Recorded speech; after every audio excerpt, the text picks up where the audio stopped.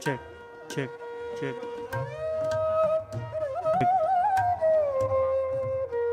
check,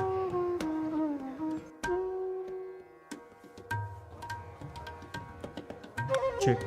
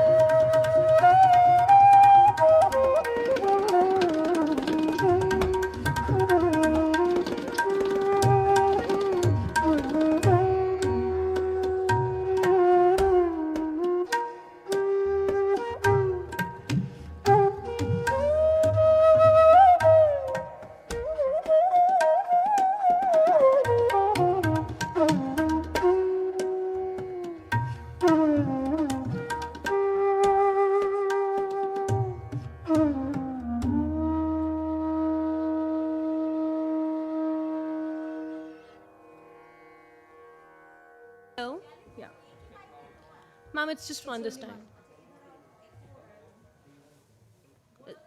Is it fine now?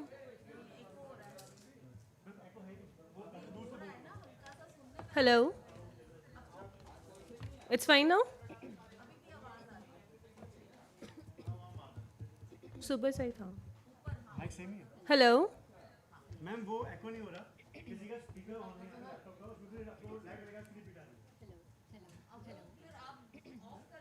मैंने बोला सचिन जी को बोला Sachin ji sir please laptop का स्पीकर ऑफ करवाइए सर Hello? लैग लगेगा इसकी repeat It's okay. It's okay. It's okay. Hello?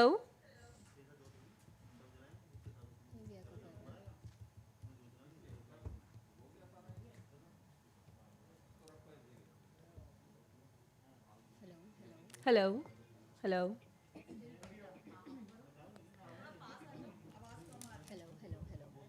Hello? Ma'am, is it fine now?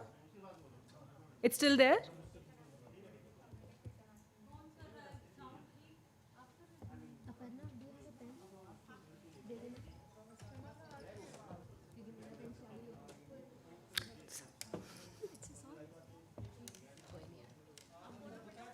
Hello?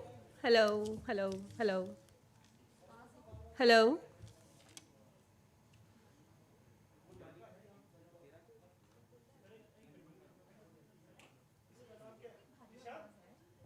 Ma'am, we tried doing it in the morning. It was fine. I think abhi for some reason so raha hai.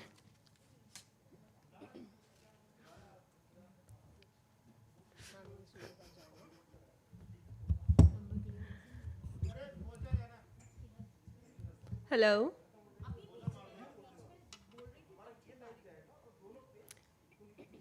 थोड़ा पे loud बोलिए hello ma'am सुबह क्या था was it fine या तो सिर्फ hello के चक्कर में आपको लग रहा है financial resources may be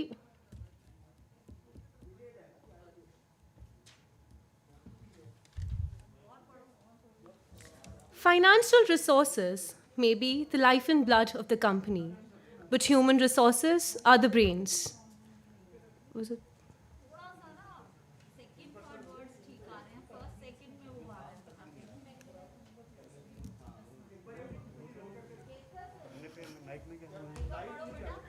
Financial resources may be the life and blood of a company, but human resources are the brains.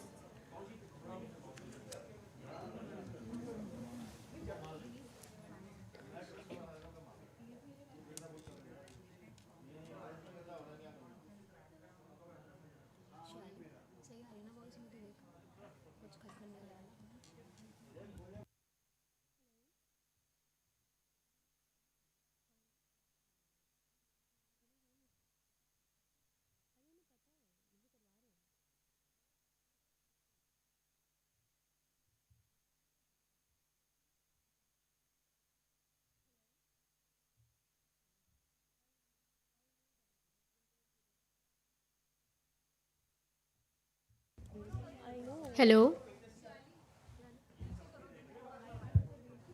Hello.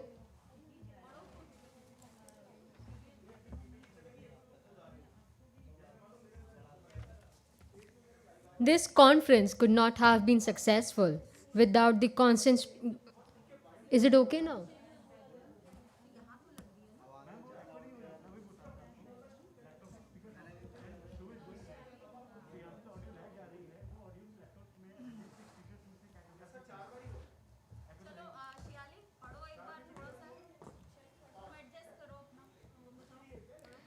This conference could not have been successful without the presence.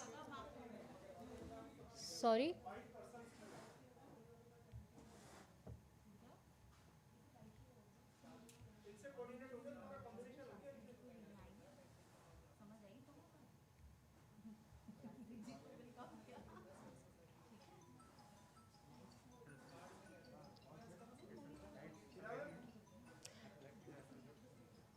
Rekha ma'am?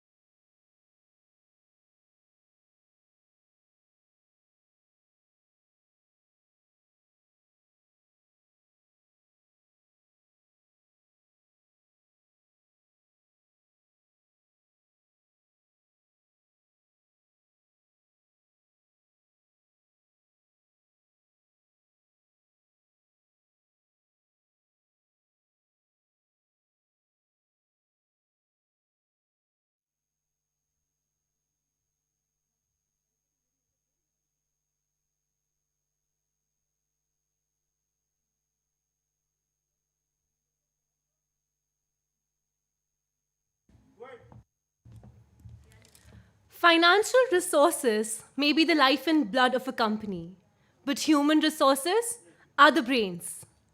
Good morning to one and all present here.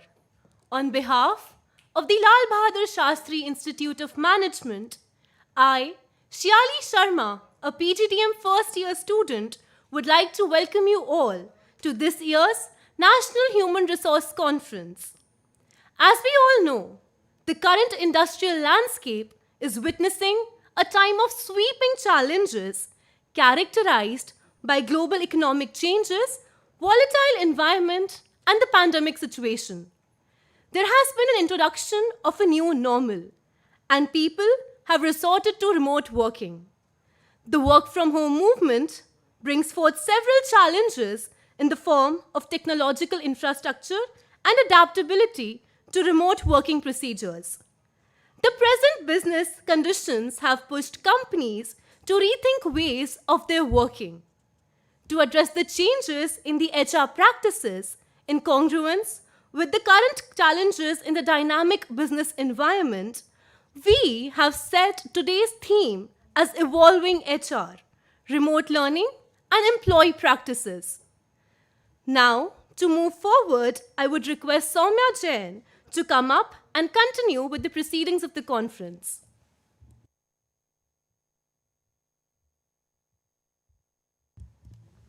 Thank you, Shiali. This conference could not have been successful without the presence of all the dignitaries. I would like to take this opportunity to thank you all for gracing this occasion with your august presence.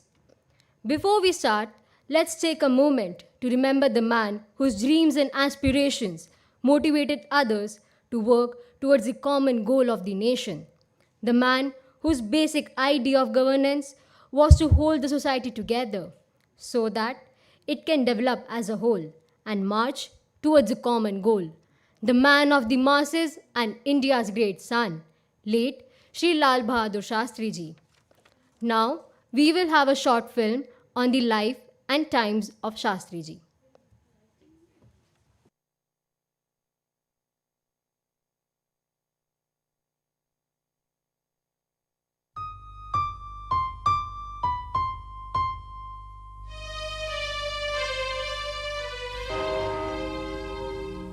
सत्ताईस मई 1964 पंडित जवाहरलाल नेहरू का निधन हो गया। देश गहरे विषाद में डूब गया। सभी के मन में एक ही सवाल था, कौन बनेंगे नए प्रधानमंत्री, कौन करेंगे इस महान सभ्यता का नेतृत्व। आफ्टर नेहरू के बाद कौन होगा, तो ये उनको इस बात का एहसास था। जब उनसे पूछा गया कि इस कमी को दूर कैसे करेंगे, तो उन्होंने कहा कि पंडित जी ने अपने व्यक्तित्व की वजह से, टावरिंग पर्सनैलिटी की वजह से, उन्होंने इस पद को शक्ति प्रदान की और मैं प्रयास करूंगा इस पद से शक्ति प्राप्त करने की, जिससे कि मैं देश की सेवा कर सकूं। 2 अक्टूबर 1904 के दिन काशी के पास मुगल सराय में जन्मे लाल बहादुर का पूरा व्यक्तित्व ही गांधीवाद का जीता जागता स्वरूप था। उनकी सादगी, पहली बात तो धोती पहनते थे। ये आम आदमी को उससे बड़ा भरोसा हो जाता था कि हमारे जैसे है। पिता की छत्रछाया बचपन में ही छिन गई थी। विधवा मां के साथ ननिहाल चले गए, वहीं पर परवरिश हुई। 1921 में जब स्वतंत्रता आंदोलन में कूद पड़े तो निष्ठा और दृढ़ता के प्रमाण मिलते चले गए। 17 वर्ष की आयु से स्वाधीनता तक लगभग 9 साल जेल में काटे। रहीमन हीरा कब कहे लाख टका मेरो मोल। पार्टी कार्य में उनकी निष्ठा से प्रभावित होकर नेहरू ने लाल बहादुर शास्त्री को रेल मंत्री नियुक्त किया, परंतु 1953 में घटी एक रेल दुर्घटना की नैतिक जिम्मेदारी लेते हुए शास्त्री जी ने मंत्रालय से इस्तीफा दे दिया। उन्होंने वो इस्तीफा देकर राजनीति में नए मूल्यों की स्थापना की। नेहरू जी के मंत्रिमंडल में कई विशिष्ट पदों पर अपनी छाप छोड़ते हुए वे गृह मंत्री नियुक्त हुए। 9 जून 1964। पंडित नेहरू के निधन के बाद स्वयं पंडित नेहरू के चहेते लाल बहादुर शास्त्री ने भारत के दूसरे प्रधानमंत्री का पदभार संभाला। कुल 4 शब्दों में उस मृदुभाषी व्यक्ति ने देश को एक नारा दिया, जय जवान जय किसान। उन्होंने उस समय इस बात का एहसास कर लिया था, देश के अंदर हमें अपने जो भंडार है अनाज के उन्हें पूरा भर देना है और एक जो भारत के गौरव और गरिमा को देश विश्व में खड़ा कर देना है, वो अगर संभव है तो जवानों और किसानों की जय जयकार करने से ही है। Lal Bahadur Shastri, Prime Minister of India, speaking on Independence Day in 1965. हम हथियारों का जवाब हथियारों से दें। 5 सितंबर 1965 पाकिस्तान ने भारत के खिलाफ खुली जंग का ऐलान कर दिया। जवाब में भारतीय सेना पंजाब से सीमा पार कर गई। जब तक संयुक्त राष्ट्र की पहल पर युद्ध विराम हुआ, तब तक भारत की सेनाएं पाकिस्तानी सेना पर हावी हो चुकी थी।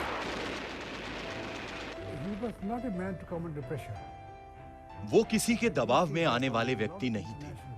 जब ऐसी घटना होती है तो बहुत ज्यादा अंतर्राष्ट्रीय दबाव होते हैं। अगर आप दब गए तो झुक जाएंगे, वो नहीं दबे। लेकिन फिर शायद दोनों देशों की भलाई सोचकर वो युद्ध विराम पर राजी हो गए। 10 जनवरी 1966 ताशकंद।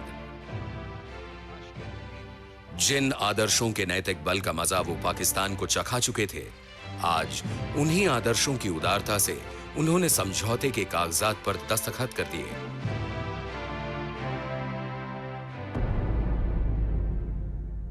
लेकिन अभी समझौते के दस्तावेज पर स्याही सूखी भी न थी कि उसी रात शास्त्री जी को दिल का दौरा पड़ा और उनकी मृत्यु हो गई। गांधी जी ने कहा था कि शत्रु का दिल जीतना ही वास्तविक जीत है। सुदूर ताशकंद में जब स्वर्गीय लाल बहादुर शास्त्री को कोसिजिन के साथ साथ खुद जनरल अयूब खान ने कंधा दिया, तो लगा जैसे शास्त्री जी बापू के फलसफे को चरितार्थ कर दुनिया से रुखसत हो गए थे। लाल बहादुर शास्त्री केवल 18 महीनों तक भारत के प्रधानमंत्री रहे, लेकिन अपने प्रधानमंत्रित्व के छोटे से कार्यकाल में शास्त्री जी ने भारत के हर नागरिक के कानों में आत्मसम्मान और आत्मबल का मंत्र फूंक दिया था। अपने व्यक्तित्व से उन्होंने निष्काम कर्म और पुरुषार्थ की वो मिसाल कायम की कि उनकी गिनती भारतीय इतिहास के सर्वोच्च महापुरुषों में होती है।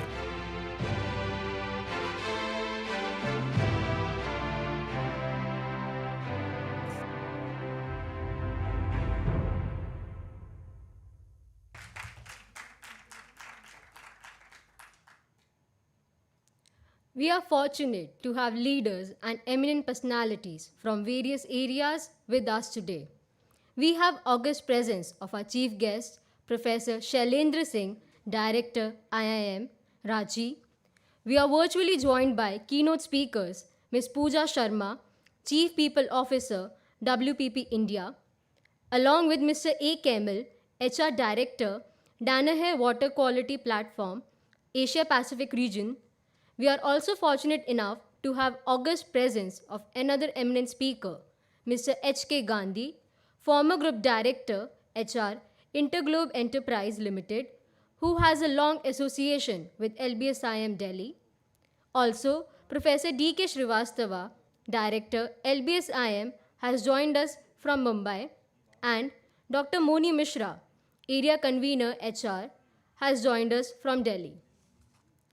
Following the tradition of LBSIM, we now request Professor G.L. Sharma, Advisor, Corporate Interface and Head New Projects, Lal Bahadur Shastri Institute of Management, Delhi, Dr. Sheila Bhargava, Conference Convener and Associate Professor, LBSIM, Dr. Sheetal Singh, Research Associate, LBSRC, to kindly come up on the stage to light the ceremonial lamp and offer floral tributes to late Shri Lal Bahadur Shastri Ji. I further request Mr. Hitansh Gupta, secretary, management grid to accompany them. Thank you all.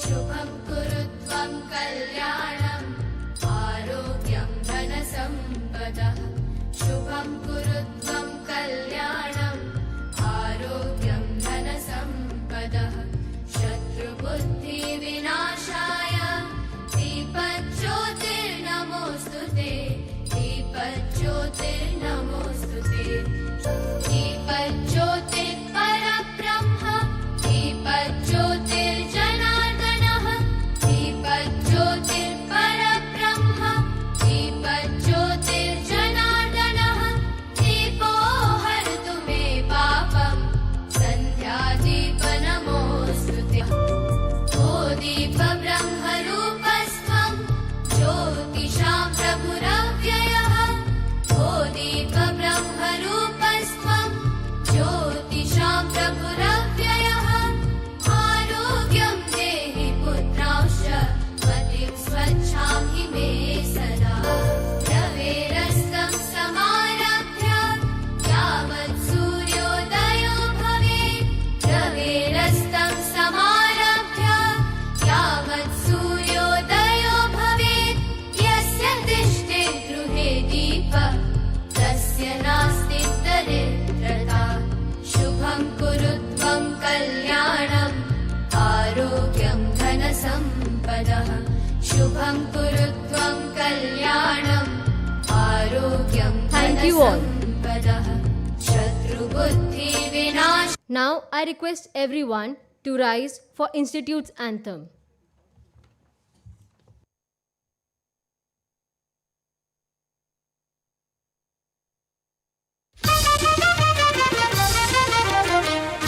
Lal Bahadur के सपनों का अनुपम अनुसंधान शोध और शिक्षा से करते सकल विश्व निर्माण सत्य सरल सुंदर जीवन का शिक्षा ही आधार LBSIM करती है सतत इसे साकार जीवन और प्रबंधन का ले करके अक्षय ज्ञान छात्र यहाँ के नित्य बढ़ाते मातृभूमि का मान शास्त्री जी के ही सारे आदर्श हमारे प्राण LBSIM का प्रण है भारत बने महान भारत बने महान जय जवान जय किसान जय जवान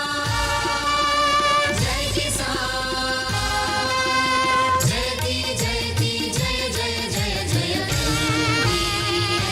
LBSIM महान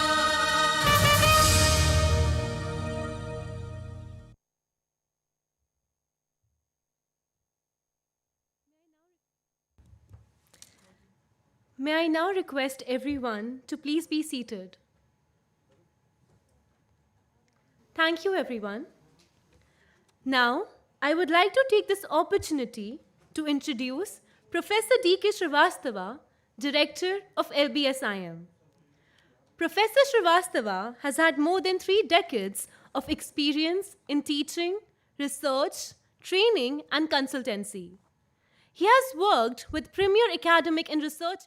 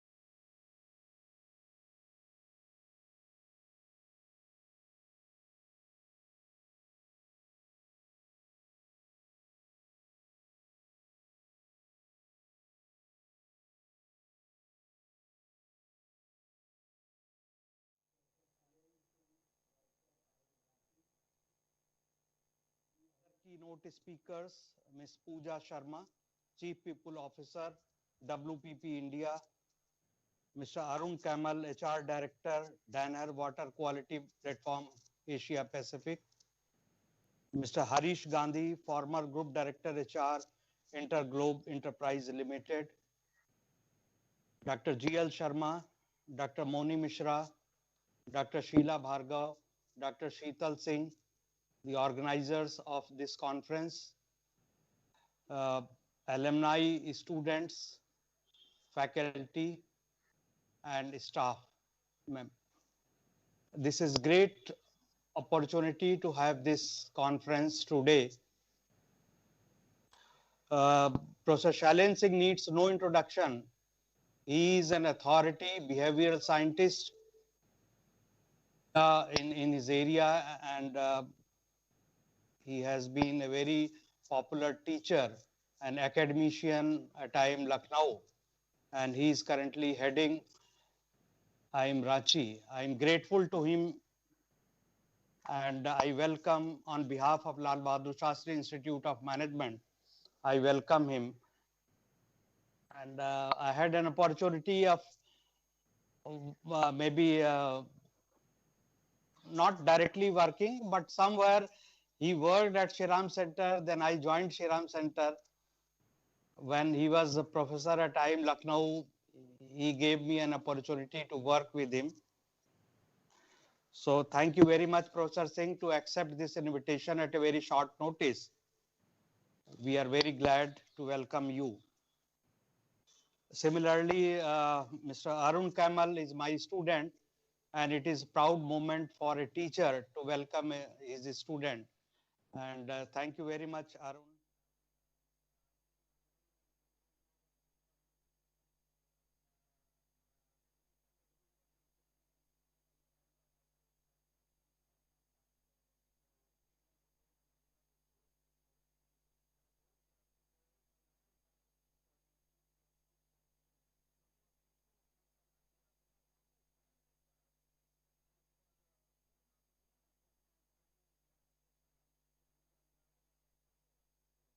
It is a theme where not much of literature is available. Maybe we can talk of a Spanish flu. At that time, industrialization was not there. So we don't have a lot of literature available on that. So today, Professor Singh, Mr. Gandhi, Ms. Sharma, Mr. Kaimal, all of them would be talking in this area, which is quite new area. This is a new experience. And still there is a fight going on whether vaccine should be there, vaccine should not be there.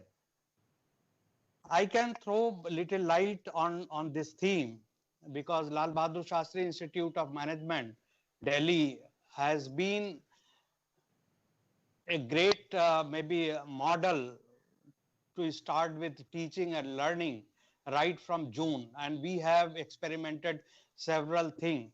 And I must congratulate my faculty and staff that they have delivered and given their best so far as the teaching and learning is concerned.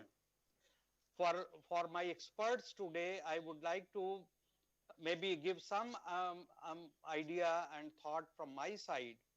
You know this, you may recall all the speakers that somewhere Michael Porter started working in 1979, and subsequently he wrote a book on competitive advantage and five forces in 1985, where he's tried to prepare this business community for some of the challenges within and outside, and how to face those challenges.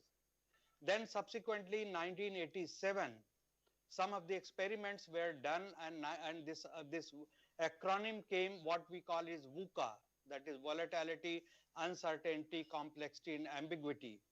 And leadership, it is basically based upon leadership theories of Warren Bennis and Bert Nanas. And it was experimented in US Army War College. Similarly, lately in 2000, and maybe what we call some professors, Professor Patrice in 2010 wrote a paper on business continuity planning and resilience planning. So these were some work which I would like to refer here, that we are not novice, but the kind of pandemic that has started and the kind of remote learning and employee practices that has started without preparation, that is a great point for study. Maybe once things normalize, probably HR would take a lead and see that what practices should be brought in this kind of scenario. Very recently, Mr. Narayan Murthy ji has made a very pertinent observation that work from home is not a permanent solution. That I can vouch from my experiment. When at my home there are three other my family members who are working from home, and my home, particularly Mumbai kind of home, maybe Delhi is spacious, but Mumbai kind of home may not be compatible for this kind of arrangement, work from home. What we should do? How to maintain work-life balances? When in 1885, when Factories Act were brought in place, basically because there were no working hours, defined working hours. There were no working hours for men and women. There was no weekly off. There was no compensation for injury. And there was no weekly off. These were the challenges when factories started, and this is where subsequently the Factories Act, one after the other, brought some of these welfare measures and all these things. I'm also experimenting that industries and basically out of this anxiety of meeting their growth rate and meeting their profitability, probably they are forgetting that there is a work-life balance. But so this is a great challenge, because there is a lot of burnout happening. My other speakers would probably highlight on these things. So with these, maybe some of the ideas that how to deal with the scenario.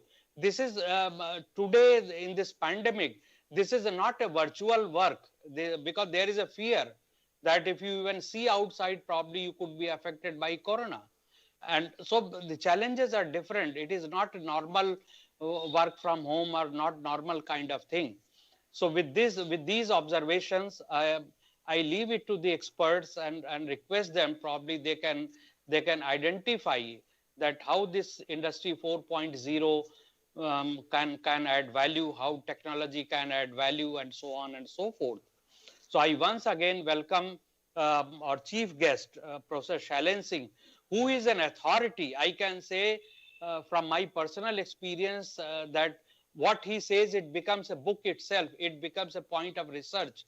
And based upon his experience and experience of other speakers who are present today, probably our students and our researchers who are participating in this national HR conference today would want to benefit from their deliberations and discourses. So I welcome once again all of them, and I wish that today, probably when in the afternoon session, when we have 5-6 research paper presentation, and I welcome Professor Poonam Sehgal also, who will be chairing that session in the afternoon. We may get some ideas to work on further, and we may be able to do something good for the larger community and society and the country and the global community as a whole. Thank you very much, and wish you all the best to the organizers of this conference. Thank you very much. Thank you so much, sir, for enlightening all of us with your words. Now, I would like to introduce Dr. Moni Mishra, the conference convener. Dr. Mishra is currently working as the Associate Professor in LBSIM and has around 15 years of postgraduate training experience.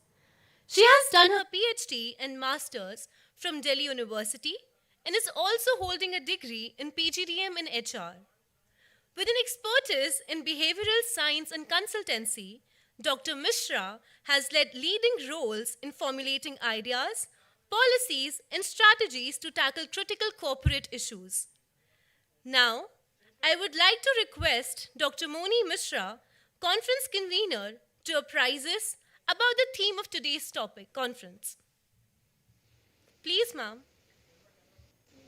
Thank you so much. Good morning, all. Professor Shailendra Singh, Director, IIM Ranchi, Chief Guest for today's conference, Ms. Pooja Sharma, Chief People Officer, WPP India, Mr. A. Kaimal, HR Director, Danaher Water Quality Program, Asia Pacific, Mr. H.K. Gandhi, former Group Director, HR, InterGlobe Enterprises Limited, Professor D.K. Srivastava, Director, Lal Bahadur Shastri Institute of Management, Delhi, Professor G.L. Sharma, Head, New Projects, Advisor Corporate Interface, Lal Bahadur Shastri Institute of Management, Delhi, my dear colleagues, participants, delegates in the conference, dear students, ladies and gentlemen, a very warm welcome to LBSIM's National HR Conference 2020. It is an honor to introduce the theme of today's conference. The National HR Conference 2020 is titled Evolving HR, Remote Learning and Employee Practices. These are unprecedented times when the industrial landscape is witnessing sweeping changes. Human resource departments had a difficult job prior to the pandemic. In 2019, HR leaders were working to ensure that employees had the skills necessary to navigate an increasingly digitized workplace. But future of work had always seemed a safe distance ahead, far enough at least to thoughtfully prepare for. COVID-19 has drastically changed the playing field. It has reshaped the economy and the labor force. Since its rapid spread around the globe, we have experienced titanic shifts in how we work, where we work, and the technologies we use to stay connected. Today, HR leaders are working around the clock, taking unique measures to keep their employees safe and ensure that their organizations survive. They are navigating furloughs, layoffs, and reductions in force. They are adjusting to mass remote work. They are creating business continuity plans, drafting emergency communication procedures, and preventing the spread of virus in offices. To be truly effective in this new normal, HR leaders need to adjust and develop new core capabilities. One such capability I would like to share is a complexity mindset. This mindset change requires shifting away from complicated thinking and embracing a complexity consciousness. Simply stated, complicated problems require linear thinking. They can often be predicted and can benefit from expert input. We have experienced this kind of problem solving time and again. It is familiar. In stark contrast, complex problems live in the realm of the unknown. There are no best practices to solve complex problems because we have never experienced them before and therefore could not have predicted them. In this framework, it is crucial to tap into the organization's collective intelligence, prioritize company values, and allow solutions to emerge. Collective intelligence I refer to here as group intelligence that emerges from the collaboration, efforts, and engagement of diverse teams. Complexity-conscious HR leaders view company performance as the result of open and clear communication, positive assumptions, and self-management. Other capabilities may include designing and creating an engaging experience for employees at work, shaping a purpose-led culture, and so on. The present business conditions have constrained companies to rethink ways of working and becoming extra sensitive to the personal and professional needs of its current and future employees. A new blend of wellness and fitness apps and integrated employee self-service tools is helping HR departments understand and improve this experience. Through new HR approaches and practices, a productive, positive employee experience can emerge as a form of a new contract between employer and employee. Today's National HR Conference at LBSIM, with its inaugural and technical sessions, strives to provide a shared platform to the academia, business professionals, and researchers to deliberate and bring out diverse perspectives on issues such as employee wellness, needs as well as skills development in the new environment, learning and development best practices for the remote workforce, HR's digital transformation plans, and any changes in these plans due to the pandemic, how HR has gone remote in 2020 with an array of virtual tools, and share their insights for meeting these HR challenges in today's dynamic business environment.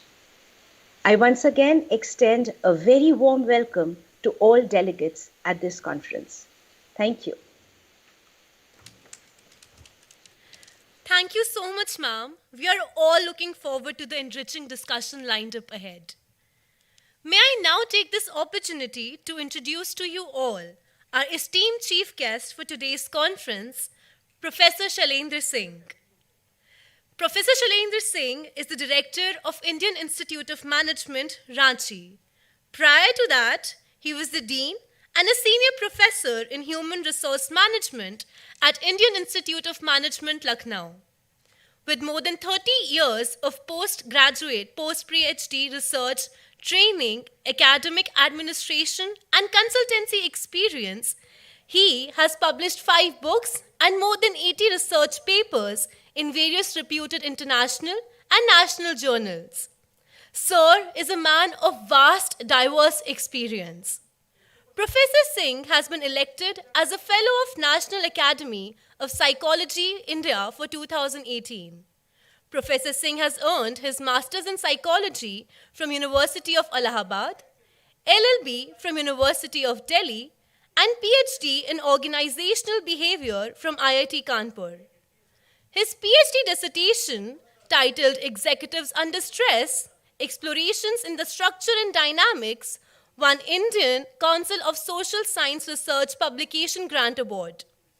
Professor Singh has delivered various lectures, presentations, and keynote addresses at premier universities, institutes, and business schools around the world, which includes numerous IITs, IIMs, IIITs, Banaras Hindu University, and University of Cambridge, to name a few.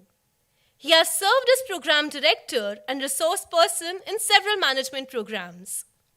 A man with core values of integrity, trust, fairness, and a vision of academic excellence, collaborative community, and leadership, Professor Singh has expertise in areas like organizational behavior, emotional intelligence, human resource development, and much more. Sir, we are extremely honored to have you with us here today. I would now request you to kindly deliver the inaugural address. Please, sir.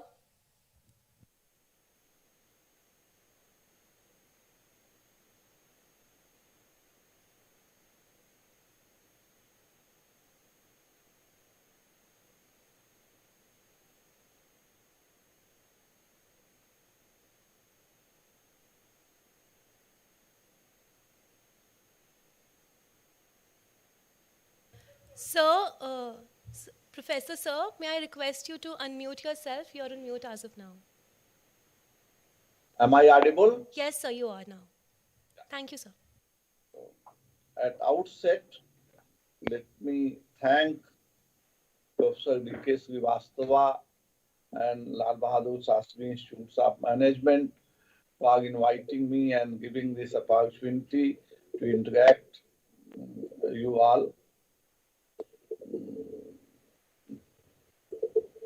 Anil Shastri ji, Srivastava ji, Pooja Sharma ji, Arun Kamal ji, Harish Gandhi ji, Sheetal Singh, Moni Mishra ji. This is a great privilege for me to be amongst you for this conference. And let me just say that not only I research, I am also doing action research nowadays in evolving HR. And 2020 March 13, we declared our institute closed on the account of pandemic, and after that we opened it on 1st June 2020 for our staff, but other activities of the institute is happening. What you are saying in your conference title, remote learning. So we have already experimented with remote learning, but let me just say this has not been a new experience for me. I am Lucknow.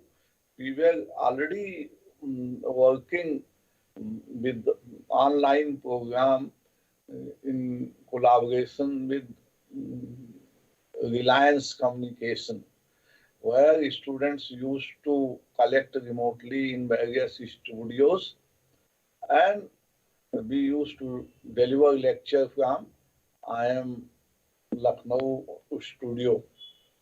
Apart from this, we also started a program in IIM Lucknow called EFPM. What is EFPM? It's an executive doctoral program. Students used to come for 70 days, 3 times a year to the campus. Rest of the time, they used to work remotely, and we used to give them assignment, we used to interact with them, we used to deliver our courses remotely, and we also used to do our examination remotely. So we had earlier experience to deliver online learning, but this pandemic, COVID-19, had shortened everything, and in very short time, we have to make things happen. And as Professor Srivastava has already said, that Industry 4, how it is going to help.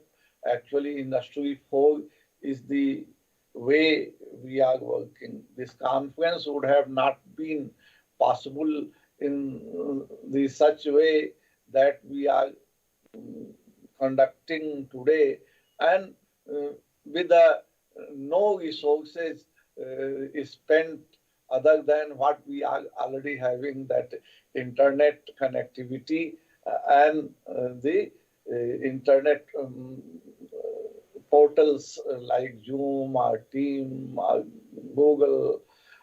So these things are happening because of the technology intervention. So let me just put things in perspective from point of view of industry as well as from the institute.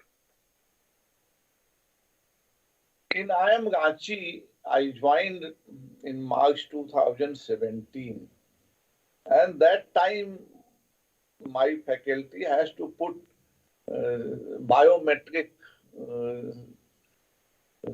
attendance. I came and disbanded that. Say that faculty is a self-regulating, responsible in themselves. There is no need for putting attendance. Their performance is evaluated based on the work norm that we have ourselves evolved, that each faculty will be teaching 120 hours of classes in PGP and other programs, and they will be publishing at least one quality research paper in refereed journal every year. So every year, in the end of the year, that accounting is done. So there is no external requirement. And here let me just say, when we are giving flexibility and freedom and autonomy, then the accountability and self-motivation takes the front seat, and how much time I passed at the workplace, that does not remain important. What outcome we have delivered to the organization, that becomes important, and we have tried to manage faculty very successfully in that format. I also introduced what is called flexi timing for the faculty. We had a faculty who was also lactating mother, and she had newly joined the institute, had no leave to her credit. I said, when you are to deliver classes in the classroom, that is the time you can be in office, otherwise you can work from home. And at the end of the year, your performance will be evaluated on the basis of your total output defined in terms of various points, rather than how many hours you were in the institute. So this working from home or working from remote gives this challenge, that how you will account for people's presence, and when they are in physically available in organization, they keep on contributing to many other processes, directly or indirectly, that will be lost. So I have also taken care of that with a policy that is there, that when you are required for institutional work or institutional meeting, on the notice of half an hour, you will be connecting through either Google Meet or Zoom or other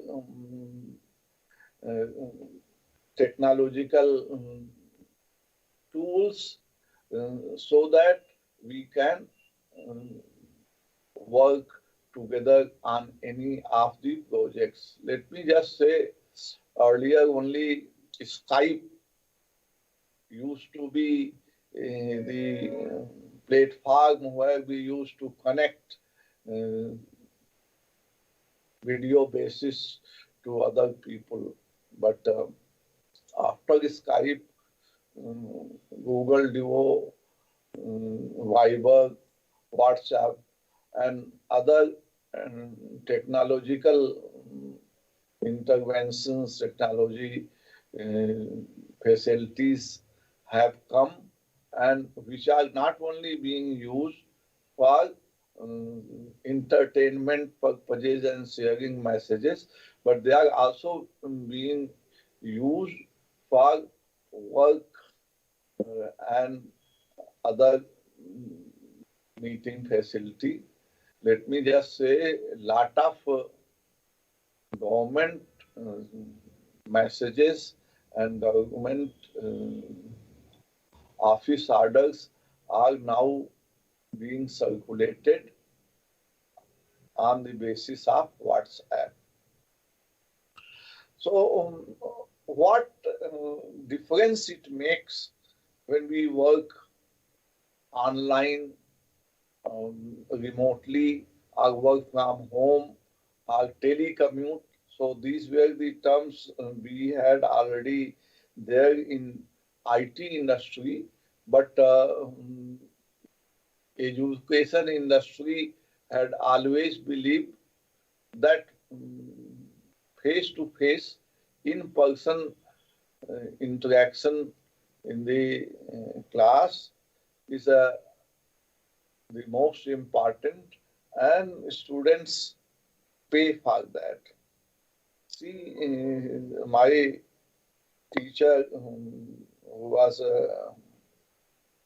in Allahabad University used to say a statement. He was unmarried, so he used to empathize and make this statement: without wife, no life.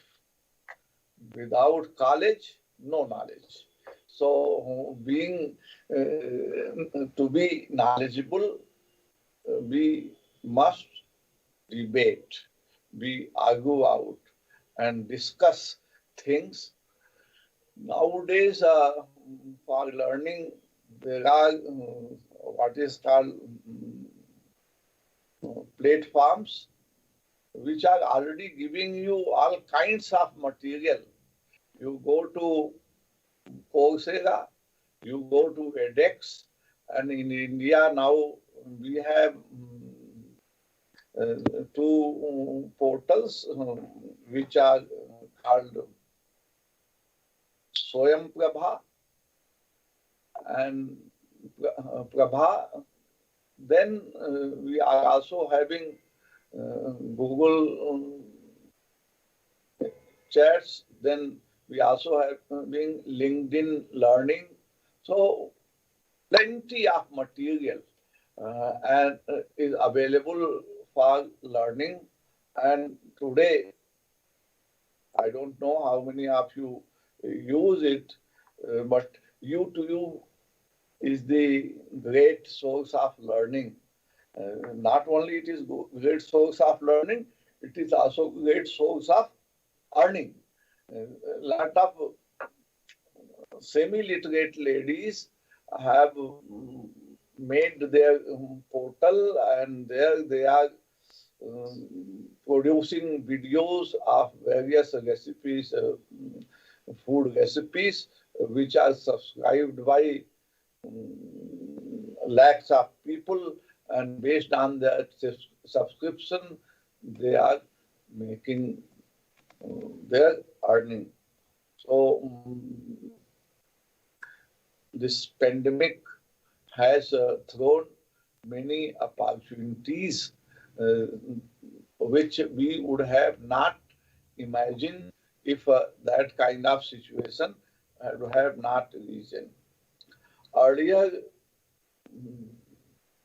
faculty, when we used to invite from anywhere in the country, as well as occasionally from US, UK, and other developed countries, we used to pay very high travel expenses. Today, just we request our student to adjust to their timeline, and we get faculty, visiting faculty members from anywhere in the world. So, because of this technology intervention, this is possible. And as I am talking to you, very senior professors from foreign countries are interacting with our students and is sharing the experience and the processes that happens in their country. International management, when we are teaching, reading 2-3 books and seeing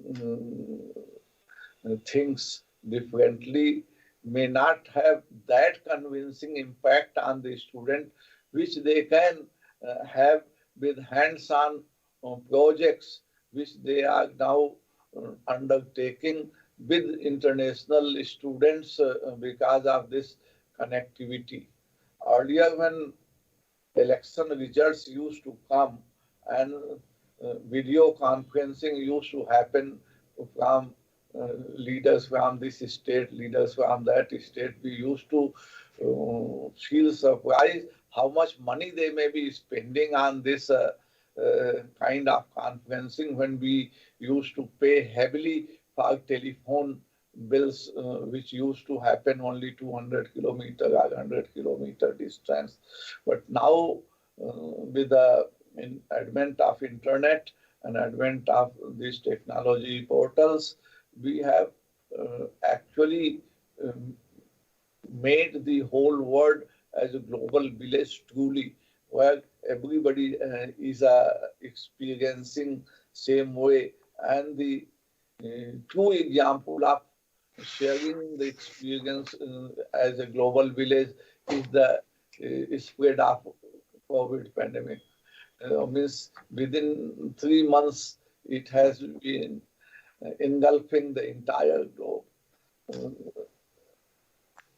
So, as Srivastava said about Honorable Nagan Murthy's statement that remote working may not be the final answer and the substitute for what we used to do face to face. I also agree. My students right now are hankering to come back to the campus. They are writing again and again. So only 2 months are left. Our batch time will be over.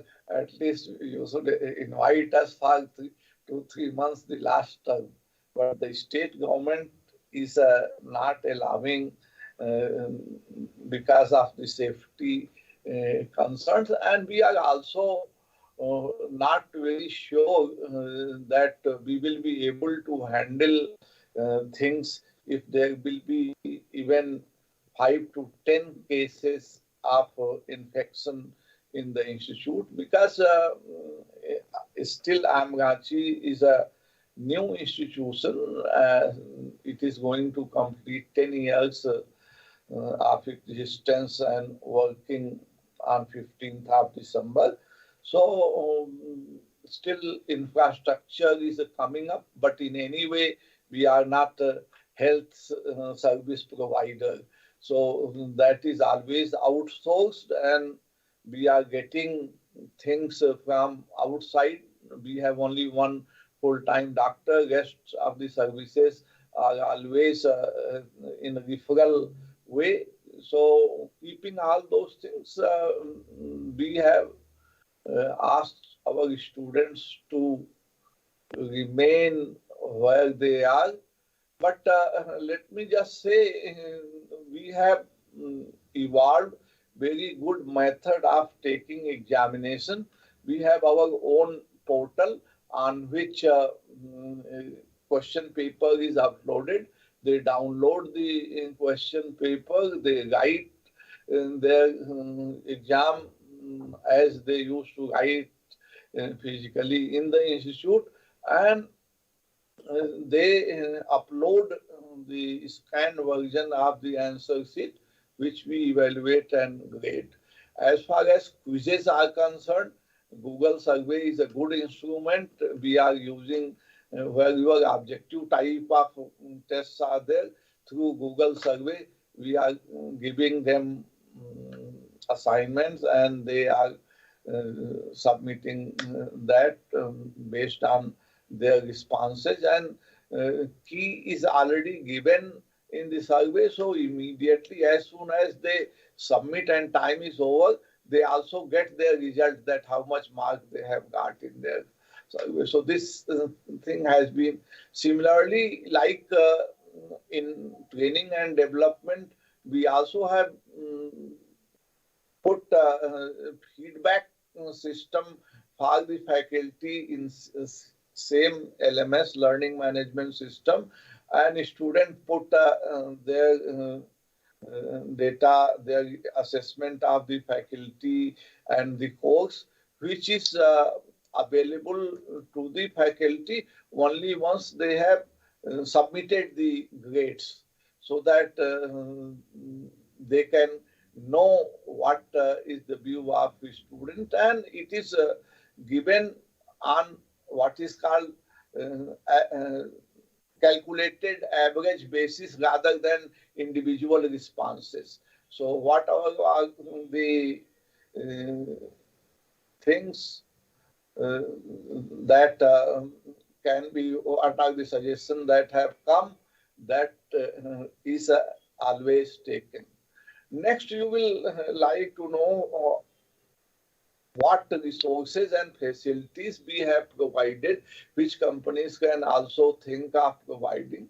Like each faculty member earlier was given desktop in the campus office and laptop for home. Now we have said we have a decent faculty development allowance for the faculty, that they can purchase desktop, and the internet bill will also be reimbursed by the institute. So in this way, faculty is operating remotely from their home or any other place whichever they have, and they are delivering classes remotely. Some faculty members who prefer to give the feel of physical class, they come to the office and deliver their lectures from the office. I could have also given this presentation from my home, but I preferred to come to office. I am sitting in the studio room of my office of IIM Ranchi, from where I am speaking. We have also created certain what is called insurance facilities for the institute staff and employees.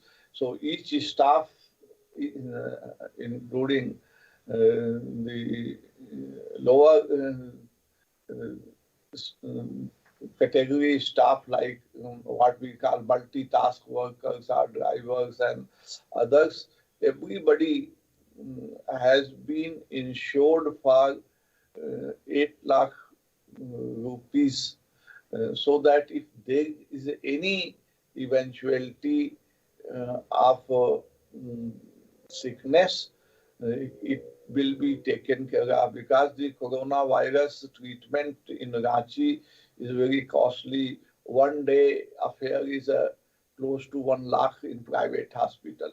So if we are not having the insurance, it will be very difficult to take care of these problems. But I will say, luckily, I had been a little forward looking in this. We don't reimburse the hospitalization expenses to the employee. Instead, we have introduced this insurance concept, and there is a socialism irrespective of the level of employee, whether it is director or it is a class 4 employee. We put that insurance amount equal for everybody. So whether it is a high salary drawing person or it is low salary drawing person, disease can attack anybody, does not differentiate between their status. Keeping that in mind, we have already introduced this insurance policy, because of which some employees or their families who came into the contact of this virus got enormous help through that insurance provision. As far as the motivation and involvement of the employees is concerned, I have given them the same statement what J.F. Kennedy had said to people of America. Don't ask what IIM Ranchi is going to do for you. Tell what you are going to do for IIM Ranchi. But definitely, without saying what IIM Ranchi has to do, we have already done, and employee feel sense of obligation, sense of commitment because of the forward-looking policies that we have introduced. Plus, to keep them engaged in weeks' time, 2 weeks' time. I am a professor of stress management.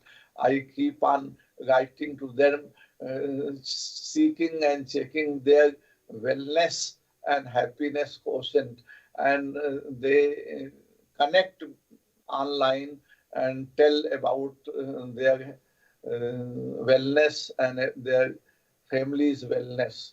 So both at intellectual level and emotional level, we are able to connect with our staff, with our faculty who are working remotely.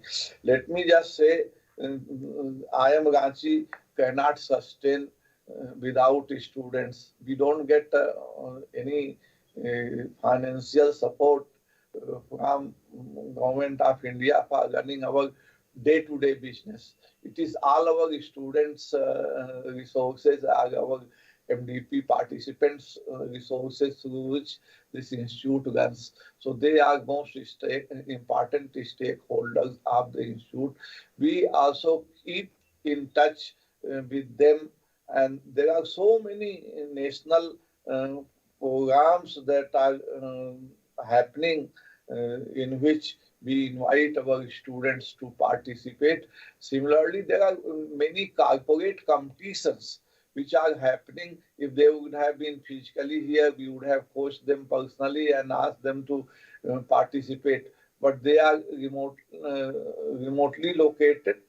But still we say, whichever is a competition worth its name, we nominate them, even if it is a requiring fund, we nominate them, and they participate in those corporate competitions and try to bring the accolades for IIM Ranchi through their efforts. Similarly, we also connect with these students, like very recently we had Rashtriya Ekta Divas, National Unity Day, birthday of Sardar Vallabhbhai Patel, and then we had Pandit Jawaharlal Nehru's Bal Divas.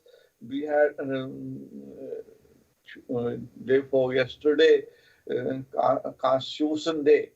So Constitution Day. So on these occasions, we connect with our students and ask them to speak on the forums, so that they, even if they have not visited IIM Ranchi, they feel connected. And this is the difficult time whole world is experiencing, but whole world is also experiencing empathy, that how the whole world is experiencing same thing, and how we together are trying to circumvent the difficulties put by forward by coronavirus. And here again, I will emphasize, even if we are distant, let me just show, this is the mask that we have prepared. Here, IIM Ranchi logo is there, which has been distributed to each staff in plenty of number and each faculty, so that we are supporting the nation cause, that as long as the medicine has not come, social distancing, mask and hand sanitization, hand hygiene, these are to be followed, and we will be able to circumvent the difficult time and connect again face to face in person and rejoice our journey. So I will stop here and say that whatever has been done by IIM Ranchi is nothing new. It is what we call the mother of invention, is a your need, your requirement. Coronavirus has put us in a situation. We have learned, and what you were learning earlier we had, that we just put together to make our journey. The way what your brand stands for. E-com platforms, where organizations at the periphery of e-com platforms suddenly today find themselves actually pushing for e-commerce platforms, going live with them. It's become a pretty big source of revenue for a lot of organizations. So the businesses had to adapt and adopt to really new ways of doing, doing work. The speed of change and the implications of this change were really not lost to organizations. But the volatility that we are seeing in the external environment is not going to go away, and I don't see us going back to where we were originally. That brings us to a second aspect. Therefore, one side was the business changing, and the other side was your workforce expectations started to shift. And what the pandemic forced us to do is forced us to inherently become much more humanized, find ways to build engagements in a very distributed working environment with remote working, people actually in places and countries with different time zones. How do we actually foster trust in these uncertain environments? How do we actually start to talk about employee resilience? How do we continue to focus on our diverse workforce needs in a scenario where all of it is changing simultaneously? What became from, brick and mortar organizations to new age IT organizations, to people who do services, to people who manufacture goods, every organization understood the importance of focusing on employee well-being, of focusing on an employee's emotional and physical health. And that got significantly amplified. We also realized that it is absolutely imperative that we create environments where an employee feels fulfilled. And the definition of fulfilled lives of employees has dramatically changed. It is no longer, if I'm coming into the office, do I get my paycheck at the end of the month? Am I, getting my right promotions? Am I getting all of that has become acceptable. Now it's a question around how are you actually enhancing their lives? Their lives have become bigger than just mind and body. It's turned into mind, body, heart, soul, hearth. And that's important. That's very important for us to understand. Today we work from home. You see insides of people's houses. You get access and sometimes even visibility to their living conditions. You understand things from the lens and the aspect of how difficult it is. And Director Srivastava referred to this, Mumbai homes versus Delhi homes. It might sound something very slight, but it has pretty significant impacts on the employee's emotional strength. And that's very, very important for us as organizations to really be very focused on. Are we offering them the flexibility? This questioned things and some very fascinating things for organizations. It was not just about, are you giving health benefits to employees and their families? That to a large extent, many of the organizations were doing. But now the question has come up, even to your temporary workforce, even to your migrant workforce, are you providing the same services? Look at how the lens has shifted. Earlier it was, if you were my regular employee, you will get these accesses. Now it's a question around, how are you enabling and employing all of your larger ecosystem to benefit from it? What's your definition of family? We've actually, even in my prior organizations, you'll see the definition of family is dramatically shifted. It is no longer spouse. We actively use the word partner. What does that word partner mean? It could mean a same-sex partner. It could mean an opposite-sex partner. You need not have a marriage certificate now to be part of a health benefit that an organization gives. Again, a very dramatic shift and a dramatic cultural shift that we are trying to add on to this. Right? Are you giving flexibility to employees based on the life stage that they are in? This is another massive shift that has started to take place when you start to talk about benefits. Are you flexible enough to say that I'm a single person and therefore my needs are fundamentally different to someone who's married and has children and has in-laws to take care of and has their direct parents to take care of? How can you structure it? How is it hyper-personalized to me as an individual? All of these aspects have now been brought up front.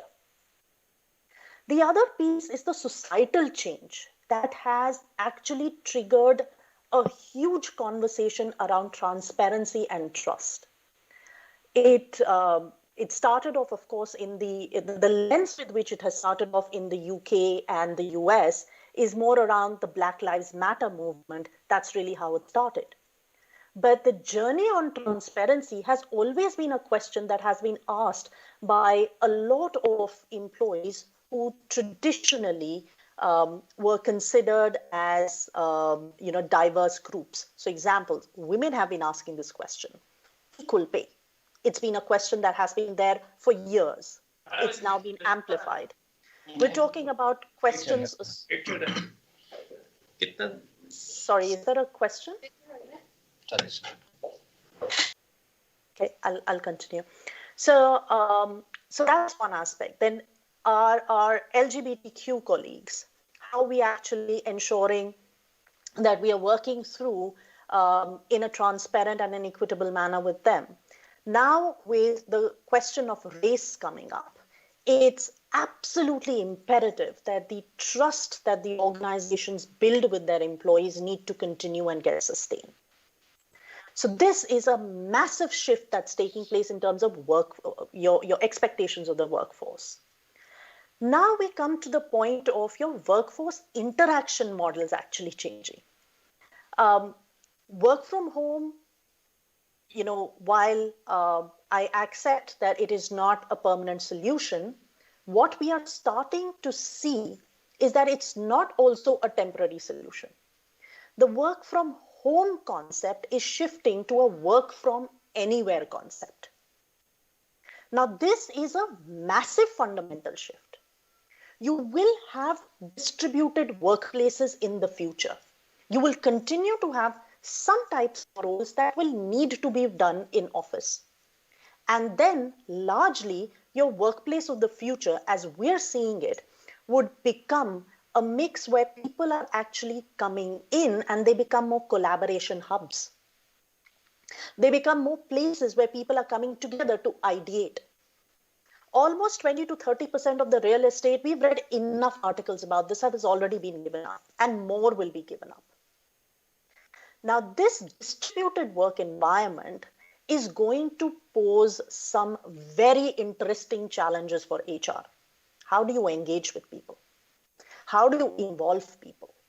How do you build trust and collaborate with a workforce that is so dramatically dispersed? How do you prevent isolation in a work from home environment, especially for people who are introverts? Your employee, now you see how the lens is shifting to the questions that we are asking. How do you actually build that rigor in order to ensure that the organization moves forward? I can say this personally for myself. I joined WPP in the middle of the pandemic. If someone asks me, have I seen a WPP office till now? My answer is no. I do not know the insides of a WPP office. Now, how dramatically that shifts, but I'm still connected to the organization because of the way in which we are starting to engage with people. There are other implications of working in a virtual world, which I do tell you should not be underestimated under any account. how would you deal with behaviors of bullying and harassment in a virtual setting?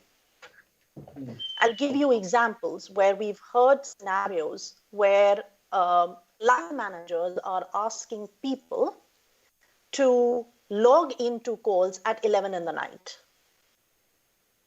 Is that appropriate?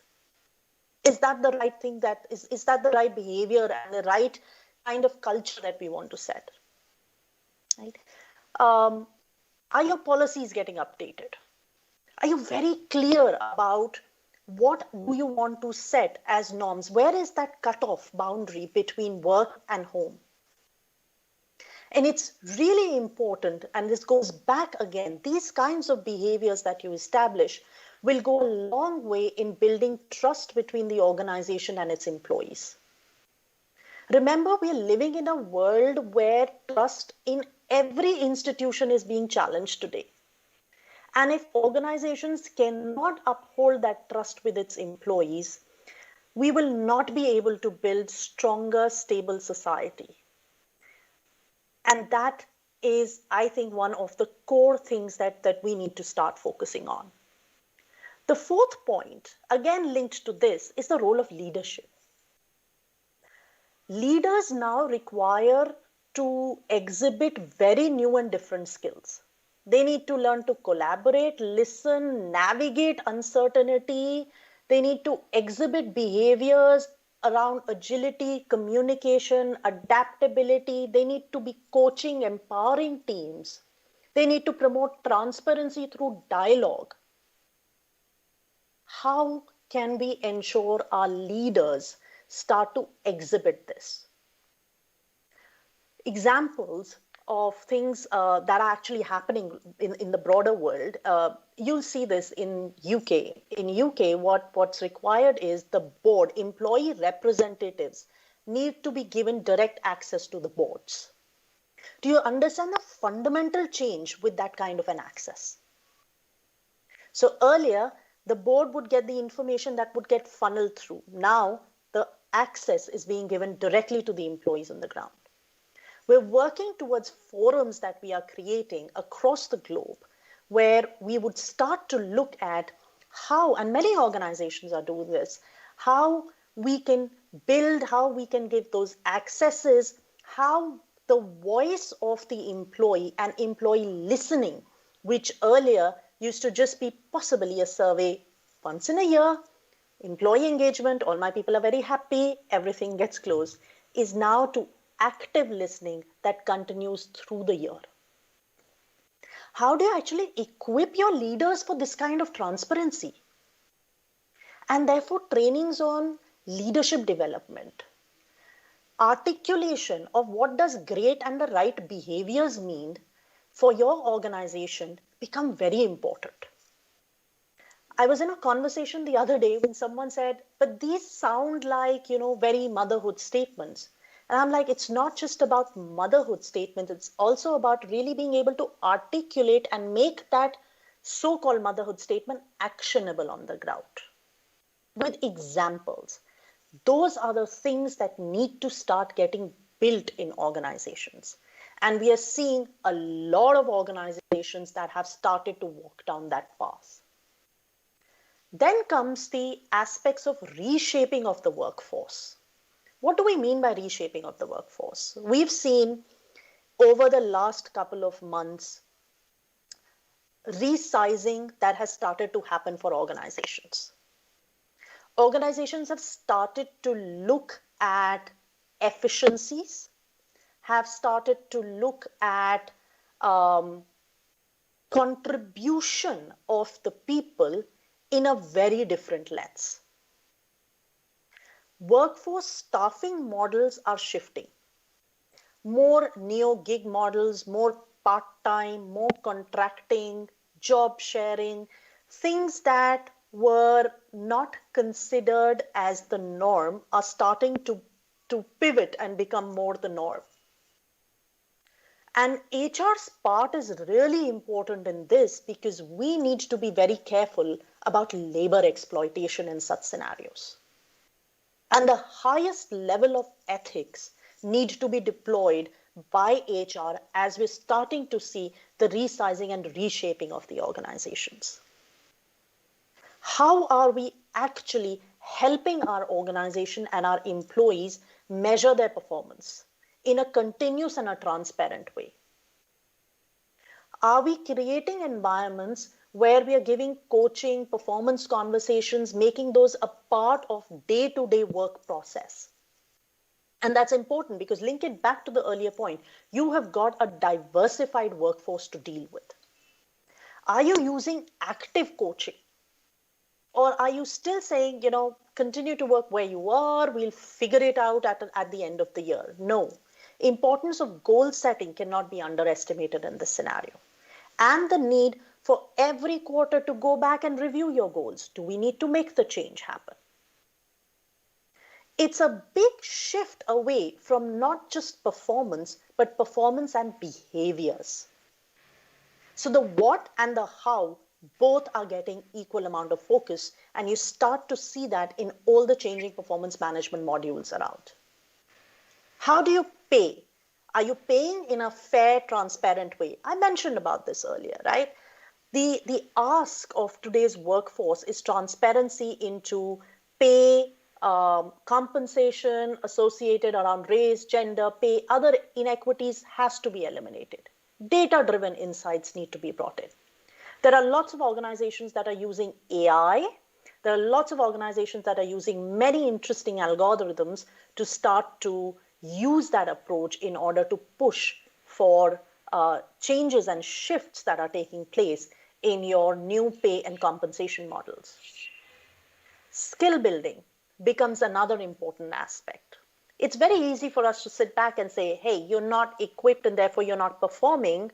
But then the question also is, what are we doing about enabling our employees to perform? So we're starting to look at formal, informal learning methods that are starting to get embedded in the culture. The learning network is no longer between two people, the employee and the organization. It's no longer that. The ecosystem has evolved itself significantly.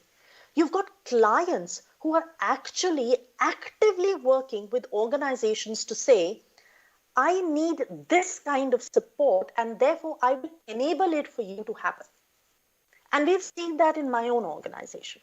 Vendors whom you buy services from are actually equipping you and training you in order to build that ecosystem. There are organizations that are actually working in partnership. Though, sometimes, very interestingly, you might be competing against them. But now you're starting to see organizations coming together and creating that ecosystem to say, how can you and I both be successful together? Universities are taking on a much bigger lens, like yourselves, right? Who are partnering with organizations to say, we're bringing that theoretical knowledge in and we're going to help develop the leaders for tomorrow. So now you see how the whole ecosystem is changing into a scenario where there is a lot of cohabitation, more collaboration, and it's actually a very exciting space to be in at this point in time. Now, it's easy to lose sight when you're doing all of these things of creating an inclusive and diverse workforce that needs to continue to happen, because you need to have different voices on the ground to tell you, are you truly being reflective of what's happening in the broader society around?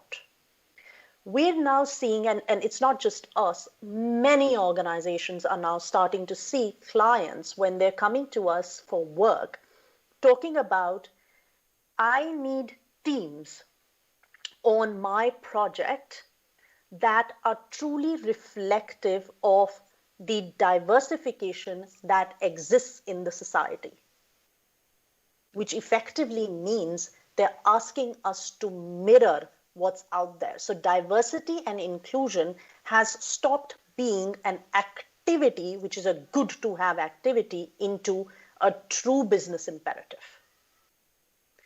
Your processes and the hyper-personalized environment that I was talking about, that employees are looking for, responsive to their constant needs a very strong listening and design thinking approach. something that doesn't fit into saying this is a process, take it or leave it, and there's no other way of doing it. No, we're being challenged. We're being challenged every day to make shifts happen. The man-machine integration, a lot of digitization is happening, a lot of zeal of bringing in apps and bots and all of that is happening. In fact, to a point where some of it is questioning the privacy rights of the employees. And in many countries, this is a huge focus across the globe, and we deal with this literally on an ongoing basis. There has to be a really careful thought put around automation, use of AI, machine learning, digitization, and the privacy rights of an employee. Are you actually dealing with algorithms that leave people out by stressing more on the same? Or are your algorithms truly helping you build a diverse workforce? These are very fundamental ethical level questions that we are all dealing with in HR across the board. And there is no right or wrong answers right now. And I'll actually end by saying that it's a very interesting time with no right or wrong answers. It's a very open playing field full of innovation and agility. But the core is we need to build sustainable workforces that build trust and confidence amongst our employees between the organization, the HR function, and the employee, because without that, we will really not be building our workplaces of the future. We really need to amplify the edge in the human resources function. And this is one of the core things that is significantly shifting and pivoting in the human resource function today. Thank you for listening to me. Thank you, ma'am, for sharing such great insights on the topic. The floor is now open for the questions. Students can post their questions in the chat box. I now request Anmol Sehgal and Abhishek Sharma to moderate the question and answer session. Thank you so much, ma'am, and thank you so much, Shailendra sir, for your insights. These were really helpful for me. So can I also ask Mr. Dr. Professor Shailendra Singh sir to come on the screen as well so that we can ask some questions? I think he is not available. He has some other engagement. Okay, no problem. Pooja ma'am, there's a question that is asked for you is how people are going to manage the mental issue which is going to be so evidently seen by everyone, because online platform is something which will be hampering the mental health of people. No, I think it's a very valid question. Mental and emotional well-being is becoming a big focus area for all organizations, and organizations are dealing with it in different ways. So there's a need to build resilience. Your work environments that are being created, how healthy are they? And we are starting to focus a lot on that level of health. It's not just about providing employee EAP services, which is like a baseline requirement today. But it's also about talking to our leaders and saying, are you pushing the people beyond where they need to get to? Are you keeping connected with your employees at a personal one-on-one level? See, earlier you used to, when you were in office, it's a very small example. When you were in office, there's always that reference to a water cooler conversation. You go pick up a cup of coffee. In fact, sometimes when you go into the restroom, you bump into people, you stand for a few minutes, you have a conversation, you get to know sometimes even people, you get introduced to new people. Now all of that is stopped. You're actually sitting in an isolation like this. So how are organizations associating and creating those models through which you can actually encourage conversation, encourage dialogues, bring people in from different places for collaboration workshops in a virtual environment? Right? Are you connected with what the people need at the deep down? And this is where, Anmol, the listening skills come in. Right? So it's a mixture of all of these things. We ourselves have been doing a series of workshops for our employees on building resilience, on telling people it's okay not to be okay.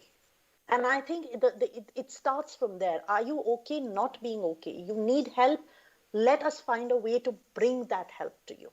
It could be in the form of an EAP. It could be in the form of a time off. It could be in the form of you needing a little bit of time to take that break for yourself and recharge. I've heard some people mention things like, oh, you're working from home. Why do you need a holiday?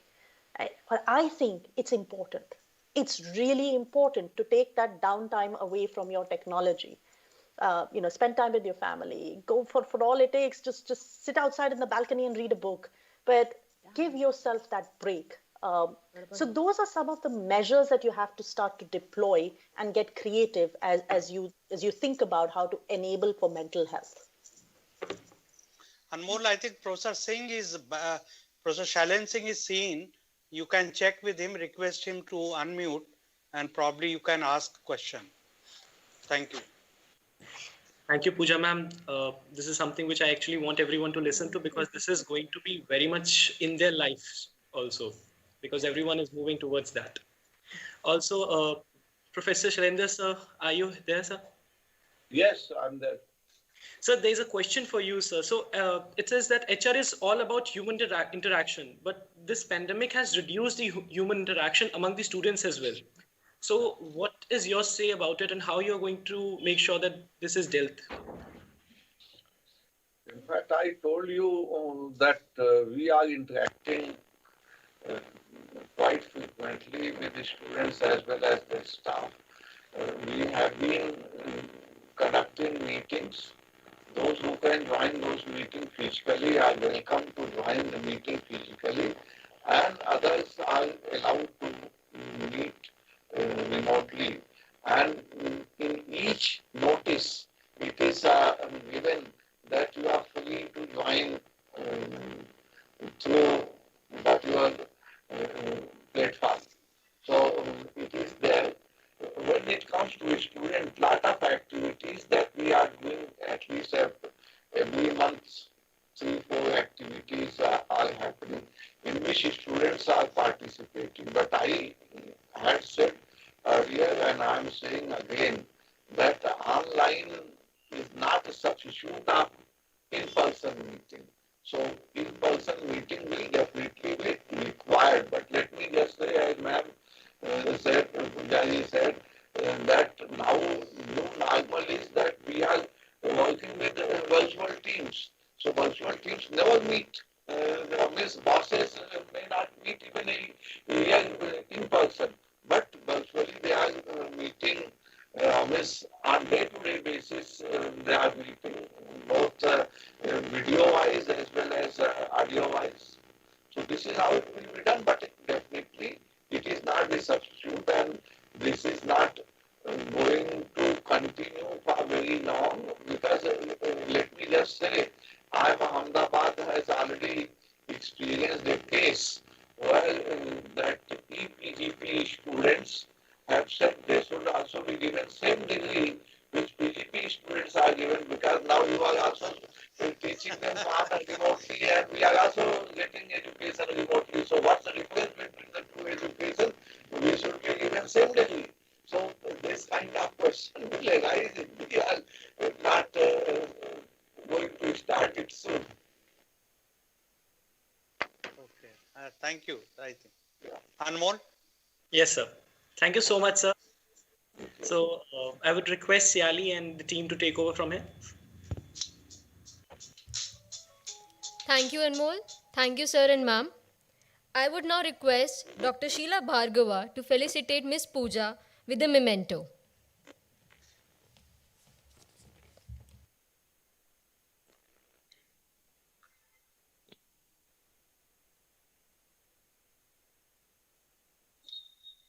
Thank you.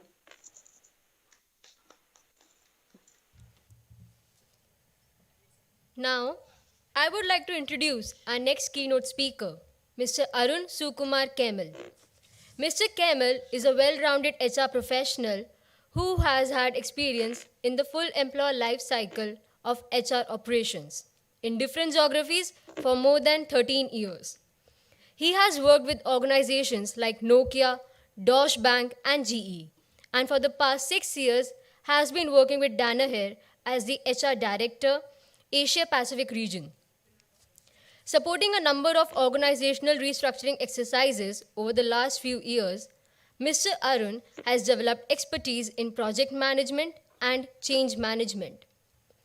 He is a passionate people's person who believes in nurturing young talent and is actively involved in mentoring upcoming HR professionals and thus has been associated with teaching, coaching, mentoring for the past 15 years as a visiting faculty at various institutes and forums of repute.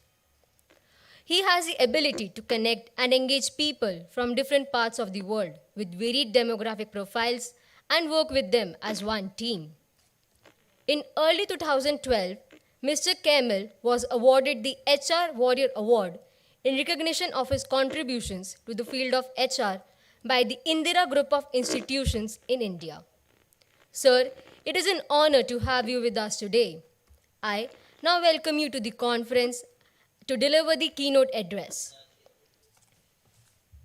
Thank you. Sir, please. Unmute, I think your voice.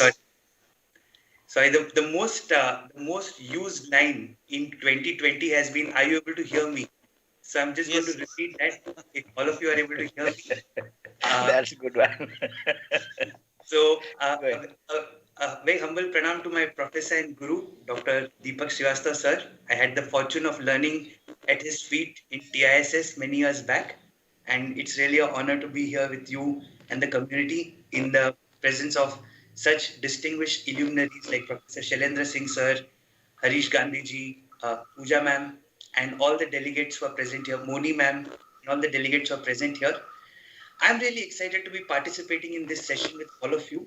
And I thought that I'll bring some slides to bring home the points that I'm trying to introduce or ideas that I'm trying to introduce through this session.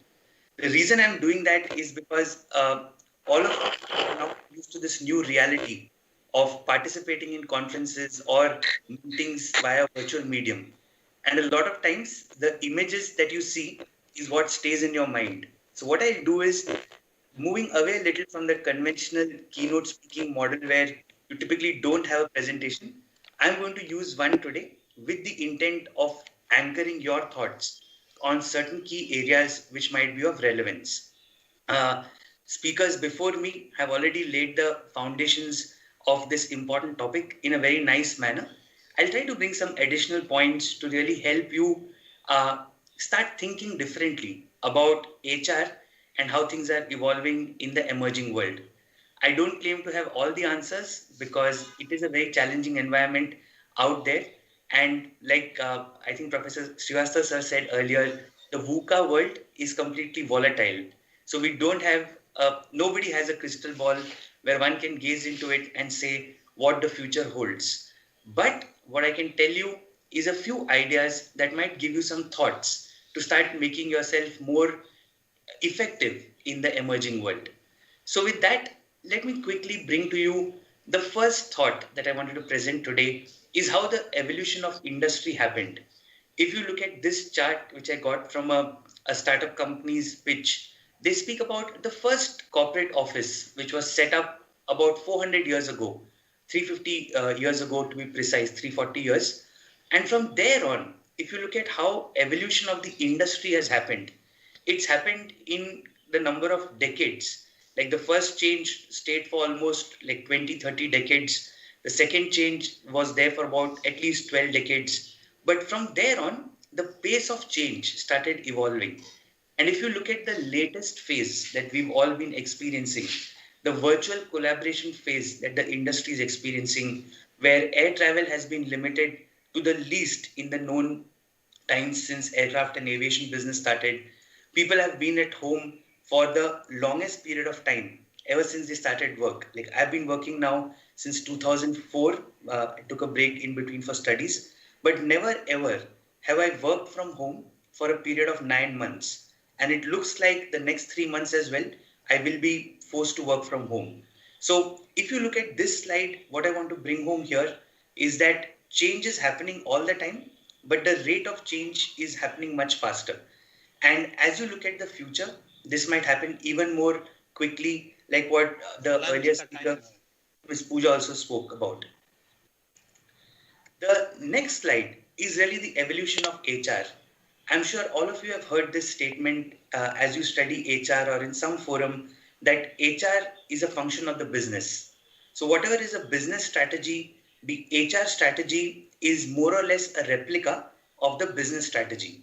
Because like what Dave Ulrich says, the role of HR is to create an organization that is successful.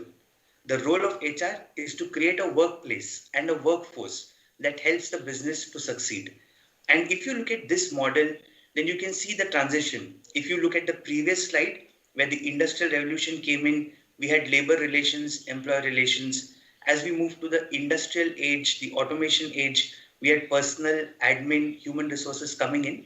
And today, like in this virtual world, we are talking about organization effectiveness. Like what Professor Shailendra Singh sir said earlier, nobody is going to monitor time anymore. There's no need for biometric tests or checks and balances. People are self-regulating in today's world, and HR's role is to really create that environment where people are really able to thrive and create their own destiny and realize their potential. HR's role, therefore, is to play the role of a facilitator who's able to really engage the organizational aspirations and the individual aspirations and create a safe working place where, or a safe place where both these factors or both these stakeholders can perform effectively. So that's the context to how I'm viewing this change. And there are many versions to this, but I thought this version kind of brought home the point in a very nice visual manner, which is why I thought I'll begin my keynote speech with these two slides. Moving forward, if you look at work from home, a lot of things have been told about work from home. Most of you who are participating in this session today are also participating from home. It's a new reality. And if you look at data here, which is on this slide, what is very apparent is the steep uptake from 2019 into Q1 2020. Some WhatsApp messages were joking to say that the real cause of digitization is not any big company or new way of working, but COVID-19. The only silver lining probably I can think of, apart from the small new businesses that Professor Shailendra Singh sir spoke about earlier, the one big change that everybody has experienced thanks to COVID-19 is virtual working, or working in this new reality where you are able to log in from home, and I am logging in from Singapore for a conference supposed to be in Delhi thanks to this new virtual reality brought in by COVID. I'm in no way endorsing what COVID has done to humankind. The damage has been terrible, but I always believe in looking at the positive side of things. And this is one thing that I believe will change the world for times to come. So how does this really impact HR in line with our theme of evolving HR practices? Fundamentally, the HR life cycle is probably going to mirror the employee life cycle. So an employee joins an organization, gets onboarded, we focus on talent management, talent engagement, learning and development. Then we look at compensation and benefits, we look at advancement, promotion, and finally, as colleagues reach their tenure and they want to move out, there is offboarding.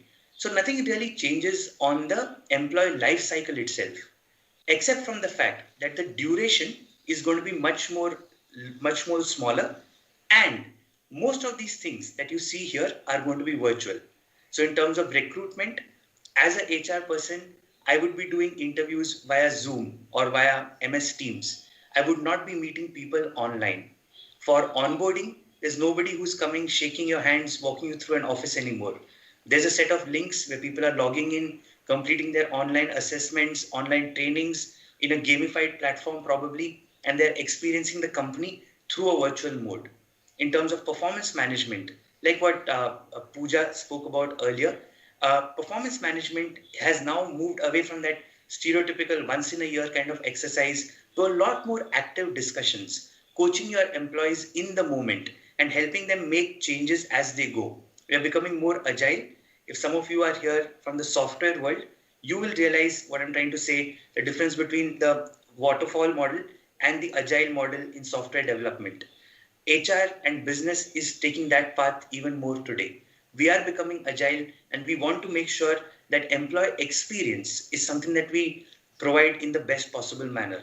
Because employees today have the option, like an employer, to choose amongst multiple employers. They are not bounded as it was the case in the past. If you go back in history, we had many Indian brothers and sisters going outside to Jamaica, Fiji and other places as indentured labor. When they were going as indentured labor, they had no right to choose who they work for. They had to work as being told by the rulers that we had at that time, and they had no choice. But today, we live in a day and age where if an email that comes to you is not to your liking, you make a resignation and you decide to go to another company. Or something on social media which was not done well, and you feel, hey, I don't like this, you may actually quit companies. Very recently, you've seen a person who quit from a very large industrial company in India, writing a resignation online, saying why he does not feel connected to the purpose of the organization, which is why he decided to move out of that company. These situations will increase as we look at the world, the hyper-connected, hyper-personalized world that we are all looking at. And what will be a reality in this world is that HR's role will become even more important than ever. Why do I say that? If you look at the Fortune 500 list and you look at companies that are up there in the top 500, you will see that a massive 60% of companies in the Fortune 500 list are companies that have something to do with digitization. If you look at Amazon, which is right at the top of the chart, comes from an industry which was unknown maybe 30 years ago. If you spoke about online retailing or going in a Uber car many years back, nobody would have heard of it. But today, Uber or Ola, Airbnb, Grab, all these things have become realities. And even in a country like China, which is spoken about in many different lights by many different people, one of the richest person in that country is a person who started an internet company called Alibaba. So we are living in a world where the most important contributor, and I'm not using the word factor of production, but I'm using contributor to production, is human capital. And we as HR leaders have that crucial role of making sure that the humanness in this human resource function is not forgotten. So what are the implications for us? There are many people and many senior leaders who've articulated their thoughts on what could be transitions that one could expect as we go from different stages of business, which is then replicated in HR. One of the models that I personally relate to a lot is a model by Dave Ulrich. So many of us in campuses, as we study, one of the favorite textbooks that we read is from Dave Ulrich. And in one of his recent articles, Dave has actually proposed this theory where he looks at 4 stages of transformation for HR across 9 domains. And I think this model really captures what we are looking at as the future. The outside-in view of HR is what I call as the future of HR, if not the present. Because in times that we are living today, we can no longer look internally and say this is a policy that should work for all. We have to constantly look outside, look at what our associate needs are, and really create policies that can mirror their needs. Hyper-personalization is the name of the game. I cannot have one policy that says people are coming to office Monday to Friday, wear a suit, coat, tie, and do X, Y, and Z. One of the simplest dressing policy that I have seen is the one from General Motors. It only has 2 words. The dress policy of General Motors. It says dress appropriately. That's the way the new world is going to evolve, where companies are going to rely less on policies but more on self-regulated workforce and self-regulated teams, like what Professor Shailendra Singh said earlier in the day. I believe we as HR really need to shift the focus and start looking at ourselves as enablers who can really help the workforce of the future feel connected, feel engaged with the purpose of the organization. If you don't have a compelling purpose, you won't be able to really create a successful organization. Again, like what Professor Shailendra Singh said, that let's not ask what the company is doing for us. Let's ask what we can do for the company. Discretionary effort is going to be very, very critical. And if you want to create discretionary effort from the associates that work for your organization, you need to connect them to the purpose. You have to go to the head, the heart, and the hands. You have to engage them probably one step further and connect to their soul and well-being as well. And that's the reality that we are all facing as HR leaders today or HR practitioners today. This will continue to evolve. There will be something else that will come on the right if we look at a conversation like this 5 years from now. But as we look into the future, this is an idea that I want to leave with you as originally articulated by Dave Ulrich. Let's look at the outside-in view of HR and create policies, systems, and processes that can really enable the human beings that work for you or choose to work for you to be truly successful. Let's create an environment that they are able to realize their potential. So what are 6 themes for HR practitioners that we might want to keep in mind? There are many more, but as I was looking at themes to present as a part of this keynote discussion, I could pick up 6 themes which I felt are very relevant. It's a coincidence that Moni ma'am actually mentioned few of these in her opening note.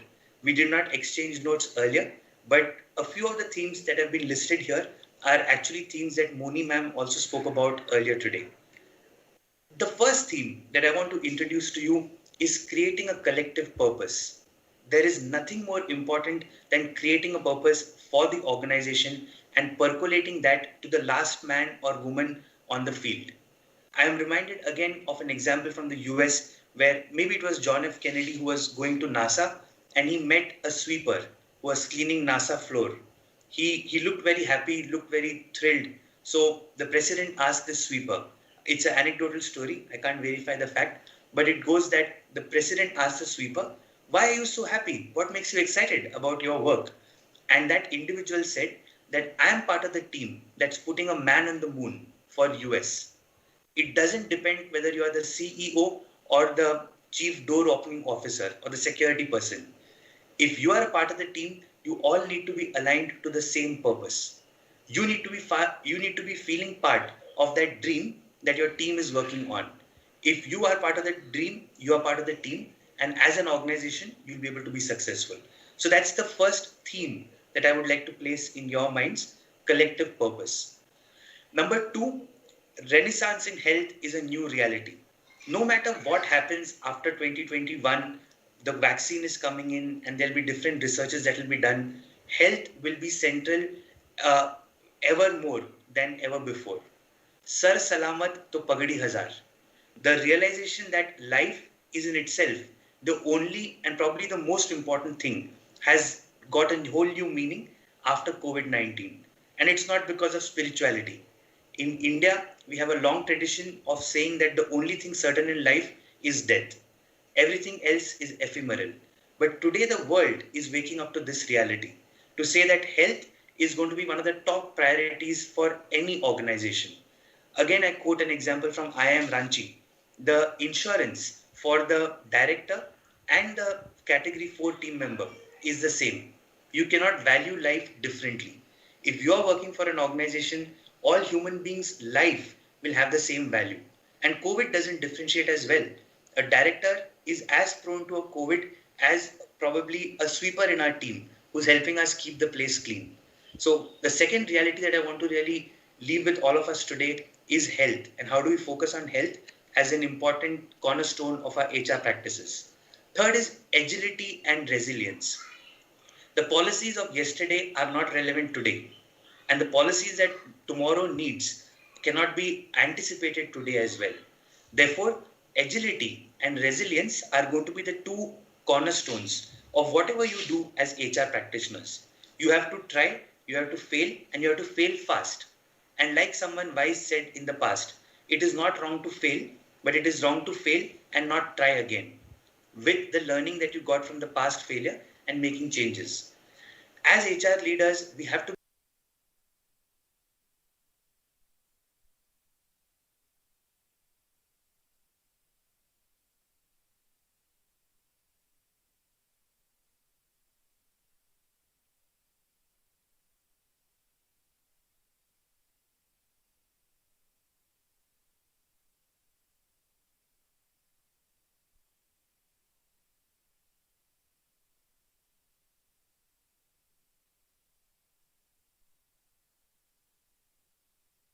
Intelligence is also something that's gaining currency among many practitioners in today's world. What is collective intelligence? The belief that teams are more powerful than individuals is taking shape and gaining a lot more acceptance in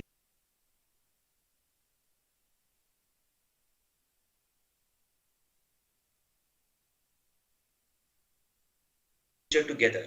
It cannot be reliance on one individual anymore. We have to depend on constellations.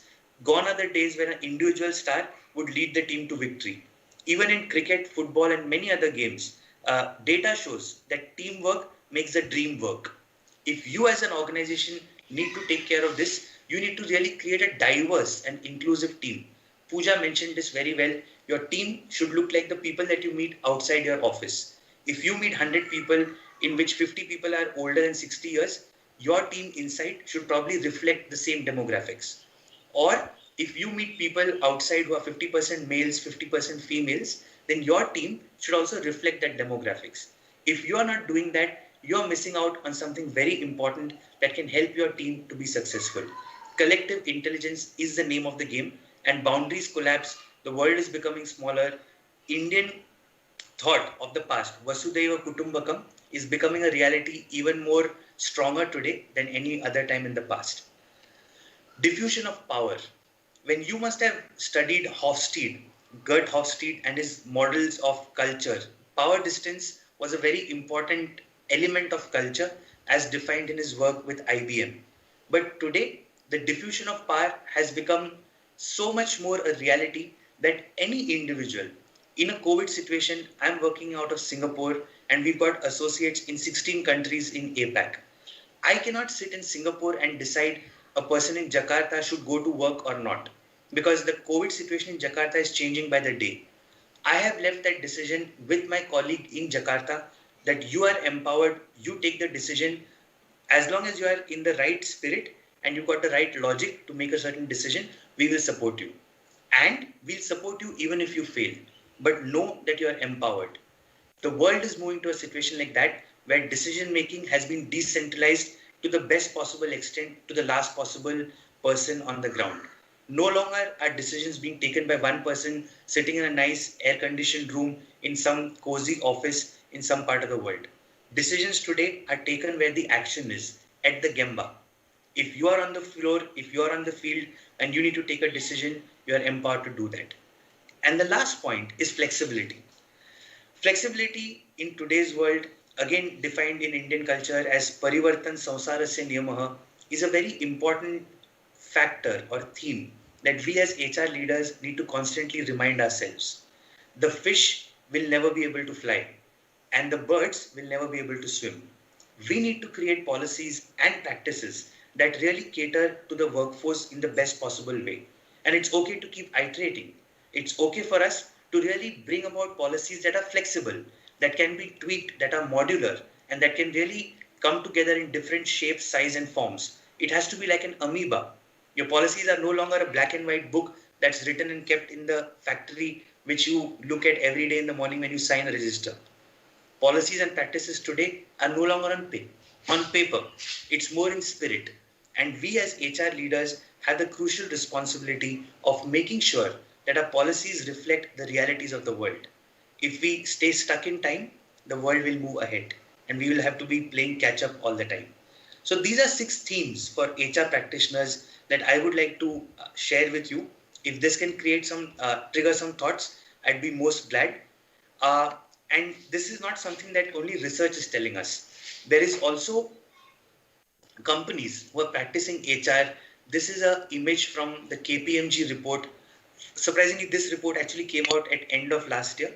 But what it articulates is very similar to what people are articulating today in the post-COVID world.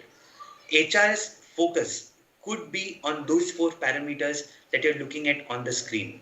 First is shaping the workforce of the future. The gig economy is here. People are comfortable taking short-term assignments and moving on. The whole concept of working for the same company is probably not relevant anymore. My grandfather used to work for the Indian Railways and he worked for one company all his life, 40 years. My father work with GIC Mutual Fund, work with insurance sector in India, and work for 4 companies across his 40 years career. I am probably half my father's age, but in the last 14 years, I'm already working for my 4th company.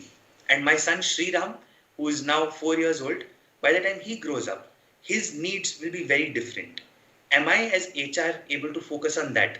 Look at this multi-generational workforce and create a policy, a structure, a system that caters to all? That's the first question. Do you really understand the workforce of the future? Second is purpose. Purpose is going to be the most repeated word in any leader's talk when he or she is working on HR and areas related to human resources. Purpose is that one magic sauce or one magic pill that really unites, inspires, and helps people to achieve what they truly can do as a team. The power of the infinite power of teamwork. What do you think otherwise is motivating that Jawan, like what our leader Sri Lal Bahadur Shastri said, the Jawan and Kisan, the 2 pillars of a nation. What do you think is motivating that Jawan who's standing in extreme cold on the borders of Bharat Mata in north of the country? It's the purpose that defines that. The purpose that he is protecting the glory of this motherland that has got us all on this world. So purpose is extremely important, and we as leaders need to be able to link people to the purpose of our organization that we are all being inspired by. Employee experience is also going to play a big role. Like I told you earlier, indentured laborers were a thing of the past. Laborers, in that case associates or employees, did not have a choice. But in today's world, employees decide on an employer, like the same way they decide about buying from a website, Flipkart or an Amazon. The user experience is what makes all the difference. If they don't have a good experience, chances are good talent will walk out of your door and never come back.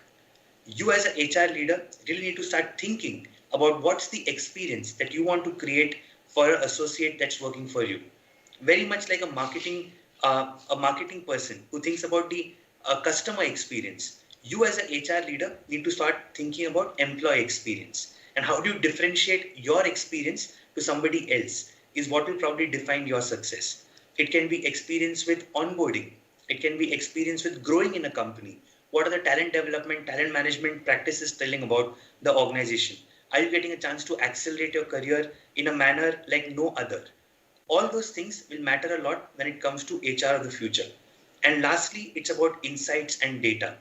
Today, more than ever, we have access to tons and tons of data.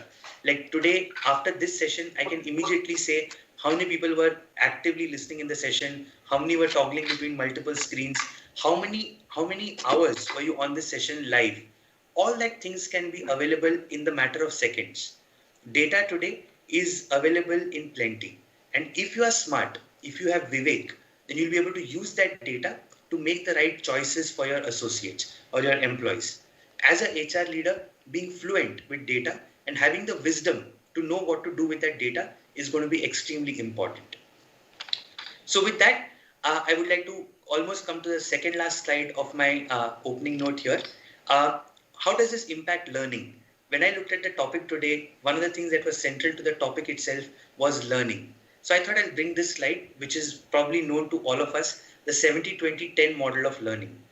Traditionally, most multinational companies have subscribed to this model, where they believe, and I do believe as well, that 70% of your learning comes from on-the-job experiences. It comes by doing.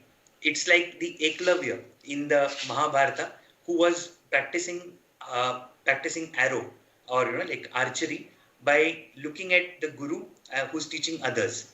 70 or 90% of his learning came from practice. It didn't come from a teacher who was teaching him, because Dronacharya said, I will not teach you for whatever reason. But he learned by doing, and that stays true even today. 70% of your learning will come from on-the-job experiences. 20% is what we call social learning. This is the networks that you build, the connections that you have, the buddies that you have in the system who are willing to help you to learn and grow. And only 10% comes from classroom learning or online learning. A lot of talk today is happening around the 10% part. But don't forget that the 90% part of your learning is still going to come from on-the-job experiences, and mentoring, coaching, and other soft relationships. I don't want any of us to be overly focused on the 10% part, because ultimately it will only deliver so much impact. If you truly want to create a learning organization, look at the entire 70-20-10 and make sure that you're providing experiences, providing opportunities in all the three parts, and maybe in the same proportion as this model articulates. If you try to flip it, you will have a lot of good academic researchers who are able to give you theory, but in practice, there won't be much impact that you will see. I was reminded of a saying from my TIS days, where we had a very unique program called fieldwork. In TIS, they used to always say that in theory, there is no difference between theory and practice, but in practice, there is. Which is why TIS created this beautiful program called Fieldwork Internship, where you could learn something new and go and practice that at the field. I would strongly encourage you to look at the 70-20-10 model and use that in your learning frameworks that you would be creating as HR practitioners. So with that, I've covered a lot. I would like to leave you with one last thought, because ultimately this is probably the last speech, and then you're going to go into the sessions where students are excitedly waiting to share what they have done as research papers. I would like to leave you with one thought which I found on the last page of this book called Goal by an Israeli writer called Eliyahu Goldratt. In the book Goal, which talks about theory of constraints, he beautifully ended, first he explained the concept of theory of constraints, but beautifully ended the book with 3 questions. And as an HR practitioner, I thought these questions were very relevant to us. I have tweaked the questions a bit, but the essence is from the book The Goal by Eliyahu Goldratt. One question that we as HR practitioners need to always think about is what to change. After we've thought about this question, the next question to ask is what to change to. You are at point A, what does point B look like? And third is how do you get there? How to cause the change ahead in time and successfully. As HR leaders, as HR practitioners, or as industry professionals, all of us can benefit from these 3 questions. If your mind is asking these questions all the time, that what to change to, and how to cause the change ahead in time and successfully, hopefully you will be riding the crest when everybody else follows. With that, I'll conclude my thoughts that I wanted to share with you, and I would love to take some questions if there are any. Thank you again for the opportunity, Dr. Srivastav and the entire Lal Bahadur Shastri team. Really an honor and pleasure to be with all of you today. Thank you. Good one. Thank you so much, sir, for sharing your valuable views with us. Before going to the question and answers round, I would now request Professor G.L. Sharma to felicitate Mr. Kaimal with a memento. Please, sir.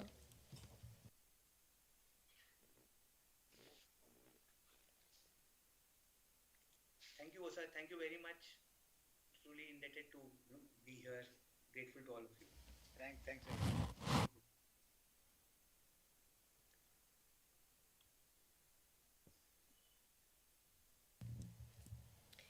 It is indeed a pleasure to inform you all that we have the august presence of our beloved chairman, Sri Anil Shastri ji.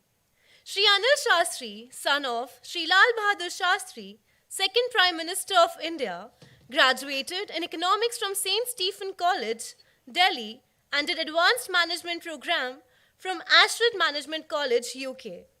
He has done general management program from Administrative Staff College of India, Hyderabad, and business management program from Tata Management Training Center, Pune. He has served the corporate world for around 2 decades at very senior positions. He is Chairman, Board of Governors, Lal Bahadur Shastri Institute of Management and Technology, Bareilly, and also the Chairman, Board of Governors, Lal Bahadur Shastri Institute of Management, Delhi. He is an active member of Indian National Congress and an active member on Twitter. Thank you for being here with us, sir, today. Now, I request Ms. Aparna Gupta to present a bouquet to sir to acknowledge him.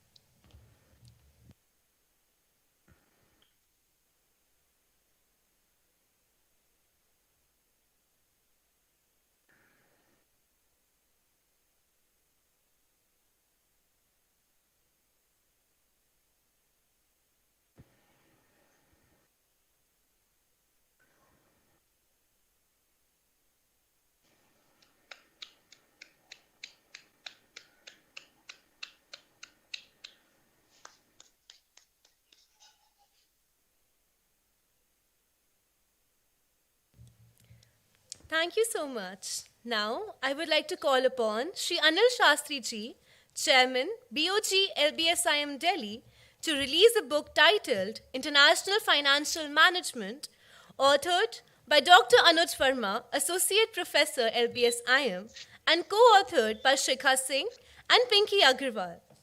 The book aims to explore the theoretical framework of international financial concepts and systems. It contains a number of solved problems to highlight the practical aspects of international finance, as well as diagrams and graphs to facilitate better understanding of the concepts. I would now request everyone to please come on the dais.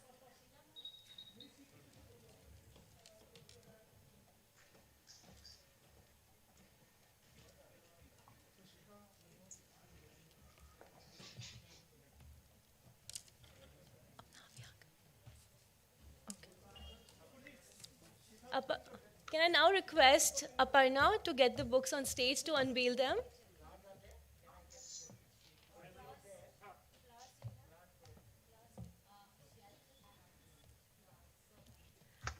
Can I please also have some flowers on the stage?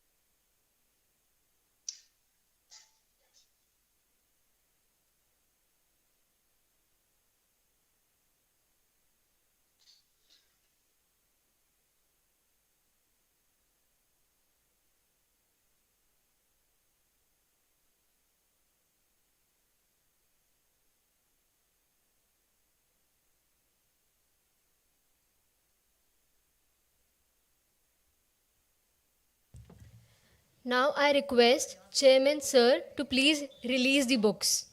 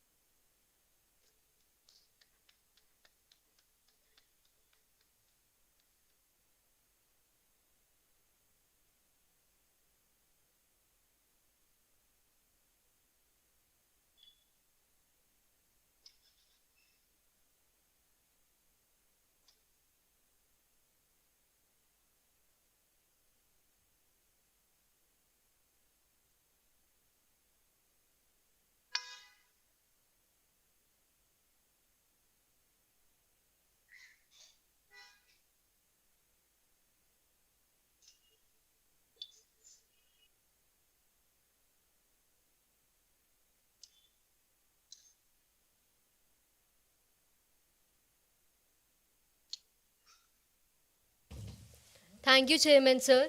Thank you, everyone.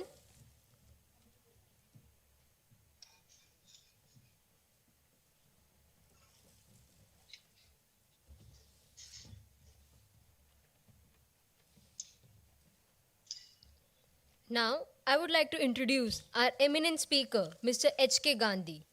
Mr. Gandhi was the former Group Director HR at InterGlobe Enterprise and has also worked in Airtel as the Senior Vice President HR. Overall, Mr. Gandhi has over 3.5 decades of experience as human resource leader who has shaped high-performing cultures at major growth brands with sound business acumen. He prides himself in working in partnership with senior business leadership to promote cultural development and organizational change initiatives. He has been awarded the Seasoned HR Professional Award by National HRD Network, the Best HR Professional by World HRD Congress for thought leadership and contributions in the field of HR, and has been featured in the list of top 100 most talented professionals by World HRD Congress. He is a certified coach, leadership assessor from SHL, and is a Hogan certified professional. He presently runs his own firm, which provides solutions to drive clients' performance agenda and also provides advisory services to startups. Sir, we are honored to have you with us today. I would now request you to address the audience.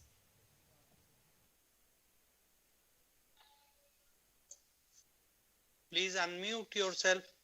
Mr. Gandhi, please unmute yourself. Is it audible now? Yes, yes. Okay.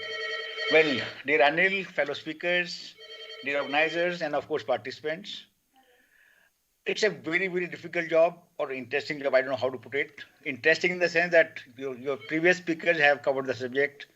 You start wondering, do I have anything to say? Well, interesting in that sense, but challenge is you got to put the old wine in new bottles because you got to find out your space to say something new. Well, let me try to do it in my humble way. Well, I've been an HR practitioner for 35 years. I have always wondered that all functions have gone places, be it finance, be it supply chain, and they found a chair on the board. Why HR has been lagging behind? And it's been for years that I'll come to processes where we have lagged behind. But on the subject of pandemic and the challenges, I thought HR could not have thought of a better opportunity than this state of affairs today. Because HR has always stood where it was 25 years back. I think it's been different nomenclatures like employer champion to employee champion to business strategy, alignment and stuff like that. But it, like, for example, if I look at performance management system, I think when I was growing up in HR, there used to be merit rating and different nomenclatures, of course. Today, if I look at young guys who part of my team, I find PMS has gone nowhere. Be it KPIs, BKRAs and stuff like that. Balance scorecard came. It came with different names. But did it say same place? I think yes. Moved incrementally, but not visible to most of the guys. And on learning, for example, I think Arun said 70, 20 and 10. I would fully agree with him. Because before pandemic, business has hit the recessionary trend. All of us know that the whole globe had gone into recessionary business, and businesses had started asking this question to HR guys. Guys, where is my ROI? Where is my return on investment? If finance guy sees it, he gives me ROI because he does a lot of business interventions, saves a lot of money for me. But what about HR? I've been spending top dollars for you guys, and you've been doing a lot of stuff like learning and all. But where is my ROI? And we HR are the biggest culprit for that. The 70-20-10 model, maybe international companies are using it, but from our standpoint, Indian standpoint, I find a lot of HR guys are in a hurry to get classroom training. And classroom training, they take pride in saying it's 8 or 10 or 9 or 10 or 10 or 10 from the standpoint of satisfaction or learning point of view. But if you ask me, and I do the research, only 10% of learning comes from classroom. Reverse is, I have been spending 80% of our budget on classroom training. Then came simultaneously on the job, or rather online training. The few modules came for online, but again, it was same. learning experience or the takeaways were very limited to that. Third was the experiential training or peer training for that matter. That has been the biggest casualty for pandemic right now. At least this was happening consciously, subconsciously, and this was adding to 80% of learning or 70% of learning. But I think it was taken away because of pandemic now. And the last one was coaching. It had just taken some baby steps in the Indian context for coaching.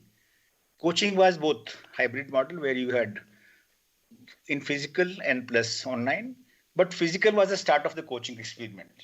And this is again taken away by pandemic. So learning has got the biggest challenge for HR community today. Classroom has gone up, good for the HR fraternity, the classroom has gone up because 10% of learning has gone up. Online had a limited success in our country. Despite all the modules we say, but it has had a limited impact. Experiential, as I said, it's been the biggest casualty. And then of course, online has, like we're doing virtual training, it's nothing but classroom training. We feel happy that we are being addressed by eminent speakers, but again, it's got a limited impact on that. Now let's come to HR processes per se. And I said PMS. Now look at HR processes. Whatever we have been doing as a community, if we do employee engagement surveys, we find 50% of our guys are disengaged. That means we've been losing billions of dollars in output because of these 50% disengaged employees. And they were disengaged despite and in spite of us in HR taking pride in what we have done so far for the function. Be it all people processes, for example, we say onboarding is good, we say recruitment is very classic, we say learning and development is taking its own shape, we say performance management system is creating performance culture. And then of course you say, I've been an employee ambassador by doing F&F for my employees on time. So that means all the processes, despite of being addressed on 10 by HR guys, have left 50% disengaged employees. And this is where the crux lies. This is a high time for us to reinvent ourselves. That's why I said this is an opportunity for us to ensure that whatever we do does address our employee engagement agenda.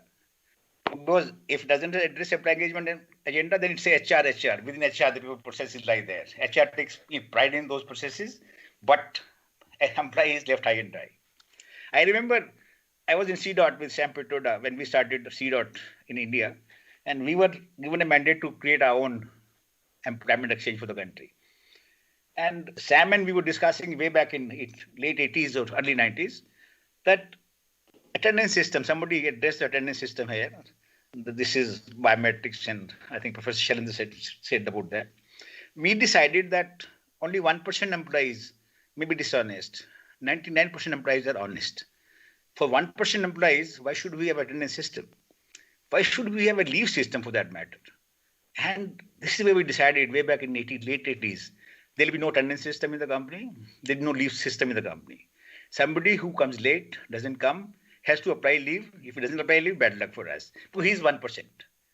1% employees, HR has been over anxious in creating 99% guys on the disengaged side. Because 99% guys are honest. Why to get into introducing a system where you find that 99% has been punished? I am discussing of late 80s. And this experiment lasted almost life of CDOT. There is nothing you can apply or leave there. There is no question of marking leave. You want to come at 11 o'clock? Good. You want to go at 1 o'clock in the night? Good. Want to come at 11, go at 5? Bad luck for us, but then it's a culture. And the culture has taken deep roots in CDOT right now. And when I came to Airtel after that, in fact, I went to Atomic Energy for 4 years. I did try to implement the system in DAE. I think we were fairly successful there. Came Airtel. I think Airtel, first 3 years of landline business, I had no leave system there. Again, same thing, I was depending on 99% of my employees. Today, come to Indigo, I have 40,000 employees, no attendance system. We believe that 99% guys are honest. This is where HR has to play that role of trust. And trust me, if you trust those 1% employees at the cost of 1% employee, people respond to you. People respond with the same trust. Now let's come to HR post. I'm discussing post scenario because pre-scenario, I think Pooja has discussed, Arun has discussed, Professor Shailendra has discussed, and Mr. Srivastava has discussed about what's going to happen with us, what's happening right now with us. But if I look at post scenario, organizations have already started preparing for post-vaccine days. And the priority is they're looking at each job with a microscope, be it work, be it workplace, be it workforce. Everything is undergoing a complete scanner. From a work standpoint, now we are looking at, is there a job which will be online, offline, or hybrid? Every job is going under scanner. Now they are looking at, if job has to be performed online, let it say online right now. Earlier, online was a luxury. Today, it's become a necessity. But at the same time, online jobs would stay online. Offline, like Indigo, for example, I have most of the jobs on offline. I have to have people on the airport to check in the customers. I have to have a pilot who runs the plane. I have to have cabin crew who does the whole experience. All touch points of my airline, except booking part, has taken off on online. Everything else stays offline. Telecom, where I have worked, I find a lot of jobs stay offline because you have to activate the customers, you have to address the employee complaint, and employee complaints are always online. They are offline complaints you have to address. So few sectors have found a challenge that online may not work. There will be some jobs, of course, which will go online. Balanced business would stay offline. But there are businesses which have been boundaryless. Look at IT and ITS business. Though I think one of our panelists said that Narayan Murthy said there is no business without offline. But yes, he is right to that extent. But this business, IT and ITS, has already started living with an offline and online business. There are 30, 14 countries where, in fact, I had a technology business in InterGlobe. I had 40 countries manpower. And we had started living with reality and engaging those employees. I'll tell you when we finish this discussion that how offline people have been addressed by us. Now look at, let me take you employee engagement part. This is where HR has to now come back and reinvent itself to address employee engagement. Gallup says, employee asks a question, do I know what is expected of me? That means role clarity. On this question, I have seen disengaged employees are maximum. There's overlap of jobs. Can HR sit back, stay back and find out how does it give job clarity to employees? This has got nothing with pandemic or otherwise. Job clarity is something post this era also, HR has to get engaged to ensure that each job has a clarity on each person has a clarity on the job. Number two, Gallup says, again, I'm discussing the Gallup engagement model because HR has to start relating to employee engagement, whatever it does now. It says that, have I been recognized by my fellow colleagues or my fellow supervisors in the last 1 month? Again, it's come to reward and recognition. Many organizations have done reward and recognition by giving some gifts here and there, organizing some functions where they call it R&R, of course, but R&R is not that. It's much more than that. R&R is pat on the back, so it be. R&R is sitting in the office, getting the family on the board. Yes, that's R&R. Getting involved of families is R&R.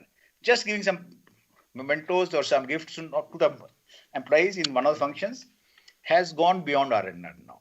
R&R is, I think, as I pat on the back, or maybe getting family involved, or maybe praising the employee amongst peers, or getting a CEO window to the employee, maybe an R&R for him.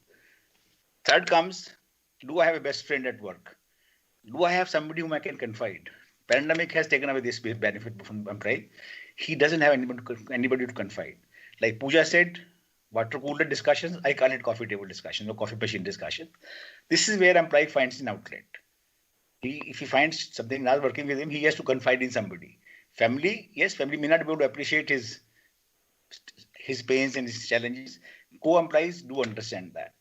Gallup says if you have cultivated somebody as a friend in the work, engagement will go up. Then comes the purpose. Does an employee feel that his job is aligned to company's purpose? Most of the jobs today, HR doesn't take a pain to give him a bigger picture. In the name of confidentiality, I find a lot of HR managers play God. Time has come for HR to take a step back and ensure that employee feels part of the bigger picture. Next, I think if you find that, as you find a bigger picture on the job training, and for example, does somebody care for my development? As I said, HR has been overzealous in creating classroom training. But that's the easiest thing for him to do. fly somebody as faculty, have 2 days session, have lunches and dinners, ensure that employee gets the best in feeling. Like for example, there was a saying that last year you sent me to Nepal for a training. This year send me to Switzerland for training. So training has not been seen in the real context. That's what HR is being challenged for ROI now. So does anybody care for my learning and development? Same thing, that classroom has been the mainstay. Peer learning and coaching is taking some baby steps. But if you ask me, does HR believe in that? No, HR believes 80% would come from classroom training. Hence, 80% budget gets spent on that. Hence, business has started asking this difficult question to us. Guys, you spend my 80% of budget and money is very scarce. Rupee sensitivity has gone up now. Does this spend gives me ROI on that? And HR guys are struggling today. They are struggling big time to justify their spend on training. Then comes performance management system. Now, performance management system, if you ask me, has been there for 25, 30 years. But what has changed a lot? Today, organizations are asking, why guy, don't discuss his past performance. That's gone. Can you think of future? Can you think of future? Can the performance management system ensure that you become performance culture in future? But today in PMS, you discuss past, you discuss what has happened good, what has not happened good. The whole onus is shifting on employee, or sitting with employee in fact. If an employee has underperformed, supervisor have no contribution there. He doesn't take any onus of that. Now PM is saying, if a person is underperforming, you as a manager are equally responsible. Take onus of his performance, hence look at forward. Sit with him for 1 quarter, give him short targets, ensure that you're meeting every month with him, course correcting him, advising him what to do, hand holding him, instead of catching him in once in a year and say you've not done this part. So PMS, HR guys have always kept as a past performance. But today, if you ask me in India, worldwide experiments are happening. Has India caught up with this? I'm not sure of any organization where PMS has taken a front seat. If PMS is looking for front end, PMS is looking for future. Similarly, on training, same thing happens. When I have to do training, I pick up PMS form and say what supervisor has given in writing. I'll pick up that and start delivering training. That training may be useful, or that training may be for past underperformance. I don't know. Hence, HR guys are caught up in that. Can HR take a front seat and say, post-pandemic I'm discussing, can it invent itself and say PMS would be future only? I will not look at past more than 10 minutes for discussion. My 50% discussion would happen for the past, or future. And can my manager take the responsibility for that? So this is PMS. Learning, same thing I said, learning has to be exponential. Learning has to be peer learning. Classroom has to take a back seat. Can coaching be the next step? Yes. What are pennies are available to us because of cost crunch and everything else? Can I spend that money judiciously? I remember in Indigo, I have 40 stations and most of my manpower doesn't come to office, be it pilots, be it cabin crew, be it my airport staff, there are touch points where you get impacted as customers. So my 80% manpower is sitting outside. I had a big challenge. How do I address their learning and development? Initial training is done by our AFLI, as we have a center here, but continuous training, the relearning part, updation of skills, we had a big challenge on that.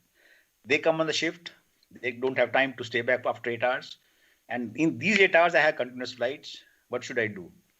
We did a very good experiment, I call it. Now I can, it's at a cost of sounding a bit arrogant on that we did coaching, that's called transitory coaching.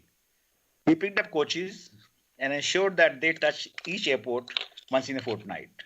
And on the job, they pick up my managers and staff members whenever the flight that gaps are there to sit with them on the coaching side. And the coach keeps a track of this, and every fortnight he takes an Indigo flight, goes and meets the same persons and stays online with them for the balance part of it. So this shows that transitory coaching has taken off. So I was not supposed to withdraw them from the job, and I still found that they are learning. Their learning is continuously on that. They're learning new ways, new innovations on product size, building side, product and behavior both. This is still in under experiment. Hopefully this will pay its due. It will pay off, because that's the way transit coaching is taking shape now. And not but the least, the next question, of course, Gallup says it. My opinion counts. employee is very hungry. They are knowledge workers. They have lots of ideas. But when you ask him, does his opinion count? Has anybody come to him and say, hey guys, is there any different way of doing the same job? I think, again, if I look at employee engagement scorecard in different companies I have worked for, this is not what you should expect. He is a knowledge worker. He has lots of ideas. Kindly sit with him. Kindly sit with him post-pandemic. So it be now. Right now, it's a lost opportunity for us because leadership is addressing employees, but employees have no way to do the reverse communication with the leadership. So does his opinion count? Answer is yes and no both. Good organizations which have taken leaps and bounds, like Infosys, for example, there are continuous CEOs meetings. There's a group of people they pick up as CEO club on rotation. They have every week coffee with CEOs. CEO ensure that he picks up the words of employees, and a lot of innovative ideas come from there. In Indigo, we have tried the same thing. There's a CEO Connect, Direct Connect. Anybody can call Aditya, now or Tono, to put his idea through. And there's a SLA for CEO also. Turnaround time for CEO is 15 days. He'll close that issue, either implement that issue or close it logically with the concerned employee within 15 days. So there's a SLA, there's a TAT. So when we find that you are giving due importance to employees' opinion, you are just gaining as an organization. Employees getting pride in that. There's always a competition because innovative culture comes from, this innovation comes from culture. And a lot of innovative ideas come to us. For example, if you go to Indigo, there are no stairs. You'll be surprised that this idea came from an employee who said physically challenged people can't go on stairs. We were the first airline in the world to go into a ramp where you can just walk through a helping machine, or you can just, if you're old, you can just avoid stairs because this is a ramp there. One employee takes pride in that. And if you find few airplanes, we used to write the name of an employee for 1 year. Whosoever gives an innovative idea, one plane gets dedicated to him. He goes, takes his family there, he'll find his name is inscribed on the machine. It's because of the ideas we circulated that his opinion counts. Mean we ensure that everything which comes from employee gets loop gets closed there. So this is where I thought HR has to, if HR does invent itself, taking this as an opportunity, I think board seat is just for asking. I have been on the board of Indigo for almost 13 years.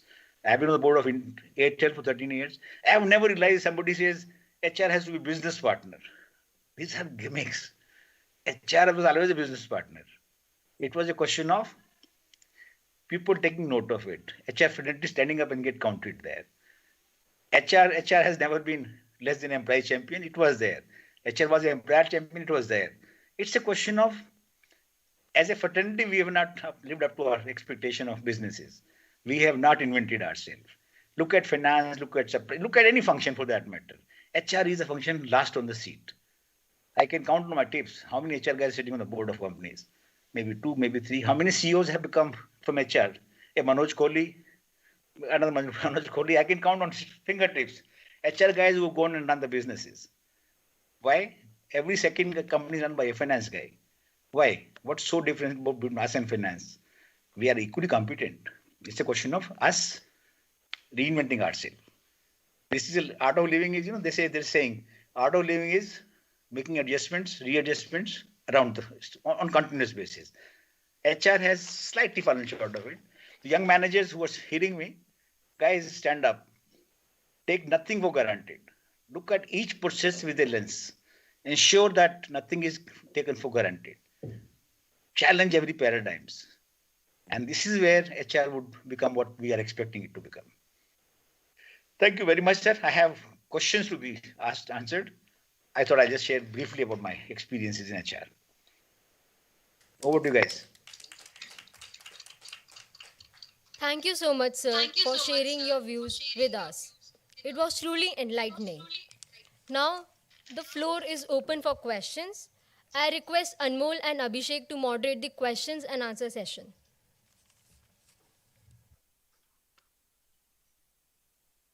Anmolji, Arun Kaimal is not available right now, so you can send him questions through email. Yeah, yes, sir. We're connected with him to do that. Hi, sir. It was very nice session today. A lot of new learnings, and a lot of on-job learning. Like you told how exactly it happens in corporate.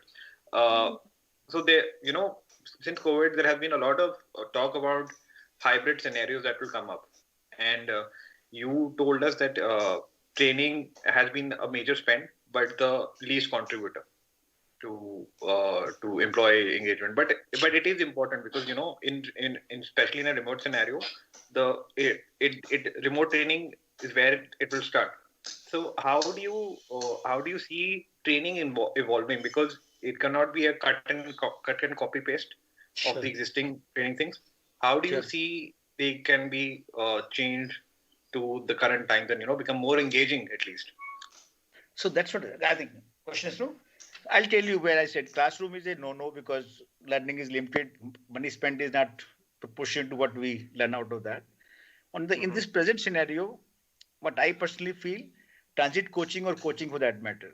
Again, coaching is not one size fits all. Coaching is again based on your sense and again, one more thing I'd like to highlight. Training in HR or training in Indian scenario has been development based.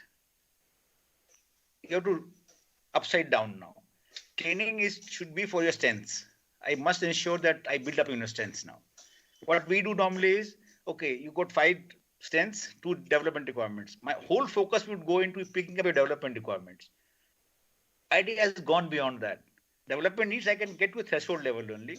I must play on your strength. Any learning experience should be on your strengths. Again, this is where you guys have to come into play. The new generation has to come into play. Please do not spend money only on his development requirements. Now, coming back to your question of how do I address it now, I said I'm looking at life beyond pandemic now. We've come a long way. Have we missed the bus? Answer is yes and no both. Because boundaryless organizations like ITS and ITS sectors, they were used to this model. Their learning was still happening there through this. Has manufacturing caught up? Answer is no. We have missed the opportunity of reinventing ourselves. How do I get the training? As I said, in Indigo right now, because I'm offline, most of my manpower, I'm heavily depending on transitory coaching, where my guys fly. When it was not flight, he was doing online because I had started this model long back where there was a personal connect. Right now is a transitory coaching only what we are doing it. Online programs and all, my experience, limited experience has been, it is not caught up. Unlike Westward, where everything is online, Baba. But in our country, if I look at my airport staff, or look at my telecom guys, they are in the field, 8 to 8. They are 8 hours busy. If I expect them to open the machine on the job and look at a module on behavioral sciences for that matter, would he do it? Answer is no. Do I expect him to go back to his house and do it? Answer is still no. Yeah. So I have been struggling on that. Airtel, what we did, I'll give you an example. We picked up some coaches in the field. That guy would go along with the field staff, visit the franchisee for that matter, shadow that employee or set of employees every week, go to the staff, go to franchisee, go to key customers, corporate customers. He would be with him and keep on writing what he has found the strength and not so strength also. Bring them back on Saturday and do half-day session with them. This is where you have missed out. This is where you have gained. Again, playing on his strength. So he'll again once in a month pick up that same employee, go again in the field. Like this is Lever started Dronacharya. On the same model we started Airtel also. On the field coaches. Now coming back to your question, right now lockdown is partially over, fully over. What has again come back to post-pandemic planning, which is no different than the pre. Few organizations which are evolved on training have started where they left. But most of the organizations are still struggling on that. My only request to young managers is, guys, once you join, please reinvent everything. And it's a godsend opportunity for you guys. We have missed the bus, but not you guys. You have the opportunity. That's why I said, each step, each process, go to have a scanner. Can learning be on the field? Answer is yes. Yeah. Yes, sir. Have I answered your question partly? Yeah, exactly, sir. It's a beautiful answer, I would say also. Sure. You put it out all on us, I guess. Sure. But honestly, that's what it should be. I'm trying to pass on what we couldn't do.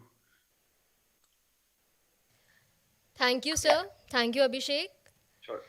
Now, I would like to request Dr. Sheila Bhargava to felicitate Mr. H.K. Gandhi with a memento. wait for Abhishek's question. Momento can wait, ma'am. Abhishek has a question to ask. Abhishek, you there?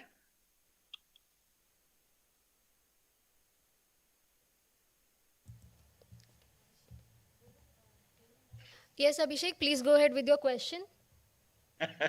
Momento can wait. Yeah, Abhishek, you have a question on that.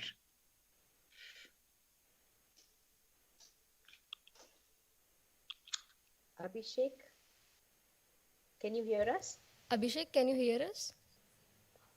Please go ahead and ask your question. He is muted. He is mute. Hello. Yeah, Abhishek, may I request you to please unmute yourself? I'm with you.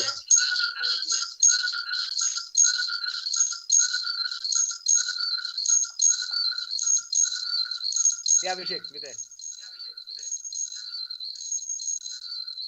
Is there another question, Abhishek, for Mr. Gandhi? Please go ahead if yes. No, ma'am. I think we can continue. I'm experiencing some kind of technical. Well, it's a network problem. I'm pretty sure of this. Okay. Thank So you, no Abhishek. questions from your end? Okay, fine. Thank you. Any Yes, question may you can go shoot ahead, me out. please. Mail you. My mail is there for the coffee caller. You can shoot me there. Thank you so much, Mr. Gandhi. Thank you. Pleasure is mine, ma'am. Thank you Yes, may so go much. ahead, please. Thank you so much, sir. Thank you, ma'am. It has been an enriching. Memento, please. I now Yeah, request Dr. Sheila Bhargava to felicitate Mr. H.K. Gandhi with the memento.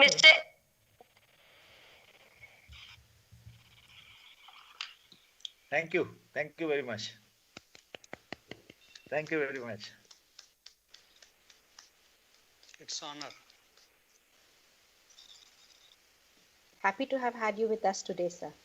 Pleasure is mine, ma'am. Pleasure is mine. Thank you, sir.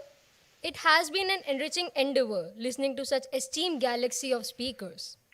May I now call upon Professor G.L. Sharma, Advisor, Corporate Interface and Head, New Projects, Lal Bahadur Shastri Institute of Management, Delhi, to deliver the vote of thanks. Please, sir.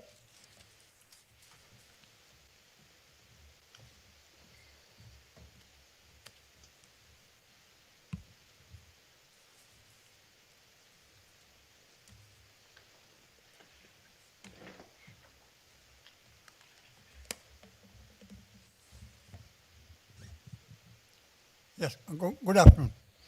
Almost 2.5 hours and very exciting experience, exciting part.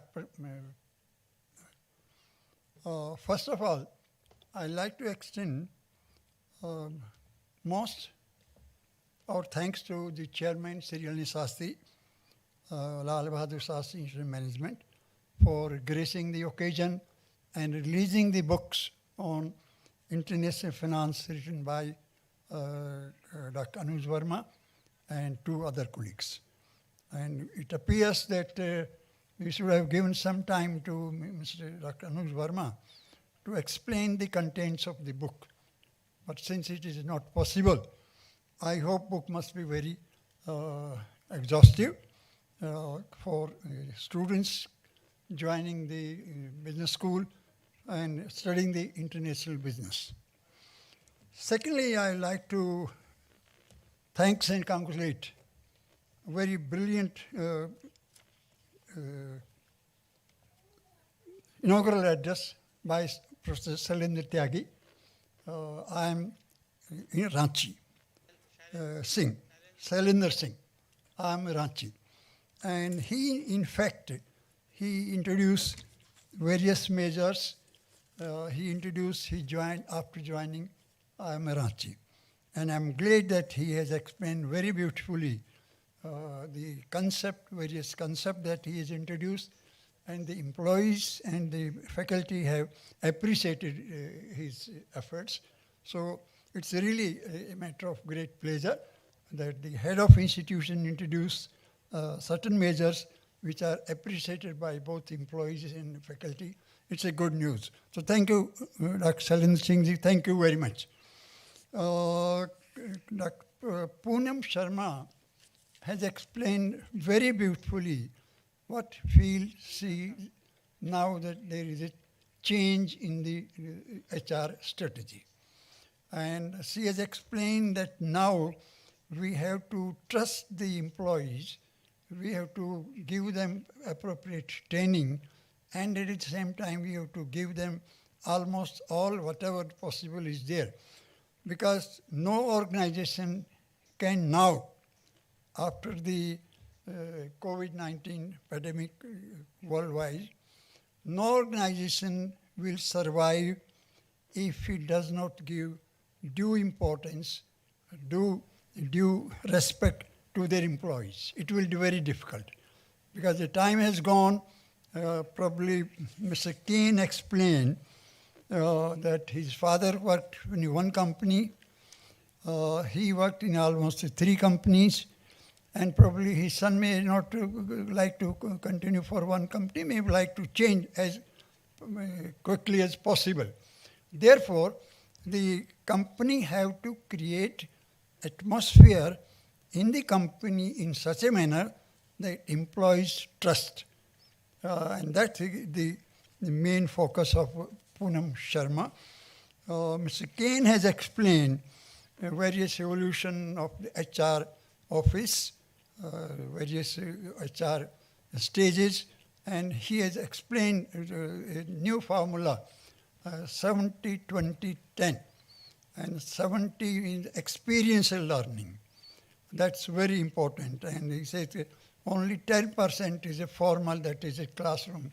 So I think if the change of the technology had the pandemic not taken place, probably we would have much away from the technology.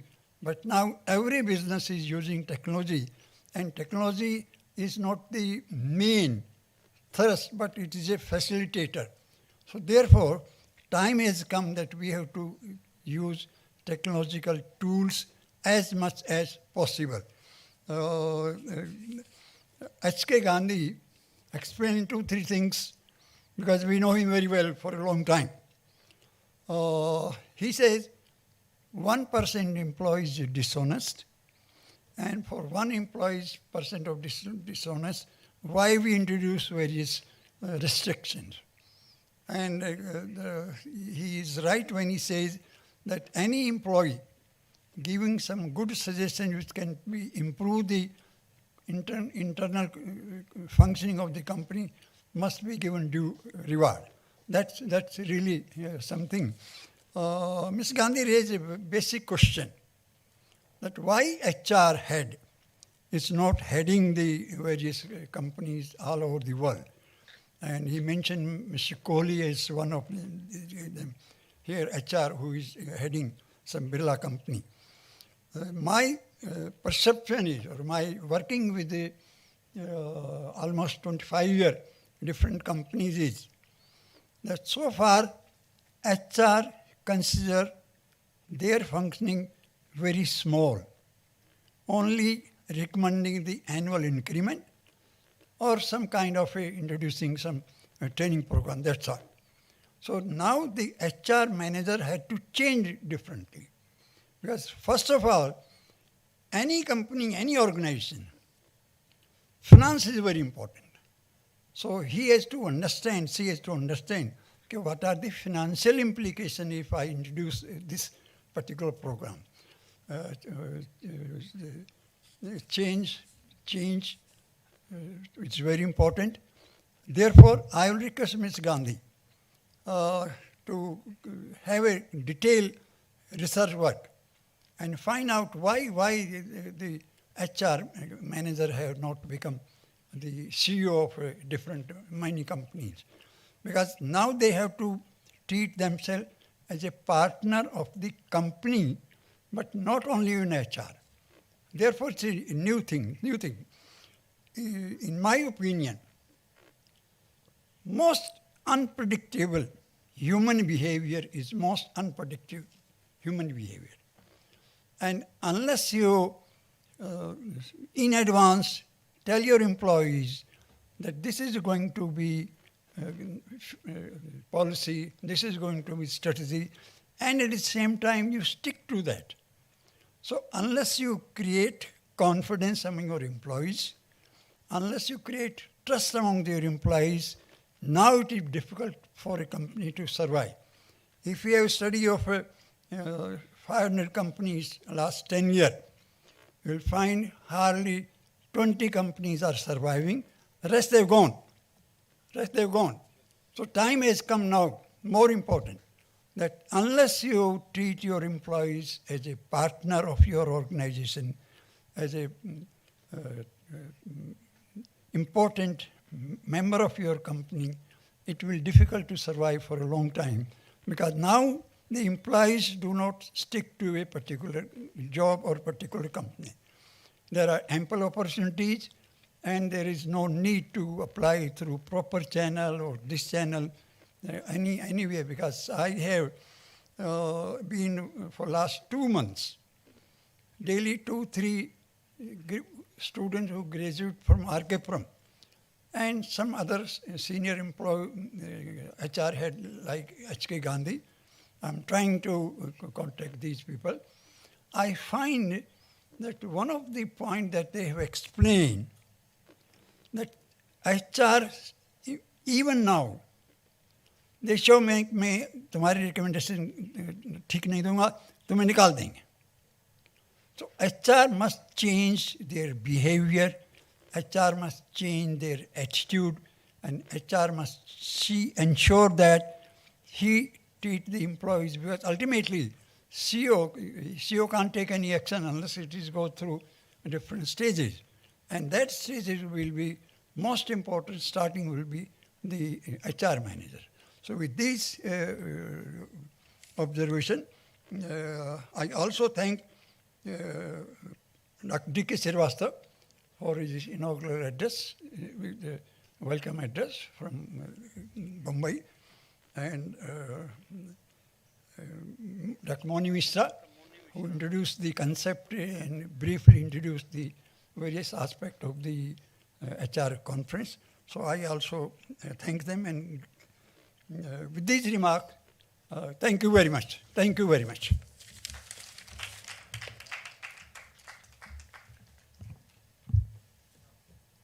Thank you so much, sir. We have finally come to an end of our inaugural session. We once again thank our esteemed speakers for the session, Professor Shailendra Singh, Ms. Pooja Sharma, Mr. A. Kaimal, and Mr. H.K. Gandhi for their gracious presence in the inaugural session. We at LBSIM are highly obliged. We would like to sincerely thank Shri Anil Shastri ji for his constant support and guidance. It is really encouraging to see his presence in all our endeavors. We again profoundly thank Professor D.K. Srivastava and Dr. Moni Mishra for joining us virtually. Thank you once again. Last but not the least, we thank Professor G.L. Sharma, Dr. Sheila Bhargava, and all others for their presence in the auditorium. Our technical session will begin at 2:15 p.m. post the lunch break. Thank you all once again for joining in and for being such a lovely audience. Thank you.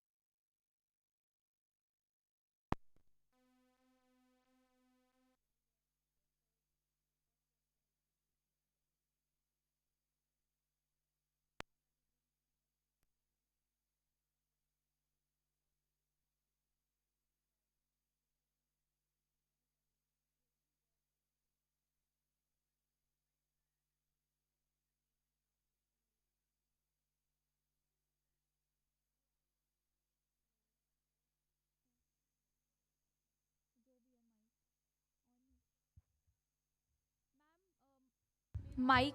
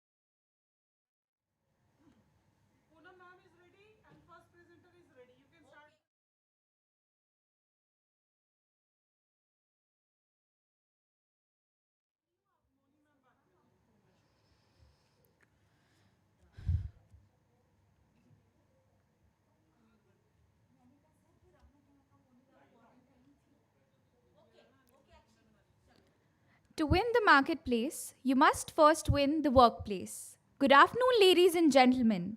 On behalf of Lal Bahadur Shastri Institute of Management, I welcome you all to the technical session of the HR conference titled Evolving HR, Remote Learning and Employee Practices. We are honored by the gracious presence of our chair for the session, Professor Poonam Sehgal. Professor Sehgal is a behavioral trainer and management consultant. She was a former dean and professor of OB at IIM Lucknow. Prior to joining IIM Lucknow, she was a Raman Munjal Chair Professor for Leadership at MDI Gurugram. She has been the Director Training at Feedback Ventures Private Limited. She has also been Vice President Capacity Building and HR at National Institute for Smart Government, New Delhi, and accredited sensitivity trainer from the Indian Society for Applied Behavioral Sciences. She has also been a consultant with various government and international agencies in designing HR systems and processes and managing organization change. She has authored and co-authored several books and research papers in leading journals on leadership, HR practices in Indian organizations, action learning, and gender issues. She is also a member of Task Force for the Result Framework Document, Government of India, International Advisory Board, Politecnico di Milano School of Management, Milan, Italy, Advisory Board, Lal Bahadur Shastri Institute of Management, Delhi. We are honored to have you here with us, ma'am. Now, I would like Aparna to take over the proceedings.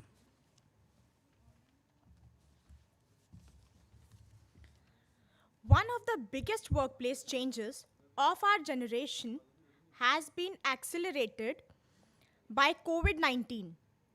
Organizations are rediscovering their sense of mission in these stressful moments, innovating quickly and moving closer to communities. To business leaders, mastering profound, substantiative, and human interactions with customers and colleagues has become even more critical. Companies who now invest in confidence building and emotional connections and compassion must secure long term loyalty and ethical obedience. There has been a profound change in how we lead our lives and continue to do business as offices head home. Fueled by intelligent technologies, artificial intelligence, and mobile supercomputing, businesses are now increasingly innovating to deal with the uncertainties ahead. During these times, preempting the need for emotional support, it has become even more necessary to find new ways to communicate with the workers via a virtual medium rather than a physical one. This conference will provide industry leaders, scholars, academicians, and government officials with a common forum to discuss and share their innovative ideas and recommendations for implementing new HR practices in line with the current challenges in the competitive business climate. Now, I would like to request Ms. Akshi to take over the proceedings.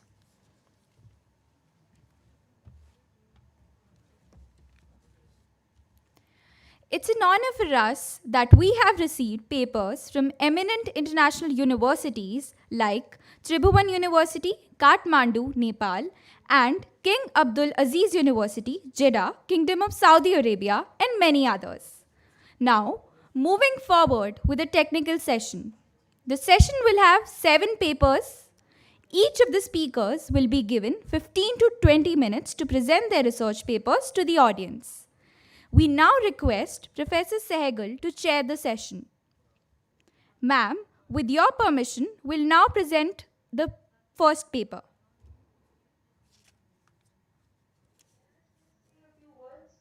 Yes, ma'am, sure. Thank you. Just give me 2 minutes. I'd just like to share a few things and then we can start. Yeah? Sure, ma'am. Thank you. Good afternoon, everyone. And I'm thankful to Lal Bahadur Shastri, School of Management, to invite me here. And like I always say, it's like homecoming. I like being there with you all. And it's always been a pleasure to be with Lal Bahadur Shastri. Before we go on to the presentations, I was there in the morning and I was listening to the very eminent speakers and very interesting observations that they shared. I just wanted to add a few. And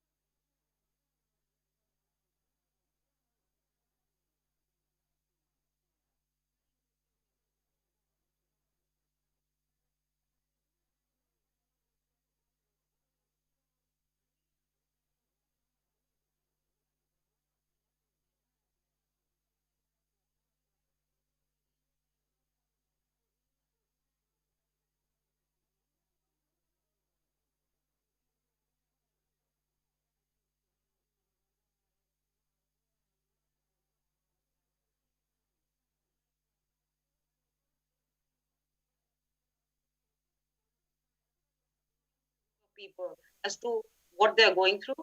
What are some of the best practices that organizations have developed to handle this?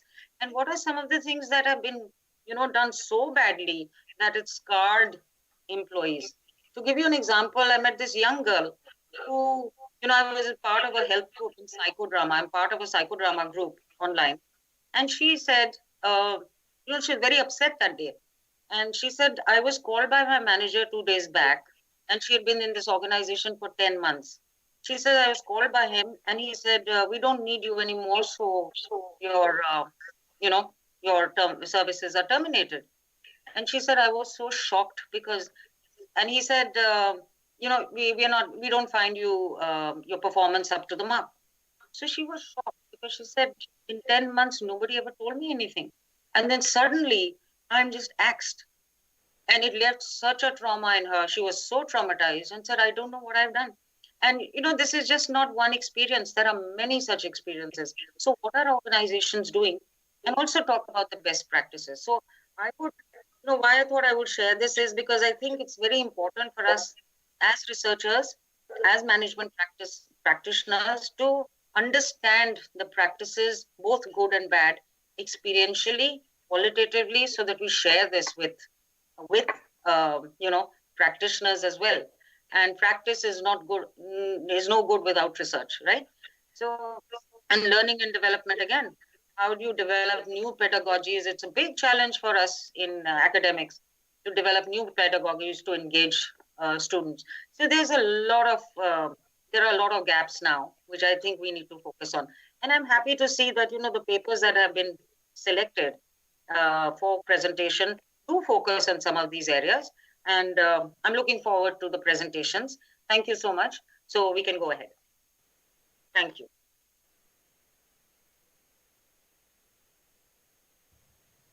Thank you, ma'am, for such informative somebody thoughts. Will keep time? You will keep the time? Yes, ma'am, yes. All right, let's go. Yes, ma'am. Thank you, ma'am, for such informative thoughts and for setting the tone for the presentations. Moving forward. To begin with, we have Dr. Tavleen Kaur, Assistant Professor, ICFAI Business School, Gurgaon, presenting her research paper on the theme, The New Age Recruitment. Does personality impact how job seekers perceive recruitment information? Now, I would request Dr. Kaur to present her research paper. Thank you so much. Before I begin with my presentation, I think it's a great honor to be meeting Professor Poonam Sehgal. It's indeed a good honor. And I think I also would like to congratulate the entire LBSIM team. It's really rare to find conferences fully dedicated to HR. And actually during trying times, we all are connected virtually, and yet you all have managed to put across such a professional and seamless show. So I think kudos to the entire team. I'll quickly begin with my presentation. So, ma'am, should I upload my PPT from my end? Yes, ma'am. Okay, sure, I'll do that, yeah.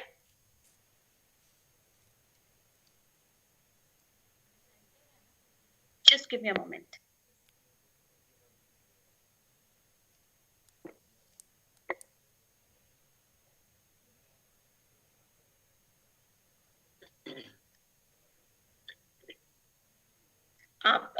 Is the PPT visible?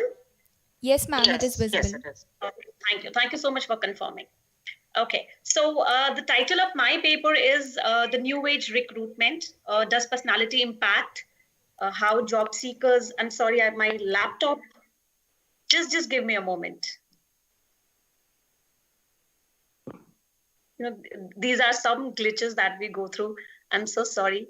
My laptop just turned black. Just give me a moment. Yeah, it's back. Thank God. Okay, so the title of my paper is New Age Recruitment. Does personality impact job seekers? How job seekers perceive recruitment information? And I'm presenting it under theme 3, which is realigning recruitment for promoting excellence in organizations.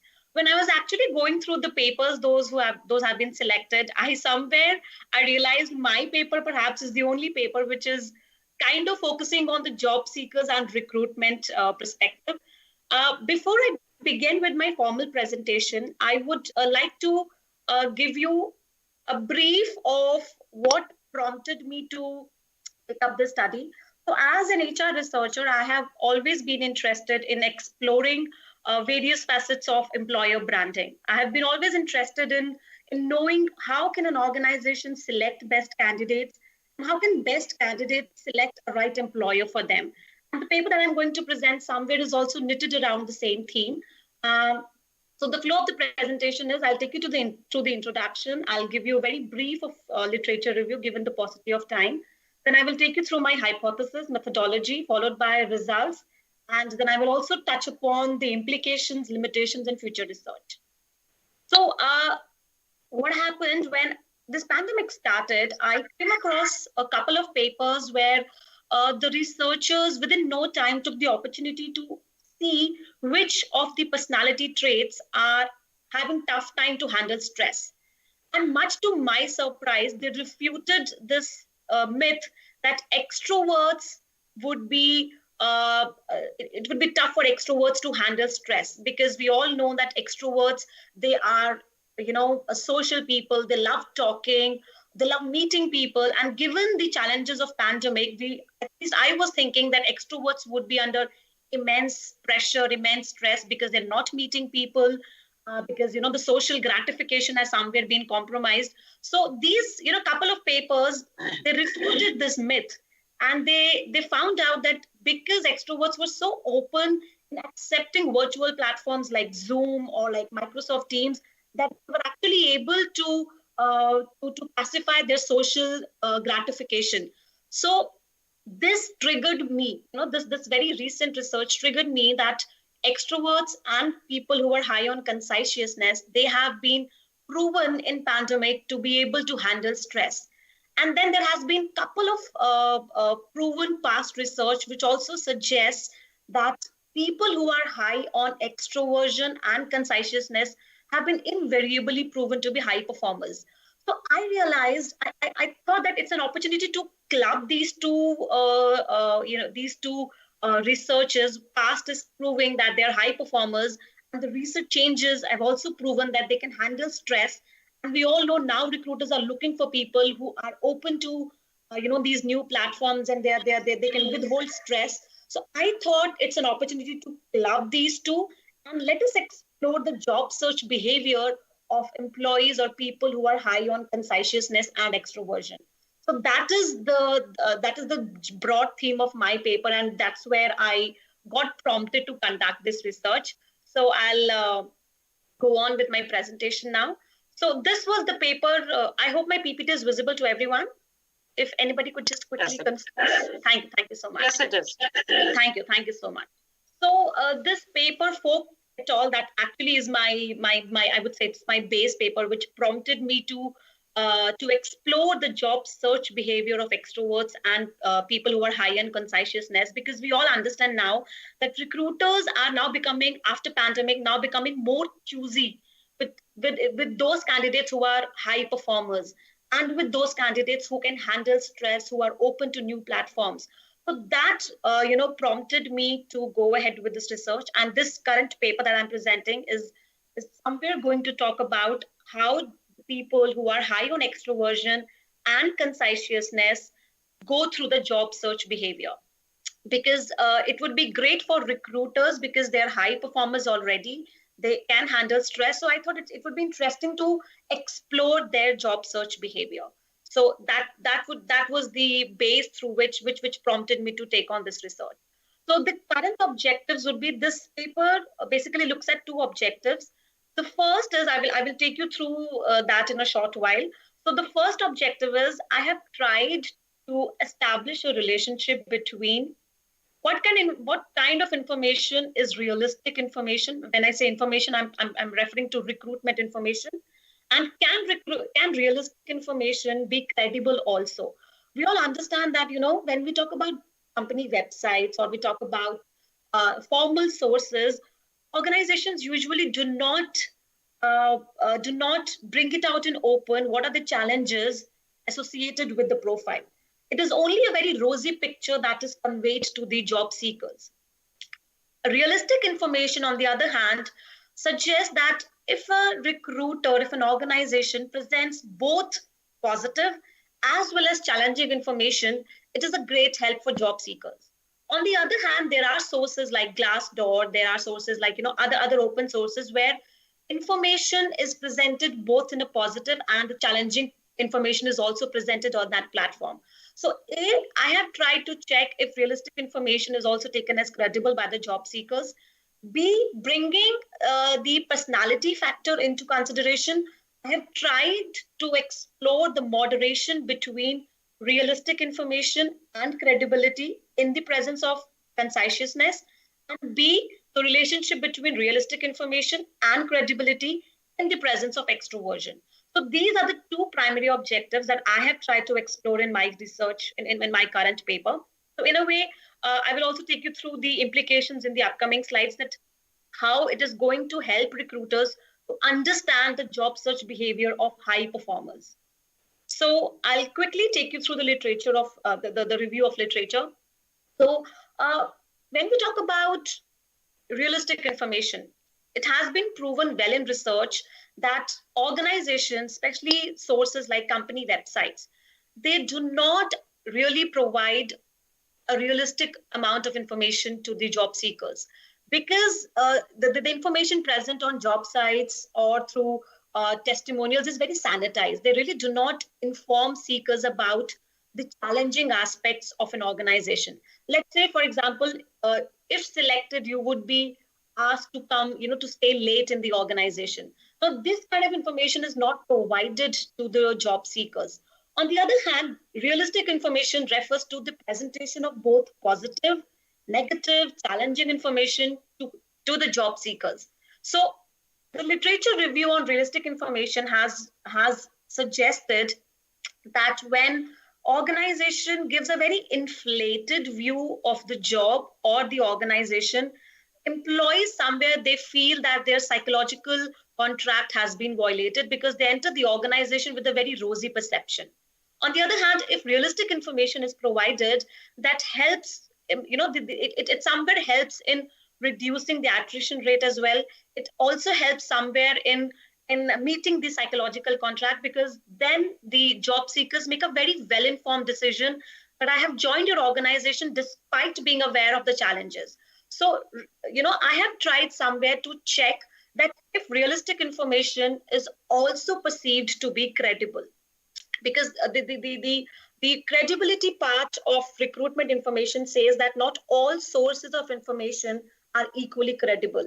And when recruitment information comes from third-party websites or from employee testimonials, job seekers might trust that information little more as compared to what's written on their websites, because of the mere objective that the organization is just trying to sell their profile or their job. So they do not really give a very truthful picture.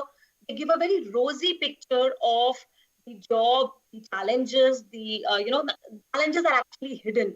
So I have tried to explore that whether realistic information, which is available on employee testimonial websites like Glassdoor, is it also perceived to be credible.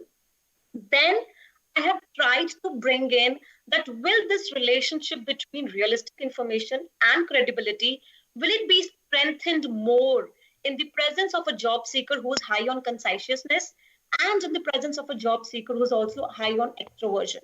So I got this triggered through a couple of research papers. There have been a couple of research papers which have suggested that job seekers who are high on conscientiousness and extroversion, they take extra effort in collecting information before joining an organization. It could be in terms of job seekers who have, who are would-be managers. It could be talking to a faculty. It could be talking to an existing employee. It could be talking to an ex-employee. So there has been a substantiative research which suggests that employees who are high on extroversion and conscientiousness, they take extra pain in collecting background information about the organization. So these, the paper which I've suggested here, Jack and Schneider 2014 and Van and Lewins 2009, these were my trigger papers which prompted me that A, there is enough research which suggests that employees or job seekers who are high on extroversion and conscientiousness are high performers. B, there is enough research which also suggests that people who are high on conscientiousness and extroversion, they take extra effort in collecting information before making a final decision to join an organization. C, the recent research during pandemic also proved that employees high on extroversion and conscientiousness have been able to handle stress. So I then finally thought, can I do something where I can bring all these three dimensions together and see what is the job search behavior of job seekers who are high on conscientiousness and extroversion, given the past evidence that they are high performers, they can handle stress. So I clubbed all these three dimensions, and then I realized, let me see what happens to the job search behavior. So I'll now take you to my hypothesis. Given these triggers, that they're high performers, they can handle stress during pandemic, and they've also been proven to take extra effort in collecting background information. I hypothesize that realistic information is positively associated with credibility, because there has been enough evidence that realistic information, it somewhere breaks down the psychological contract, because the job seekers come with a very rosy picture that it would be really great to work with this organization, because realistic information was not provided during the recruitment campaign. They come up with a very inflated view of the job. So I hypothesize, I thought that let me check if realistic information is also perceived to be more credible information.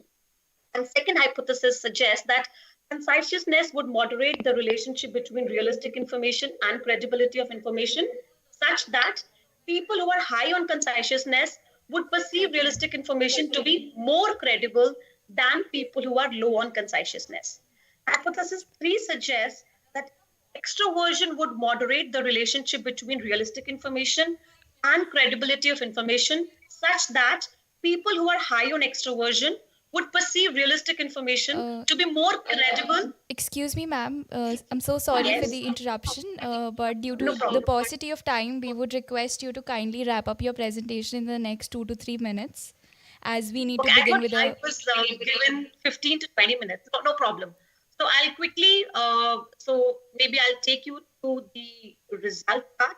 So I actually did a stepwise regression, and I found that employees who are high on conscientiousness, they actually take realistic information to be more credible. So actually what I did was I provided them Glassdoor link of 5 companies, and after going through the Glassdoor comments, they then they went through that survey which checked various parameters like source credibility, realistic information, conscientiousness, and extroversion. So actually, if I quickly take you through the result part, first hypothesis was accepted that realistic information is taken to be more credible. Hypothesis 2 was also accepted that employees who are, or people who are high on conscientiousness, they perceive this strengthen the relationship between realistic information and credibility. However, my hypothesis 3 was rejected. It was not supported.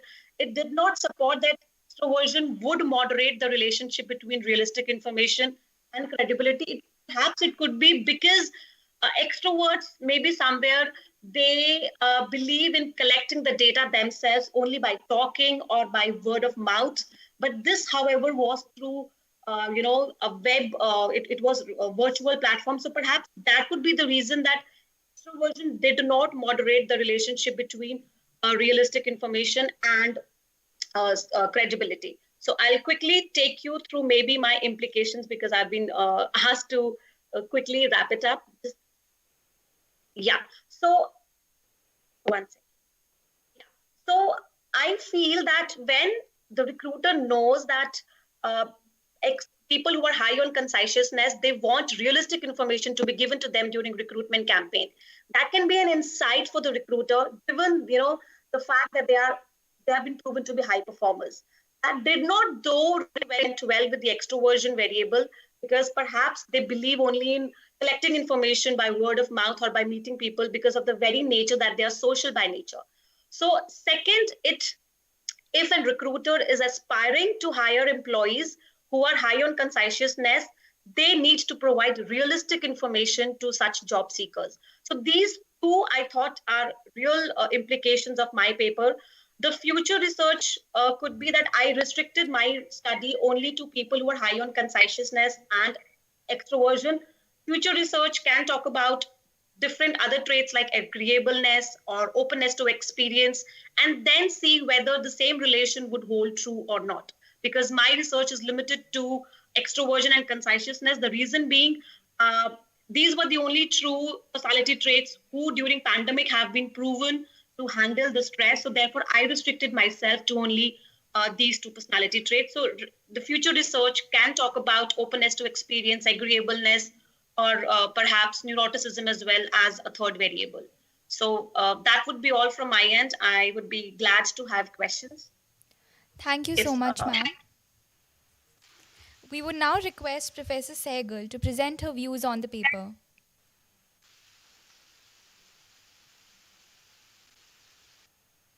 Poonam ma'am, you are on mute. Sorry, thank you so much for this. Is very interesting to know because it's something new we're hearing, particularly for post-pandemic, that extroverts and people who are higher on conscientiousness are able to handle stress. So do you have any data on introverts as well? Because extroverts versus introverts, did you see anything different in introverts? So, ma'am, I've really not compared it with introverts. I only restricted myself to extroverts, but I think that's a great observation. I would like to continue with the current paper, and I would bring in introverts as well. Okay, and how did you measure these two dimensions on the Neo? Ma'am, Neo was my questionnaire. So Neo personality 5. That was the scale I used. I just read recently that, in fact, working from home and working on a digital platform has been very good for introverts. I mean, we're talking about work. And it was interesting because they said introverts are happy that they can, they're more comfortable. So it was a very interesting observation and research that was published. So, yeah, it's interesting to see this. But I don't know whether organizations would use this as a benchmark to as a process to recruit people. I'm not sure whether I'd go for an extrovert or necessarily an extrovert. There I have a bias because I feel introverts, extroverts are both very, very important parts of society and the workforce. So I will also try to explore the introversion dimension. Just that maybe this pandemic has been so new that the study has not been conclusive right now. There are mixed, the response is mixed. This paper that I referred to, they said that because extroverts are so open and quick and agile in accepting virtual platform that their connectedness increased by 30%. So of course, ma'am, I'll take your input as well. And maybe, because it's at its infancy, we are getting mixed responses. Correct. Yeah. Because it might just skew people, to thinking that extroverts are handling stress better. I don't know whether we can really generalize that. And it's, I don't know what will happen to the introverts. I'm an introvert. Okay. Would anybody else like to ask any questions? So after each paper, maybe we can have one or two questions from the audience, if that's okay with you? Yes, so ma'am. that we don't lose out on. Yes, ma'am. We do have a question and answer round. The floor is now open to students for questions. Students can now post their questions in the chat box. I would like to hand over to Abhishek Sharma and Anmol Sehgal to moderate the question and answer session.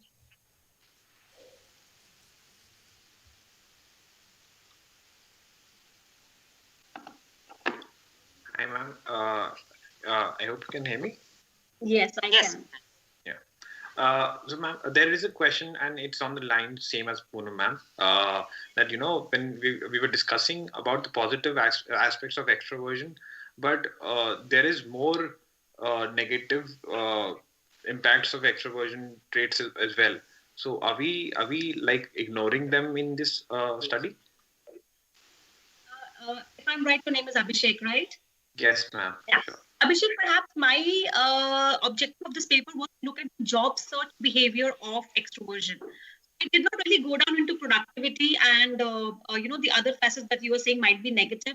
My objective was that if the research is saying that they can handle stress, what could be the job search behavior of these seekers who are high on these traits. Okay.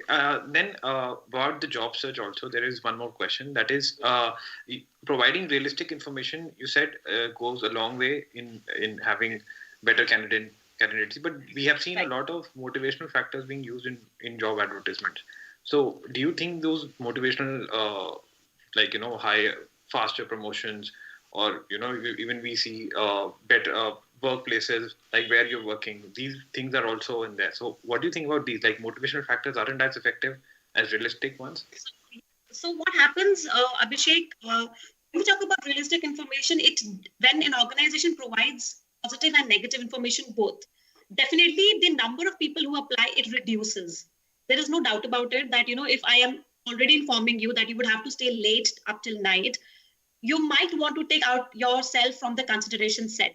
But those who still remain are the people that I really genuinely need. And these are the people, with whom psychological contract will not be broken because they have made a very well-informed decision. If I'm only talking about just a motivational message, if it is also accompanied with the real aspect, as it could be just, that they are looking for individuals who are open to traveling, or individuals who can stay, late with us, or who are high performers. So, just some information which balances the only positive information. So I'm not saying that motivational message won't really work, but if it is accompanied also with some challenging aspect of the job seekers then feel they are much more informed. Okay, so I'll put it in a very practical way. So instead of if you put a job description, and so you say that we should say instead of saying have the opportunity to work in a high energy, fast paced environment, we should straight away say be ready to work till 12 o'clock at night. Yeah, because I've seen some campaigns, where they have written that, we're looking for people who are ready to take challenges. So it really prepares a job seeker that I would be given challenging assignments and that personality would be explored. So then, when they join with this well-informed information, the attrition rate somewhere, it has been proven that their psychological contract is not violated. Yeah, because the challenge usually is working on the weekends, not actual work. Not work with challenge, right? It becomes a challenge to work on the weekend. But yeah, thank you, ma'am. I got it. Thank you, Abhishek. Interesting questions. Thank you. Thank you so much, ma'am. That was indeed a great session. COVID-19 has had a significant job stress, and we really need to work on that. Thank you so much. Thank you for having me. Thank you.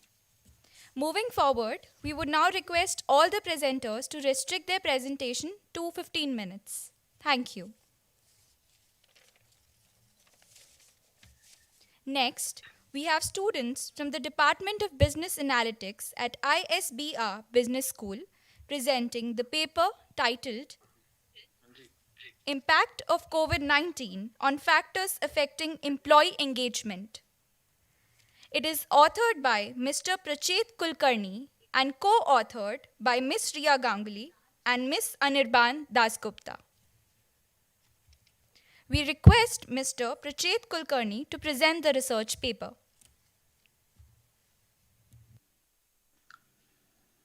Hello, good afternoon, one and all. I'll be presenting the paper on behalf of our team. So can I just present it?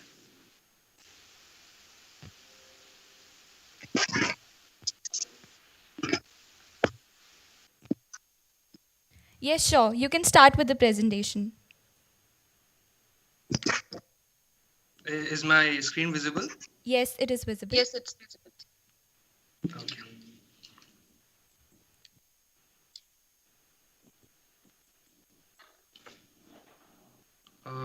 I request Riya to start the presentation, please. Yeah, thank you. Good afternoon, one and all present here. I, Riya Ganguly, along with my team, Mr. Prachet Kulkarni and Mr. Anirban Dasgupta, would like to present our case study presentation on the impact of COVID-19 on factors of employee engagement. So first, I would like to go through the outline of the presentation. So the outline will be introduction, objectives, analysis, factor analysis, and conclusion. So here, as per the introduction, so what is about employee engagement? So as we all know how employee engagement is working differently in different organizations. For having an engagement program also, companies are trying their best to make it happen and all the employees interact with each other, as face to face is not possible. For example, some companies are having their ROR functions, ROR, that is rewards and recognitions functions, every year. And due to this COVID, it is not getting possible to have physically. So companies are trying to make it attractive as much as possible online, so that employees should feel great for the recognitions and rewards. And to make this possible, HRs play a very vital role to make it happen and make and bring the employees together so that the engagement never lacks. Employee engagement is a state in which individuals are emotionally and intellectually dedicated to the organization or company, as measured by three primary behaviors: say, stay, and strive. The employees play a vital role in each and every organizations. Likes and dislikes of employee will assist to achieve organization objectives. The limit to which an employee believes in the mission, purpose, and beliefs and values of an organization and demonstrates that commitments through their action as an employee and perception and behavior towards their employer and customer is employee engagement. Successful employee engagement strategy creates a community at workplace and not just a workforce. The major study has been done by collecting information from employees who are working in different organizations and also from students in order to understand their viewpoints, that how they should be treated while they will be working in an organization. With the dynamic changes as brought by COVID-19, we are trying to focus on how much it has impacted the factors affecting employee engagement. So next, I would like to go for the research objectives. So here, the objective is to understand the impact of various factors that affect employee engagement and how that impact has changed due to COVID-19 induced pandemic. Here we have used the tool, business analytics tool, as our studio, and also which factors should be kept into consideration that directly impacts employee engagement. So next, I would like to call Prachit to take over for further analysis. Thank you, Ria. Now I will talk about the analysis part. It is broadly divided into 5 major segments which we have conducted. The very first one is regression model.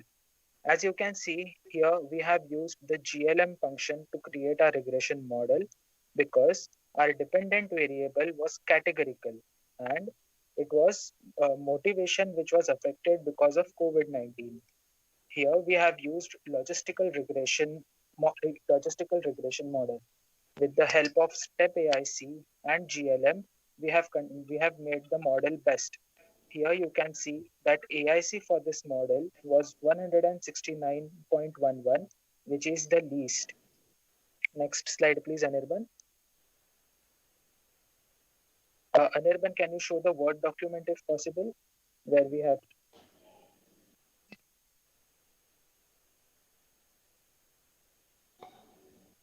Anirban, are you there? Yeah, I'm there. Yeah. Can you show the Word document?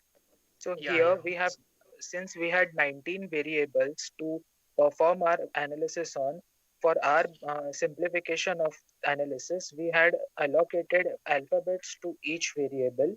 As you can see in the Word document, there are 19 variables and all that variables are given a particular alphabet starting from A to S. Coming to PPT, one of the main advantages of using RStudio as our tool for analytics is that it can do the prediction. Using the predict function, we predicted that how the motivation of people has changed because of COVID-19. Later, next slide, please, Anitwan. Yeah. Later, we validated the prediction using confusion matrix. Specificity and sensitivity came to 97.93 and 95.23% respectively. Next slide. Further, we did the AUC, that is area under curve, which came to 96.58%. Also, by showing the ROCR curve, as you can see the graph, it is tilted quite towards y-axis, which indicates that the model which we had developed is a good model. This was all about the analysis part. Now I would like to call upon Mr. Anirban to give the explanation on factor analysis. Thank you, Prachit. So as you have seen, we have included 19 components, which is affecting employee engagement. So what R has done is, with the formula that we have used, we have categorized them into 4 factors, and R has taken the most important factors, and as components, they have grouped it amongst each of the factors. So whatever component you're seeing under each of the factors, they have similar attributes as identified by R. So I'll be discussing each and every one of the factor one by one. So our first factor is team building. So under team building, we have teamwork, celebrating culture, annual programs, and potentiality. Now, as we know, in the current situation, the absence of the physical presence is a new element in everybody's lives. Thus, teamwork becomes an essence for effective team building. Potentiality of each member also suggests the caliber and how well the member sinks in with the team. It also forms as an essential part of team building. Nowadays, teams are cross-cultural, as we all know, in nature. Employees from different caste and creed, and with the ensuing lockdown, it has become important to boost their morale from preventing the work becoming mundane. Thus, celebrating culture and conducting annual programs makes the employees feel inclusive, and it keeps them positively engaged towards their work. Coming to the second factor, it is unofficial feedback. So in the unofficial feedback, we have identified 3 components: informal feedback, customers motivating employees, and brand name affecting perception. Now, as we all know, in any organization, formal feedback goes along the lines of the management. But there are employees who are very reluctant in opening up in front of the superiors in a very formal area. So thus informal feedback comes in where it can fill in the gaps where the employees could be helped to cover up in the areas they're lagging. Feedback from customers also helps employees understand the degree of their efforts, and the good feedback reinforces the employees to become more engaged towards their brand name affecting perception acts as another element as employees feel privileged and positively fortify the employees to do better at their job. For example, if you're working in Google or Microsoft, any of the bigger brands, no matter whatever the situation is, one thing keeps working in a better and a bigger brand, and that motivates you to be positively engaged towards your work and give your best at the workplace. Coming to the third factor is work from home. Now, on the work from home, there are 3 components that R has identified: formal feedback, coaching feedback, and remote working. Now, since all the employees are stranded in their own homes and working remotely from their homes without any physical touch with their mentors or their superiors, working from home has become an essential part of our lives right now. So managers have to merge formal feedback with coaching to make the feedback mechanism more effective. Managers feed their employees with information on goals and objectives and expected behavior. It is necessary that they can empower them with the right skills and knowledge. So since imagine you're an employee, you're working in any organization, and if you're not getting proper feedback, if you're not coached in the work that you're doing, you'll obviously feel disengaged from your work. So this is where an ongoing feedback and a coaching can help you achieve your targets and the goals that an employee has in an organization. Managers must not only identify the gaps in performance, but they should also ensure that they fill it with the use of proper coaching on their employees. Now, while we have been talking about these 3 factors which positively impacts an employee engagement, the last factor talks about the negative impacts that this COVID-19 has brought upon us. This initial period of the lockdown has kept the employees confined for a seemingly indefinite period of time. Their skills has Excuse me declined for my considerably. interruption. Thus, we would now request you to kindly wrap up within the next 3 to 4 minutes, as we would also like to begin with a question answer session. Thank you. Yeah, sure. I'm just ending it. Yeah, I'm sorry. So where was I? Yes. So the initial period of the lockdown has kept the employees confined for a seemingly indefinite period of time. their scope of using their skills has declined considerably. Thus, it has rendered them in a stagnated state. The reason why we have named the last factor as stagnation. Such stagnation also comes from disengaged employees, as lack of physical contact and continuous guidance can lead to employees being disengaged and oblivious from their duties. All of these results in a downfall of their motivation, thus creating a pitfall in their mental health. So steps must be taken by any organization to ensure that the stagnation doesn't continue for a long time, lest it would become harder and harder to keep the employees engaged. Thus, I'd like to conclude by saying there are many factors which forms different aspects of employee engagement. Now, due to the volatile, unpredictable nature of humans, we can never generalize the impact of any factor over motivation, that how it will be post the COVID. Whatever components we have taken, the 19 components, whatever factors we have created, it is all based on the data that we have collected, and it is not stringent to what inference we are deriving from it.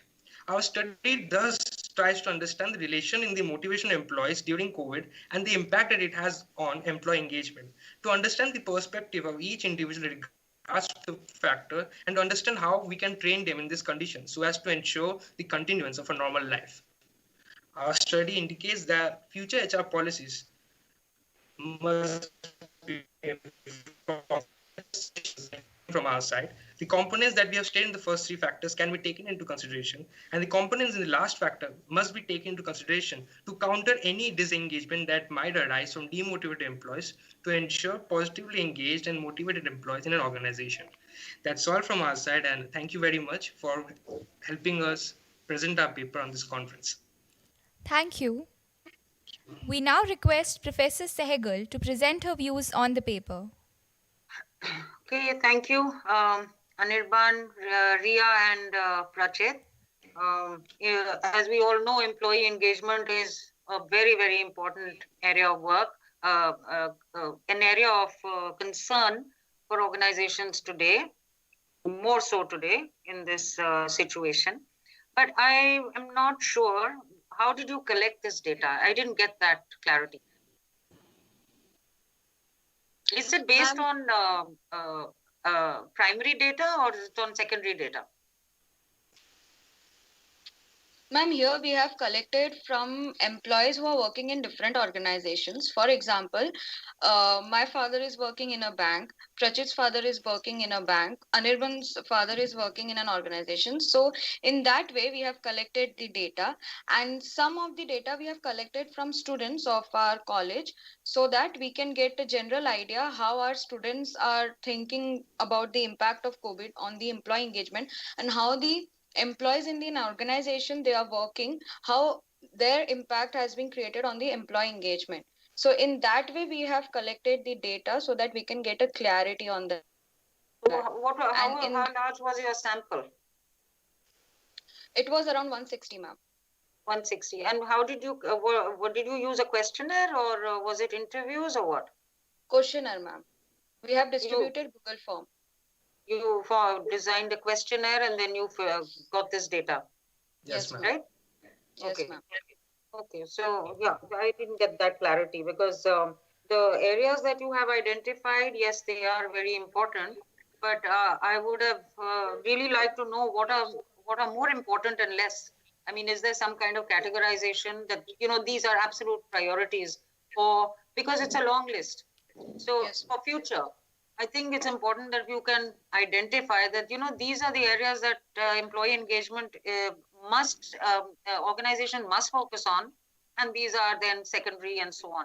Because the list is so long, it almost encompasses everything, right? Yes. So according to you, what are the priorities for, because you got a lot of data, so it would help us to also know. Ma'am, if I may, so we have taken 19 factors that might affect the motivation of an employee, which affects the employee engagement. So when we had put that into the models that we have created, so the factors that we have created, those have been identified as the most essential parts of the components that we have taken. So of those 19, there were only 10 factors that we have considered as important, and that we have categorized into different factors, which we have tried to show that as important, which will impact, which will have a positive or a negative impact on employee engagement. That's all, ma'am. And when you were talking to the students, you were asking them when you are working, then they need to speculate. What would engage them? Is that it? Yes. Yes, Ma'am, ma'am. for employees, they're already on going through the process of working and they're already experiencing it. For the students, it was what's their perspective of what the work might be if they were in the shoes of the org. So we wanted a very homogeneous mixture of data collected. Did you see any difference between the two groups? Yes, ma'am. For example, the aspect of programs in an organization, the aspect of inculcating different people in a cross-cultural team, that is something that is more understood by employees rather than students. So these are small points where we have seen differences in the data that we have collected. When did you collect this data? I'm sorry, ma'am. When did you collect this data? Ma'am, we have been doing it for the past 3 months. 3 months. Yes, ma'am. Okay, I think it would be good if you can expand on it because Yes, you know Sure, ma'am. give That us would be our future the scope of paper would study. be much more robust if you can explain what does it mean. When you say communication, for example, the first point, right? So what does communication mean? I mean, a paper would be much more robust than if you can give some qualitative understanding of all these. What does it mean? So that even organizations, when they read it, it is of some benefit. Otherwise, it just becomes a very generic term, communication or team building or whatever. So I feel it should, help organizations put it into practice. So Sure, research in that way definitely helps practitioners. Okay? Sure, Thank ma'am. you so much. Thank you. Thank you, ma'am. Thank you, ma'am. Thank you, ma'am. I would now like to request Anmol and Abhishek to take Tavleen ma'am's question. Thank you so much. Ma'am, I would like to know the relevance of student sample in measuring employee engagement. They are not active employees. And how can they tell really about employee engagement without getting into the employer sector? So my question is, what is the relevance of student sample in measuring employee engagement? Ma'am, the students that we have taken, they are primarily from B schools. And we have kept this point in mind that they are the future employees. So they will be entering the organization by this year or the next year. So the data that we have collected for employees, they are belonging to the Generation X, Generation Y. Students, they are the Gen Z, the upcoming employees. So that was the, yes, ma'am. But if I have taken you correctly, this research is more about their experience, the employee's experience. Yes, right? ma'am. So yes, again, if I have not got into something, how can I experience that? I mean, you would have perceptions of, tomorrow, 1 year from now, you would be getting into employment. It's completely different from you're already into employment. So that's where if you could, broaden Okay, it. so yeah, those students, the data which we collected from the students. So here we have a mixed people, like the students who have already experienced in an organization and came for doing MBA, and students who are like will be willing to do in an organization. So it's a mixed data. So the answers came from the students in way. Those who have already had the work experience, they did not work during pandemic. Right? Yeah, they didn't work in a pandemic, but they have taken some internships in the month of May, June, like so they have that experience that how it is working in an online sessions of employee engagement. So in that way, they have given the answers. Because everyone was sitting at home and we didn't wanted to waste our time. So students have taken some internships like 1 month or 2 months of internships in the month of April, May and June. So in that way, they have given their answers because our research was started in the month of August or September. So while that time, everyone has experience of one or 2 months. So they know how it works. So in that way, we have collected the data, keeping students' data and employees' data in mind. Abhishek, can I ask one small question? Absolutely, ma'am. What was the size of the student sample and the employees? Ma'am, it You was said actually mixed. It was 160? total 160. Yeah. How many of them were employees and how many of them were students? Ma'am, around 100 were employees and 60 were students.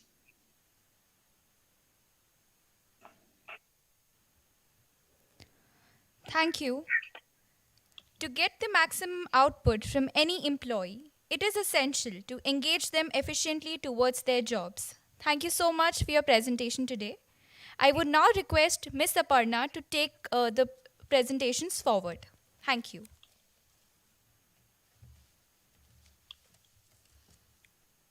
Thank you, Akshay.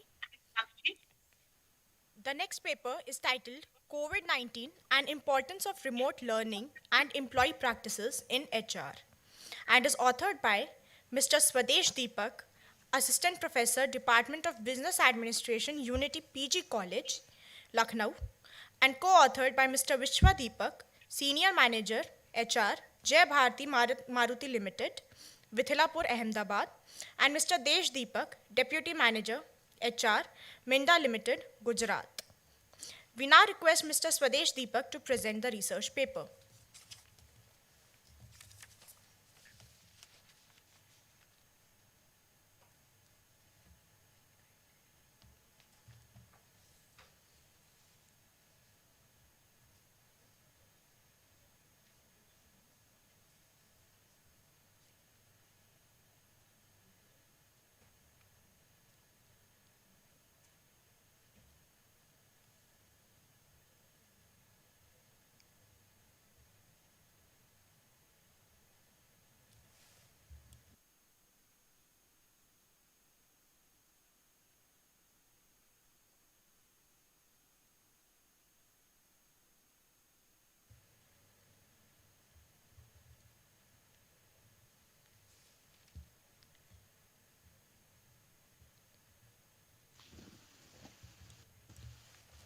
Mr. Deepak, are you there?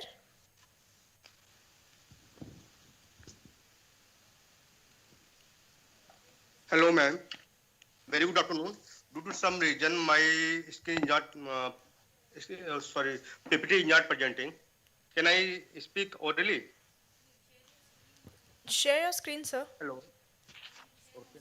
You can share your screen. It's not supporting, ma'am. Actually, it's not supporting. Okay. Okay. Introduction, human resource management. Functions are a vital part to work out to whole organization. The HRM practices that deal with people performance, information and work because they create an environment and infrastructure that affect employees, customers, stakeholder effectiveness and the overall performance of the organization. The HRM has transformed in response to different aspects such as economy, technology, access changes, and information, new laws. Political transformation and socio-cultural diversity around the world, which form a sophisticated business environment and generate effect on market, organization, and individual. HR practices can help to create source of sustained competitive advantage.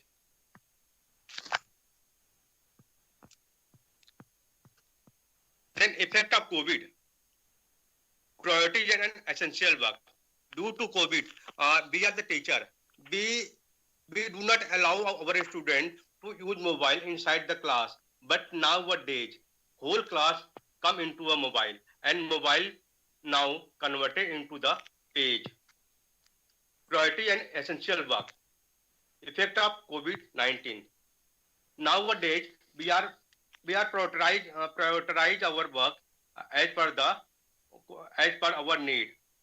Evaluate the responsibilities and priorities of your position, considering customers, collaborator, impact, and feasibility of completing some of or all of it remotely. Share your thought with your supervisor. Human environment. Consider whether your home environment is conducive to remote work. Factors include the demand of other household member, household construction, appropriate lighting, seating, and other basic conditions. Set expectation with others in your home Excuse me, regarding sir. your. Yes. Sir, please put your hand down because your hand is restricting your face. Okay. Thank you, sir. Contact information. Provide multiple form of contact information to your supervisor. Update your emergency contact information in workday, which is viewable to HR representative and administrative managers. Remote agreement and expectation. Due to the fast pace of evolving health regulation and the anticipated wide use of remote work, employee and manager not are not required to complete the university's flexible work as an agreement form. However, manager and employee are encouraged to put the agreement in writing, email, outlining duration and expectation. Request this confirmation from your supervisor. Meeting. Your manager will likely define what tool you will use to hold meeting virtually within the purview. Identify which upcoming meeting can be rescheduled with necessary. Practice holding meeting remotely before increasing remote work. Use virtual meeting tab before the more tabs. Time and performance. Discuss with your manager how your time and performance will be managed. Communicate regularly with your manager regarding your work priorities and deliver timelines.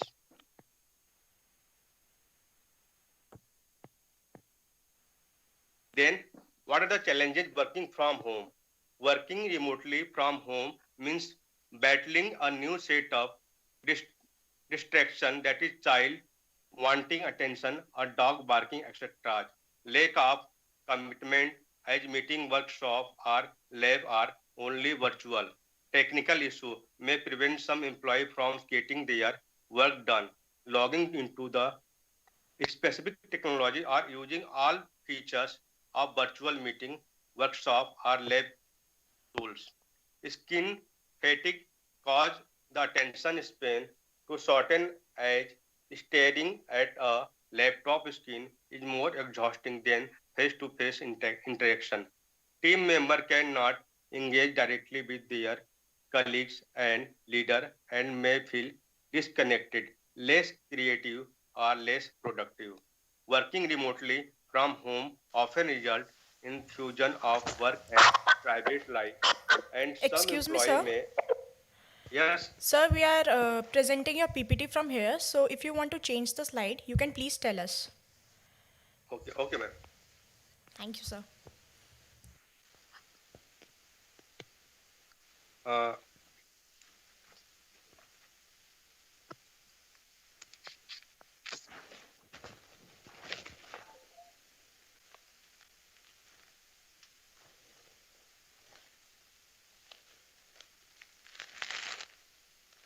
Sir, is this the right one?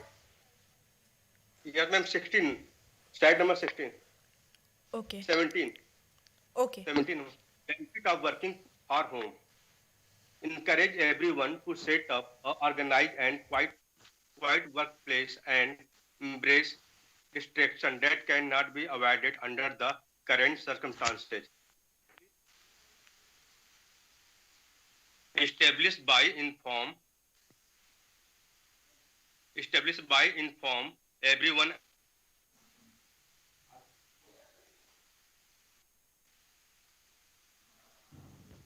workshop, etc. Ensure everyone is familiar with the technology and tools, communicate ground rules, and provide fast support to solve unexpected technical issue, etc. Schedule compact session, use breakout session, frequently check in with challenges. If they are still able to focus, schedule breaks accordingly. Encourage video call and do not forget about socializing with colleagues and leaders to avoid social disconnect. Support employees to maintain appropriate work-life balance. Then phase 5, know your objective and group. Know your objective. What is the your objective? What is the content that has to be shared? What is your deliverable? What is the main outcome? Know your participant. How many people will participate? Who are the participants? Where are the participants located? What is their situation and connectivity? What are the time zone differences? Actually, in India, no time zone, but in some other countries, in big countries, they have certain time zones. They have distributed their zone into different time zones. But in India, there is no like any time zones. Choose your format and technology. Know your format. What? Slide number 20. Know your format. What format to use in order to reach the objective and engage the participant. Technology feature. What are the core features required? Then know your tool option. Does it offer audio or video?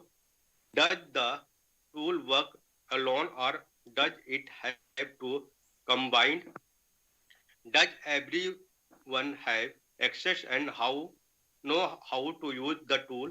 How to set up the virtual space? How can information and result be documented? Excuse me, sir. Yes. Sir, I would now request you to wrap up your presentation within 3 minutes as we may need time for the question and answer session. Thank you, sir.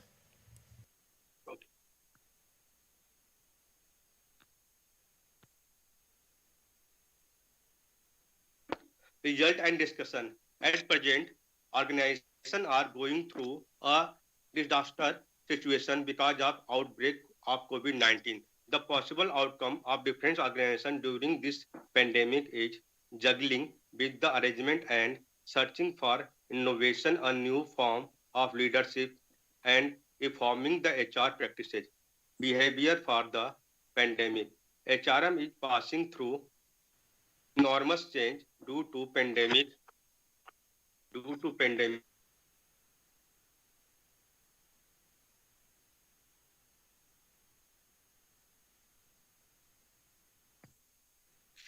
Hello.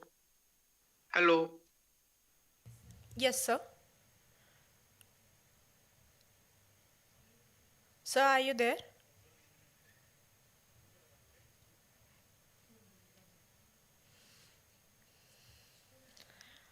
I think sir has lost connection. Yeah, it seems there is a problem. Could you maybe just call him and check, please? Yeah, sure, ma'am. Possible? Yeah. Thank you.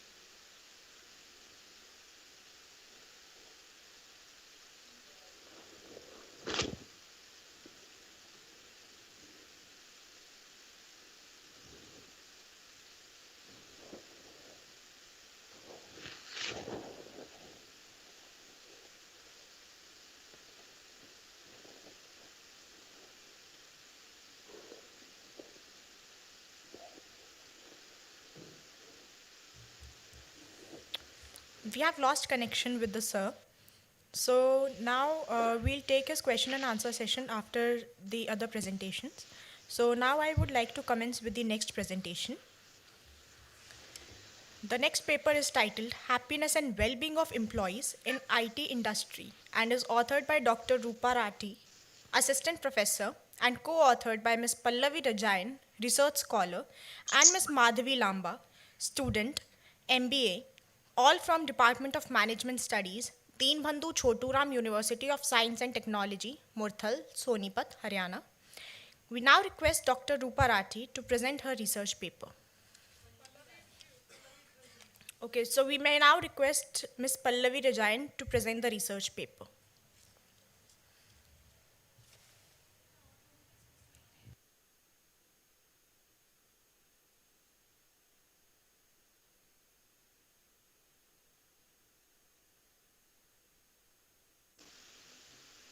Hello, good afternoon. Am I audible? Yes, you are audible. Yes.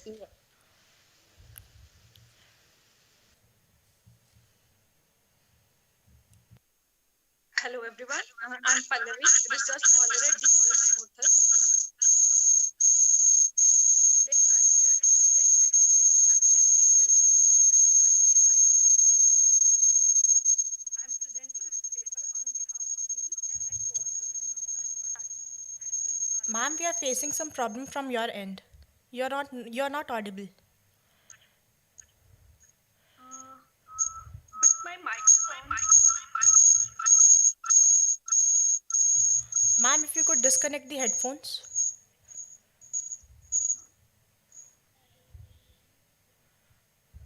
Also, I would request everyone to please mute themselves. Only Pallavi ma'am will be on unmute so that it will be more clear for us.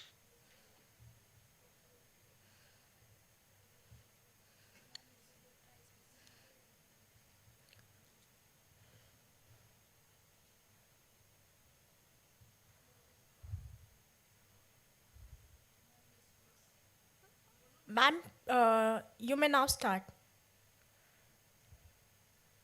Sorry for the disturbance. I'm starting again. An introduction to my topic.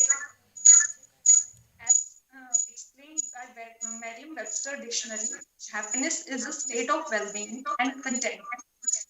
Well-being is the experience of health, happiness, and prosperity. According to Gavin, Excuse me, ma'am. Ma'am, you might be having a speaker or your phone near the laptop. So could you please remove them or adjust them?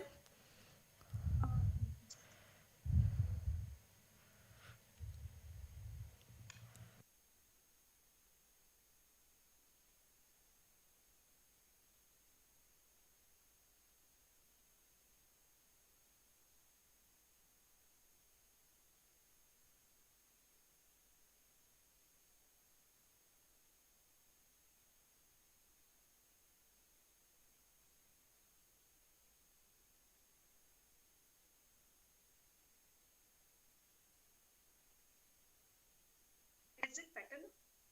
Yes, it is fine, ma'am. Okay. I'll start again. First, an introduction to my topic. According to Merriam-Webster Dictionary, happiness is a state of well-being and contentment. Well-being is the experience of health, happiness, and prosperity. According to Gavin and Mason, happiness is comprehensive and integrated. It takes a whole person into consideration in context of fulfillment of reasonable desires during the period of his or her life. The three key factors they took into consideration which derive the happiness of an individual are freedom, knowledge, and virtue. Happiness at workplace basically forms the relationship between productivity of the employee and happiness. That means how productive an employee is with respect to happiness. There are various factors that are accountable to influence the workplace happiness of the employees. These are job inspiration, organization's shared vision, leadership, emotional intelligence, work engagement, job satisfaction, and work-life balance. The few factors related to workplace happiness include job inspiration. Job inspiration can be recognized by understanding the satisfaction of employees with respect to job assigned to them. Second, organization shared value. Organization shared values are the values which are often created by leaders of the organization. When implemented, followed by all the members in interest of the organization. Third, leadership. Leadership is defined as an art of influencing numerous people in order to attain the goal of an organization, the leaders inspires others. They create motivation, awareness, and dedication among their subordinates. Number 4, emotional intelligence. Happiness at workplace is related to emotional intelligence because if one doesn't have command over emotions, then it will influence the decision making and productivity of an employee.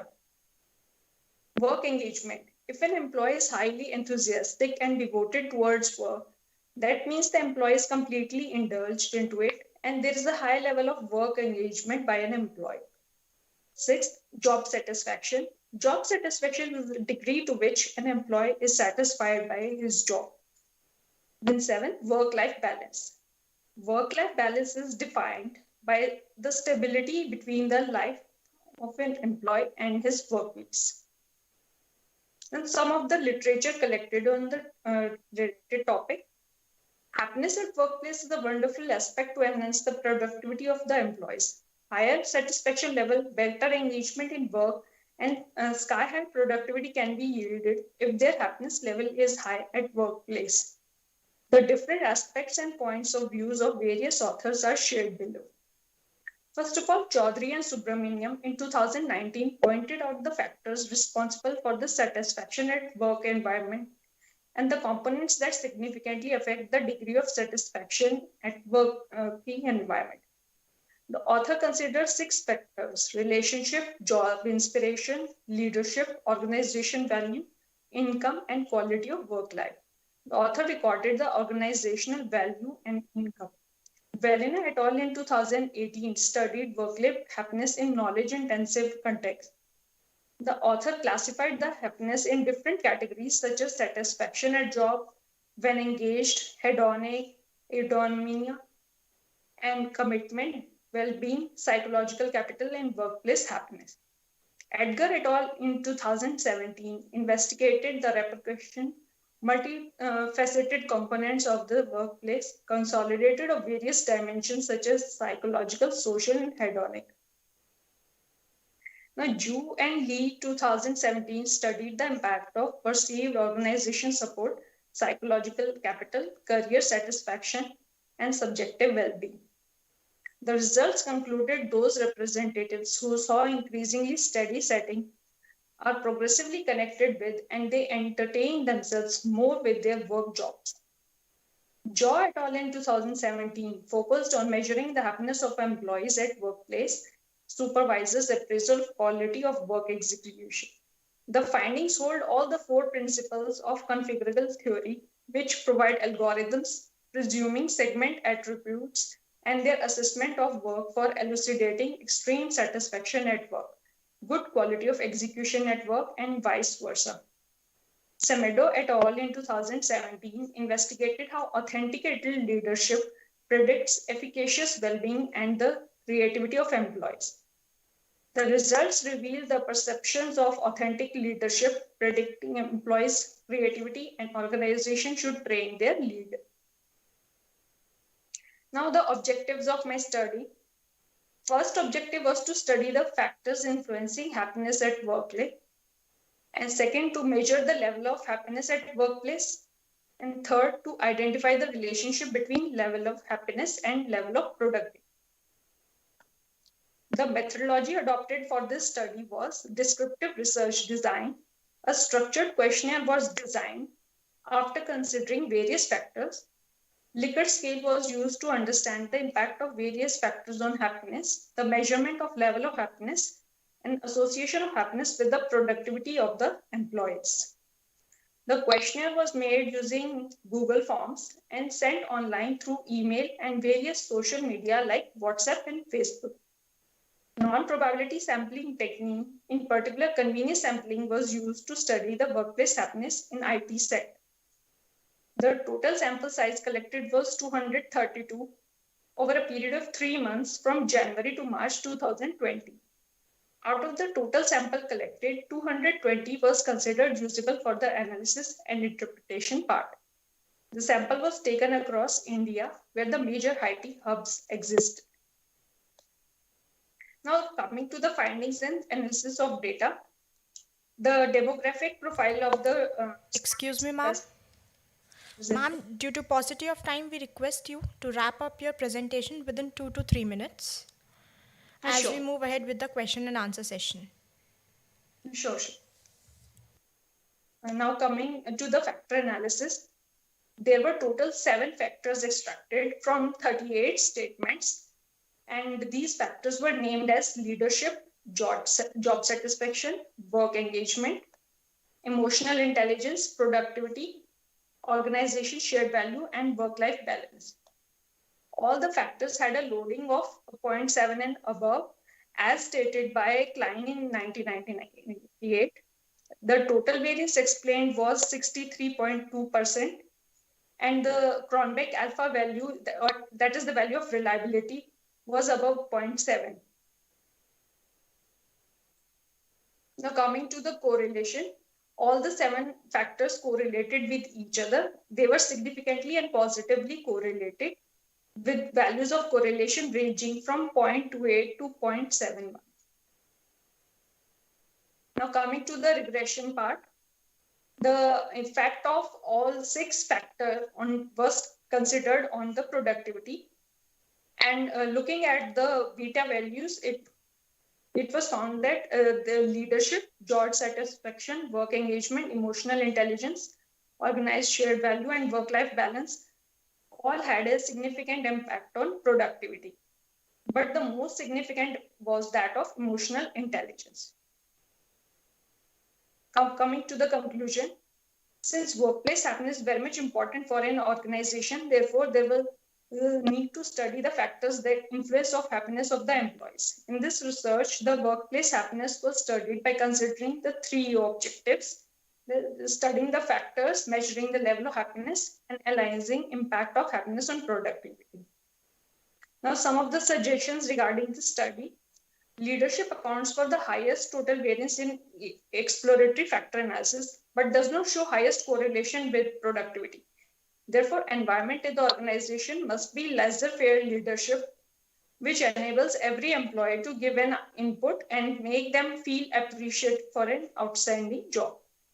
As the result of the study stated, job satisfaction, emotional intelligence, and organization shared value were the most important factors influencing employees' productivity. Organizations must focus on these to increase productivity.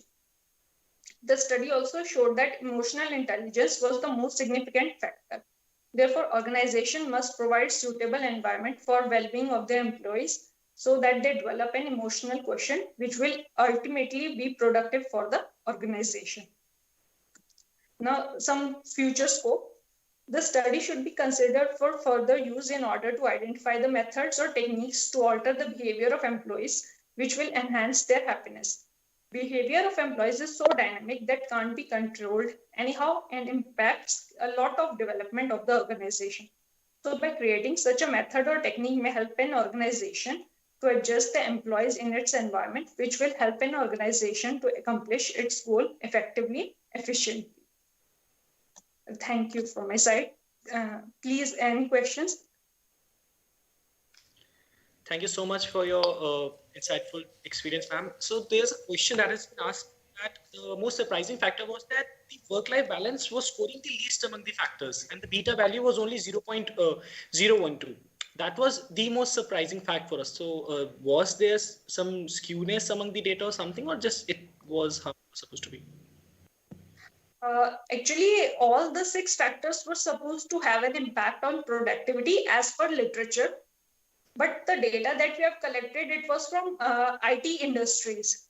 So I think maybe that had an impact because that was not a critical factor for them. So that was the only reason that I could gather from the data. Okay. Thank you so much, ma'am. You're welcome. Thank you so much. I would now request Professor Sehgal to present her views on the paper. Thank you, Pallavi. That was a very large sample. Thank you so much. I have a very basic question. You gave a lot of literature review on, what all work has been. So my question to you is, what is the addition in knowledge that your research brings?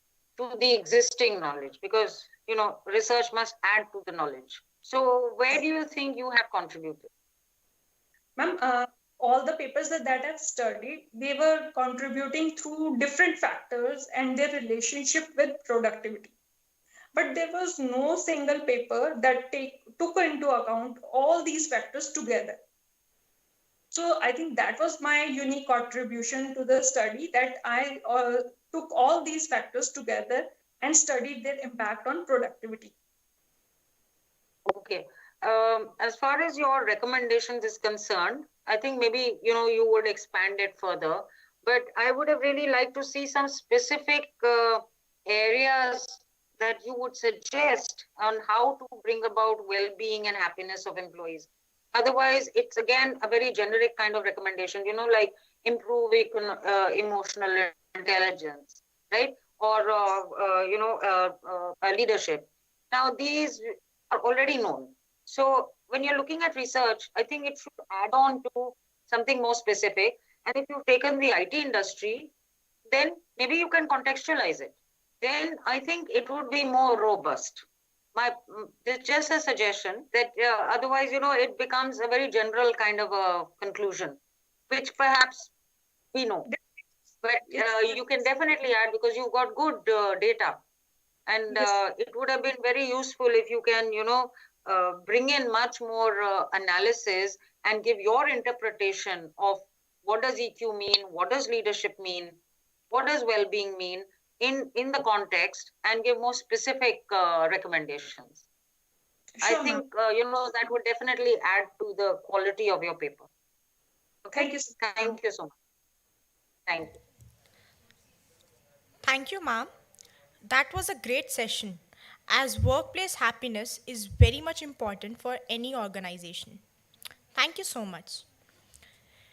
Now we move on to the next paper, which is authored by Ms. Farida Rasiwala, research scholar, and co-authored by Ms. Nehal Hirve, research scholar, both at Symbiosis International Deemed University, on topic Rethinking Economic Growth, Full Employment, and Decent Work in 2030 Sustainable Development Agenda, the Means and Ends in Sustainable Development Goals 8.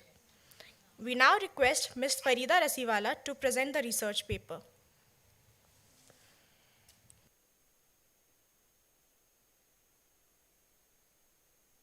Hi. Hello, ma'am. You're audible. Okay. Yeah.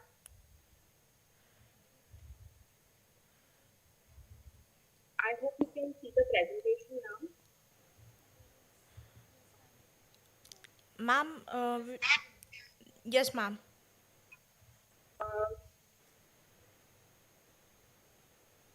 Can we have a look at the presentation? Already shared my screen. Yes, ma'am, you can present now.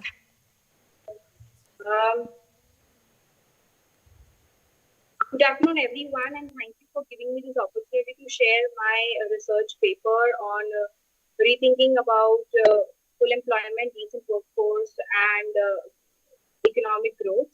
The agenda for 2030 Sustainable Development Goal 8.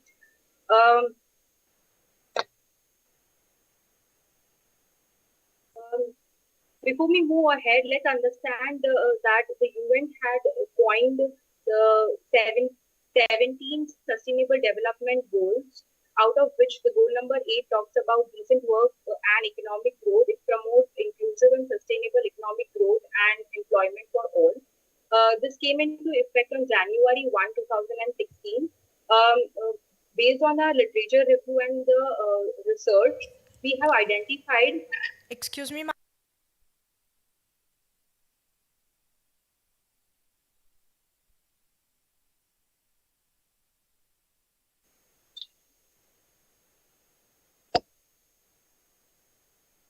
Now? No, ma'am, it is still not visible.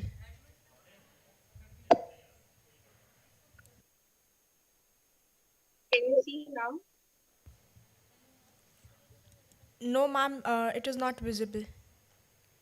Okay, let me try.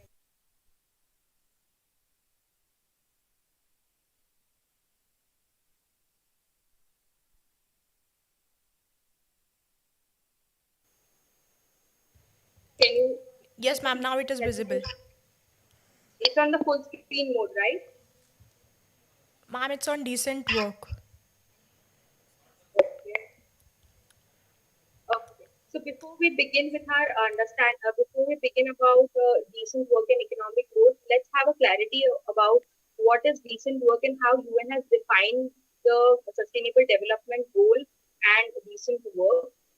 Based on a literature review and empirical research, we have identified 11 indicators to understand what actually decent work means.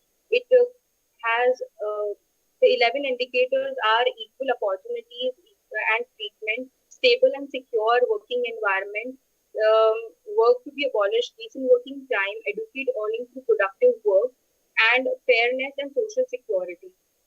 These are the 11 indicators that have been identified through a literature review to redefine what is decent work. Also, decent work means everyone can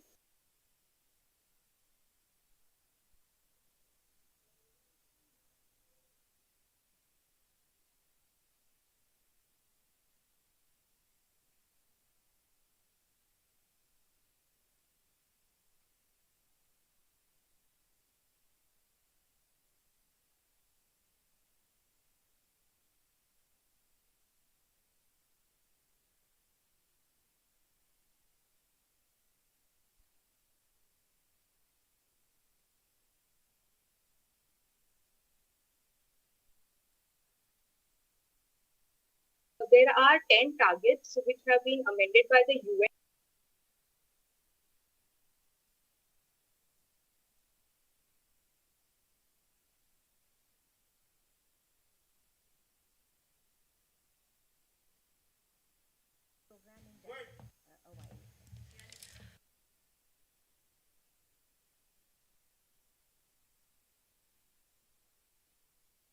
Create job creation. Target 4 talks about efficiency in consumption and production, full employment and decent work with equal pay, promote youth employment, education and training, end the modern slavery, trafficking and child labor, protect labor rights and have a safe working environment, promote beneficial and sustainable tourism, access to banking, insurance, and financial services, increase aid for trade support, develop a global youth strategy. So these are some of the targets which have been defined by UN. And let's understand where I hope everybody is now able to see the presentation and is able to connect with me. Yes, ma'am. Okay.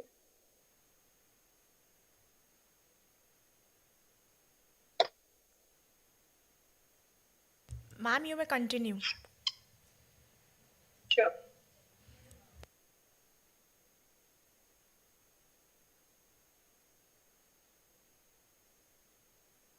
Let's understand what is India's progress towards sustainable goal and how have we achieved so far. In order to see the performance of India towards the sustainable development goal number 8, there are 40 national indicators which have been identified to measure the progress. However, based on the literature review and the research, we have identified 4 broad national indicators based on the availability of the data and to measure the progress so far. So the 4 major national indicators to assess the progress towards decent work and economic growth are annual growth rate of GDP, average unemployment rate for male female per 1,000 person, percentage of household with bank account, and number 4 is number of ATMs available and accessible to 1,000 population. And if you look at the database, this has been adapted from the policy paper presented at the Niti Aayog. And the database is for 2018, which is a recent one before the pandemic. So if you look at the GDP growth rate, the target was for 10%. However, the progress so far is 6.5, and this is the database for 2018. The gap between male female has the target was to have 14.833. But so far the gap has been very, very wide in terms of the male and female unemployment rate. with 60.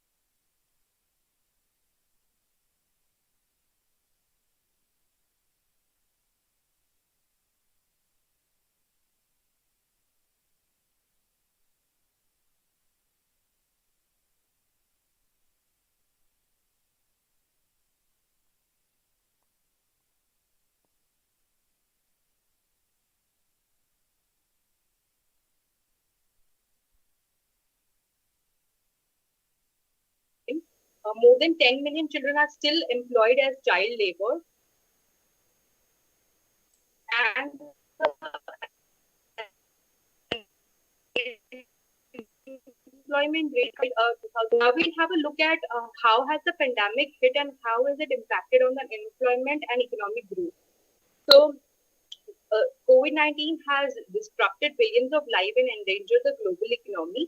1 out of 10 people living in the world is living at a very low per capita income, and they have less than $1.9 and do not have decent jobs. In fact, their job does not guarantee an ability to escape poverty. Most of them are living below poverty line, and the COVID-19 has disrupted the industrial production, falling commodity prices, and financial market volatility has risen, and which has also created a lot of disruption and created decline in the GDP growth. Let's have a look at how it has. If you look at this particular picture, again, a very recent.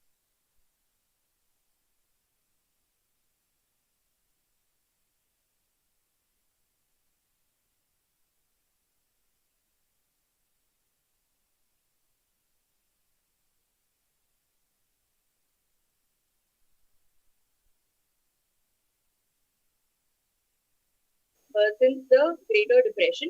Moreover, the COVID-19 has caused 400 million job loss in the second quarter of 2020. During the pandemic, 1.6 billion workers are in the informal economy are likely to lose their livelihood and jobs, and the tourism is facing unprecedented challenges. Now, considering the impact of COVID-19, have a look where India and where does India stand, and how far. Since we know that India has a very informal. Excuse me, ma'am. Yes. Ma'am, we request you to kindly wrap up your presentation within 2 to 3 minutes. Yes. Thank you. Sure. And also, ma'am, could you please share your PPT in the slideshow mode?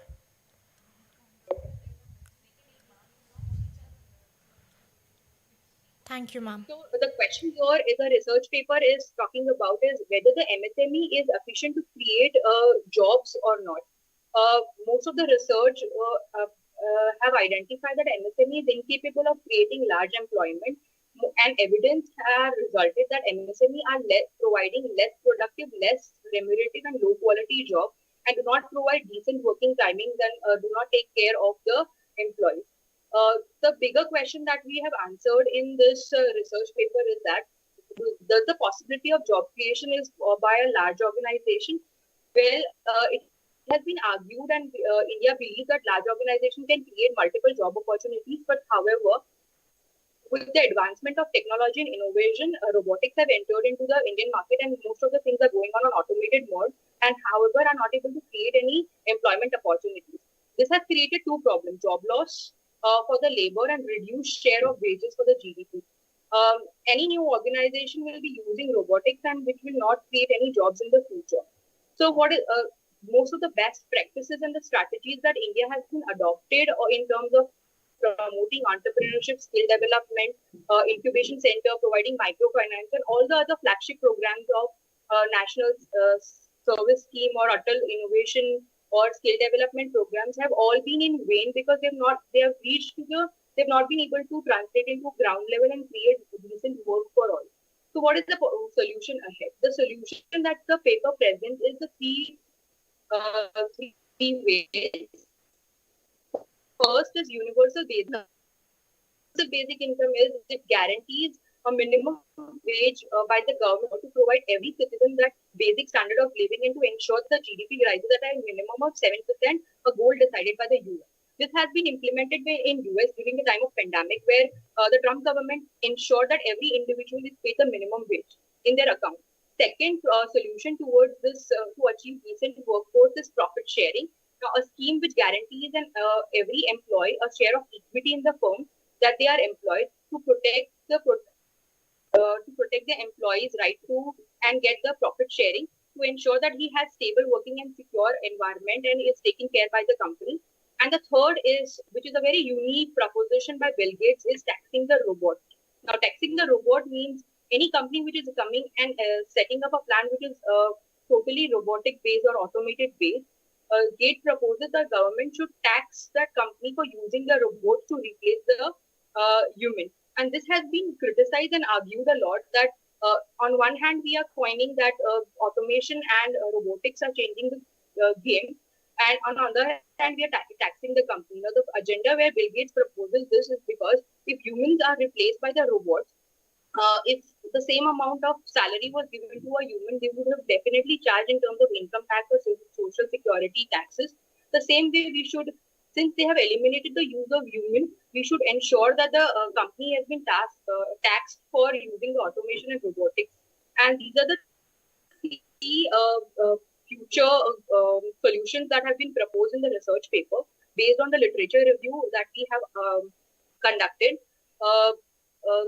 The solution here and the conclusion here for the rethinking about decent work and full employment, the possibility, since we know that the possibility of growth in employment by large firms is highly limited and MSME is neither creating sustainable jobs or offering decent work, a priority of organizing the informal sector is not a viable solution and it is not going to create decent work by 2030. We find that the technological advancement, innovation, and automation is going to reduce the labor force, and a large number of people are going to get unemployed. The only viable solution is to have universal basic levels. Again, this has been argued that why a worker should be paid money without creating any substantial output. But the critique and the researcher and economists have concluded that it is better to revise our taxation structure and tax the rich and provide and escape and create a loophole for the poor so that they can maintain at least the minimum wage structure. Second viable option is profit sharing, and the third is taxing the automation and the robotics. And that is what the paper highlights, the possible solution, which should not be criticized, but at least move ahead and discuss in the next few years. And that's all about rethinking economic growth, full employment, and decent work, and agenda for 2020. Thank you. Thank you, ma'am. We now request Professor Sehgal to present her views on the paper. Okay, thank you, Meha, right? Meha? Faridi. Okay, sorry. I've lost this thing, PPT and all that. I don't know what happened. Anyway, my question is, I need a clarification. How did you arrive at this conclusions? How did you collect your data? Is it a secondary data collection? No. So when we started towards our goal in terms of writing the research paper on sustainable development goal, we read a lot of policy papers, UN publications and articles which said that decent work is an illusion. So how do you gather pieces and how do you make the target of 2030 more precisely measurable goal? So there are a lot of policy papers and things have been revolving especially after the pandemic and the low growth rate of GDP. There are a lot of policy papers which have come out and the database is purely based on that. Yeah, so it's based on secondary data. Yes, completely secondary data. Okay.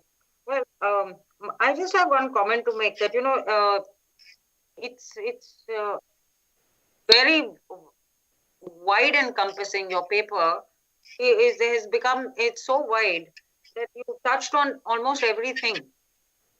And at the end of it, I am not sure where are the action points. What are specific action points that you know the authors are trying to recommend?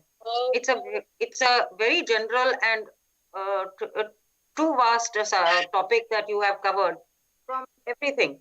You know, I know economics is a large canvas, but you know, for a research paper I'm talking. I mean, I'm not talking about a journalistic paper. I'm talking about a research paper. Then perhaps it would have been, you know, useful for us to know what are some of the concrete things that you would like to suggest in terms of economic growth, you know, or achieving sustainable development. But here it's too vast and I am lost.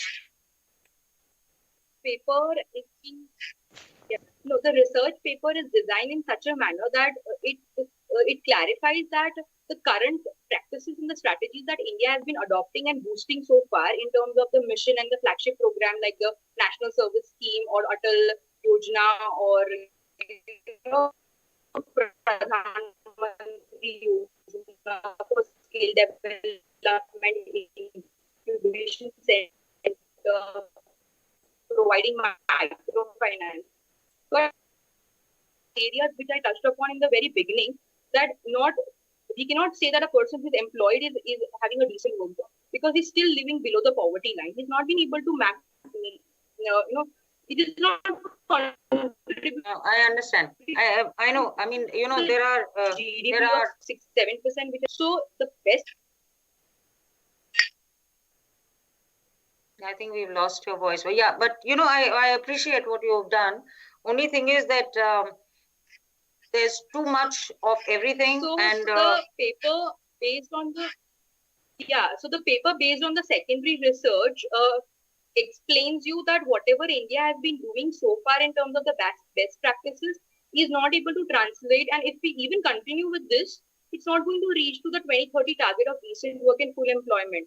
So it's better it's an eye-opener, especially after the pandemic and the GDP growth has been declining, that we should make those things possible. And the possible solution is, you know, charging the robotics for setting up a fully automated company, or thinking about profit sharing for an employer, mandatory thing so that the employees are taken care of by the company, or the universal basic level, which of course the US adapted, and it's high time we look beyond those practices and things and achieve that 2030 target. Sure. I appreciate that.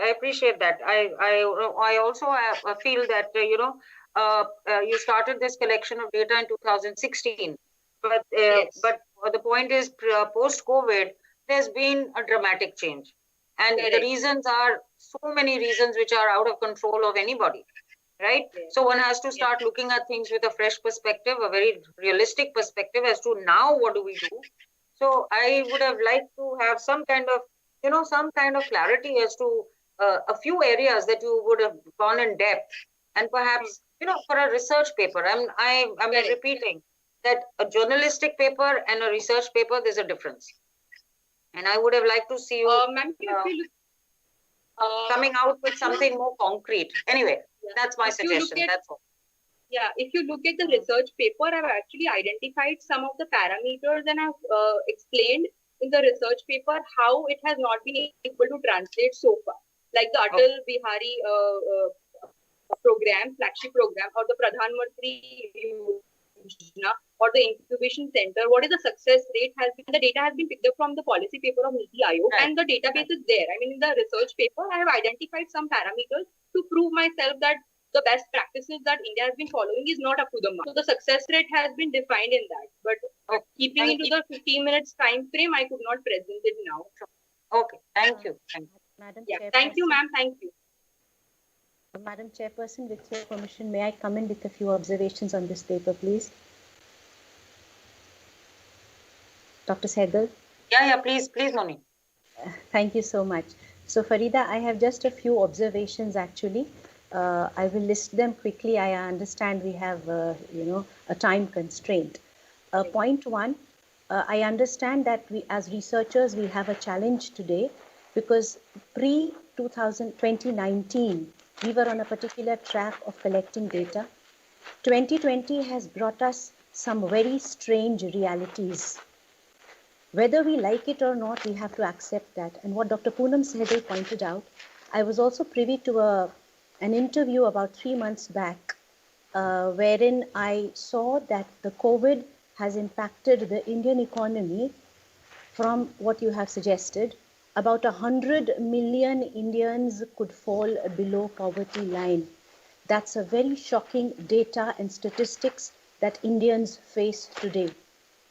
My submission is that all the data that you have collected pre-2019 may not be relevant anymore. And I agree with Dr. Sehgal that these are very, trying and difficult times. So to go ahead and say that what was happening earlier is not enough is actually not enough on this platform. I feel very strongly for that, because for us to say that about 100 million people are going to fall below poverty line is a shocking data and statistic for India. The interview which I talk about here started on this point, and an expert economist who holds a very prominent position in one of the world institutions today, she shared specific steps that India needs to take now, 2020 and onwards from here, which are going to try and, put the situation somewhere back on track.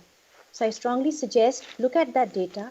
With all due respect to the work that you have done pre-2019, these are challenging times for researchers. We may have to abandon some bit of work that we did earlier and bring in very new work. It's hard work. It's difficult, I understand. And I, second Professor Sehgal in appreciating the work that you've done and in bringing it to this platform. Thank you very much. We appreciate it. However, I think, we need to do more work, specific work, to look at what actually can be done in order to, offer specific steps or insights into such a massive problem that we face today. Just to conclude. Thank you so much. Thank you. Yeah, thank you. Thank you, ma'am. The floor is open to the students for questions. Students can now post their questions in the chat box. I would like to hand over to Abhishek and Anmol to moderate the question and answer session.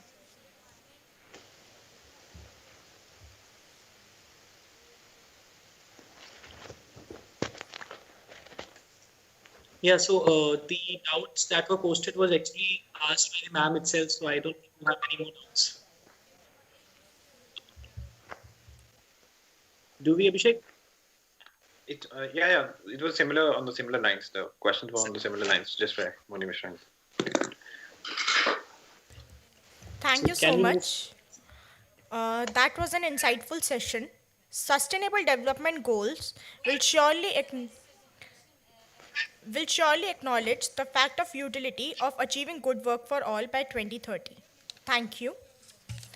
We may now move to the next presentation. Next, we have Dr. Charushri, Adjunct Professor, LBSIM New Delhi, Mr. A.K. Vich, Visiting Faculty, LBSIM, and Ms. Diksha Thakur, Research Scholar, the North Cap University, Gurugram, presenting the paper titled Fitting the Bill, Rapport Building in Multicultural Context. We may now request Ms. Diksha to present the research paper.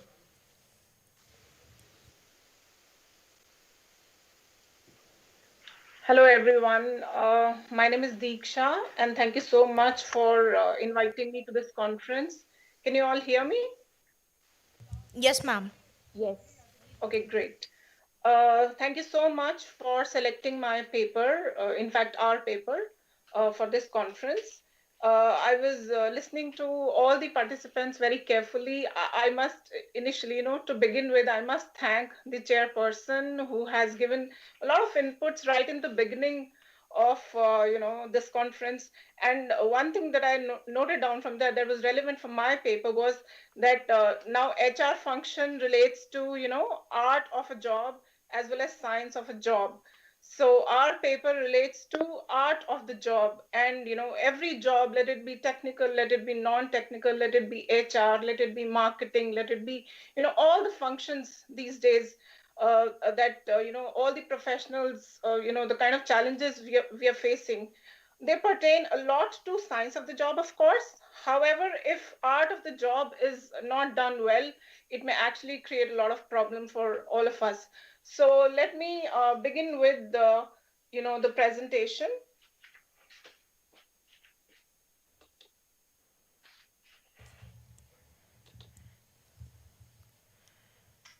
Can you all see my PPT, please? Yes, ma'am.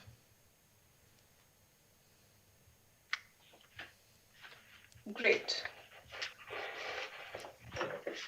So as you see, the title of my paper is Fitting the Bill, Rapport Building in Multicultural Context. We are 3 authors for this paper.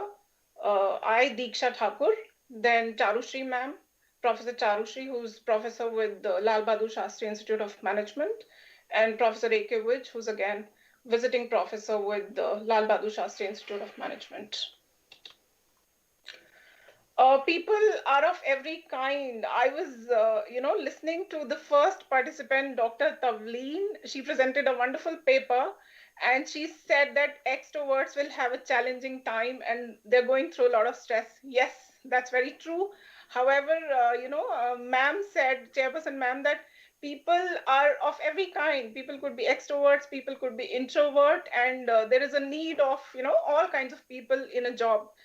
In pertaining to different roles. So people are just as wonderful as sunsets if you let them be. When I look at a sunset, I don't find myself saying, soften the orange a bit on the right-hand corner. I don't try to control a sunset. I watch with awe as it unfolds. Carl Rogers, In a Way of Being, 1995. It's an old, quotation. However, certain old things that, carry a lot of value. I won't say that, with COVID-19, since a lot of, things have changed, what has not changed is our need to maintain relationships. We may see that we are going through a lot of stress right now because imagine if all 7 participants, that are presenting the paper today, had we met in the conference physically, the kind of rapport we had built, and the coffee that we had shared, or the kind of networking we might have done. Imagine this is being done. This is happening with every professional who's, presenting his or her inputs, and maintaining a role also, and trying to avoid layoff right from sitting in front of the screen uh, every day. So it's quite challenging for all of us. Introduction. Impact of COVID-19 situation on our way of life. COVID-19 has changed a lot of us, in the families, in professional life. Imagine the kind of situation that people are going through uh, when people are losing their, loved ones or relatives at home, and it is impacting a lot. And imagine, are they getting leaves for a month or 2 to, mourn the situation or handle the situation well? I guess, it's very difficult. Then remote management of workplace relationships. Work has gone remote. However, can we really compromise on workplace relationships? I guess no. We need to put in more to maintain the same kind of relationships where we could, see each other smiling, we could shake hands, we could at times even hug each other in times of distress at workplace. And now the situation has really changed. We are handling home also because, some children, I think many children, I'm presenting from Sweden. However, children back home in India, they're at home. And so a mother or even a father for that matter, managing children from home and at the same time managing workplace relationships, during work timings 9 to 5, it gets very, very stressful. Then demands of the new normal for business transactions. Business transactions, have of course undergone change. We are seeing that even the hiring is taking place online, onboarding is taking place online, welcoming the new employees is taking online, appraisals are taking uh, taking care of online. Even for that matter, I mean, I feel sad when I say this, firing, layoff, even that is happening online.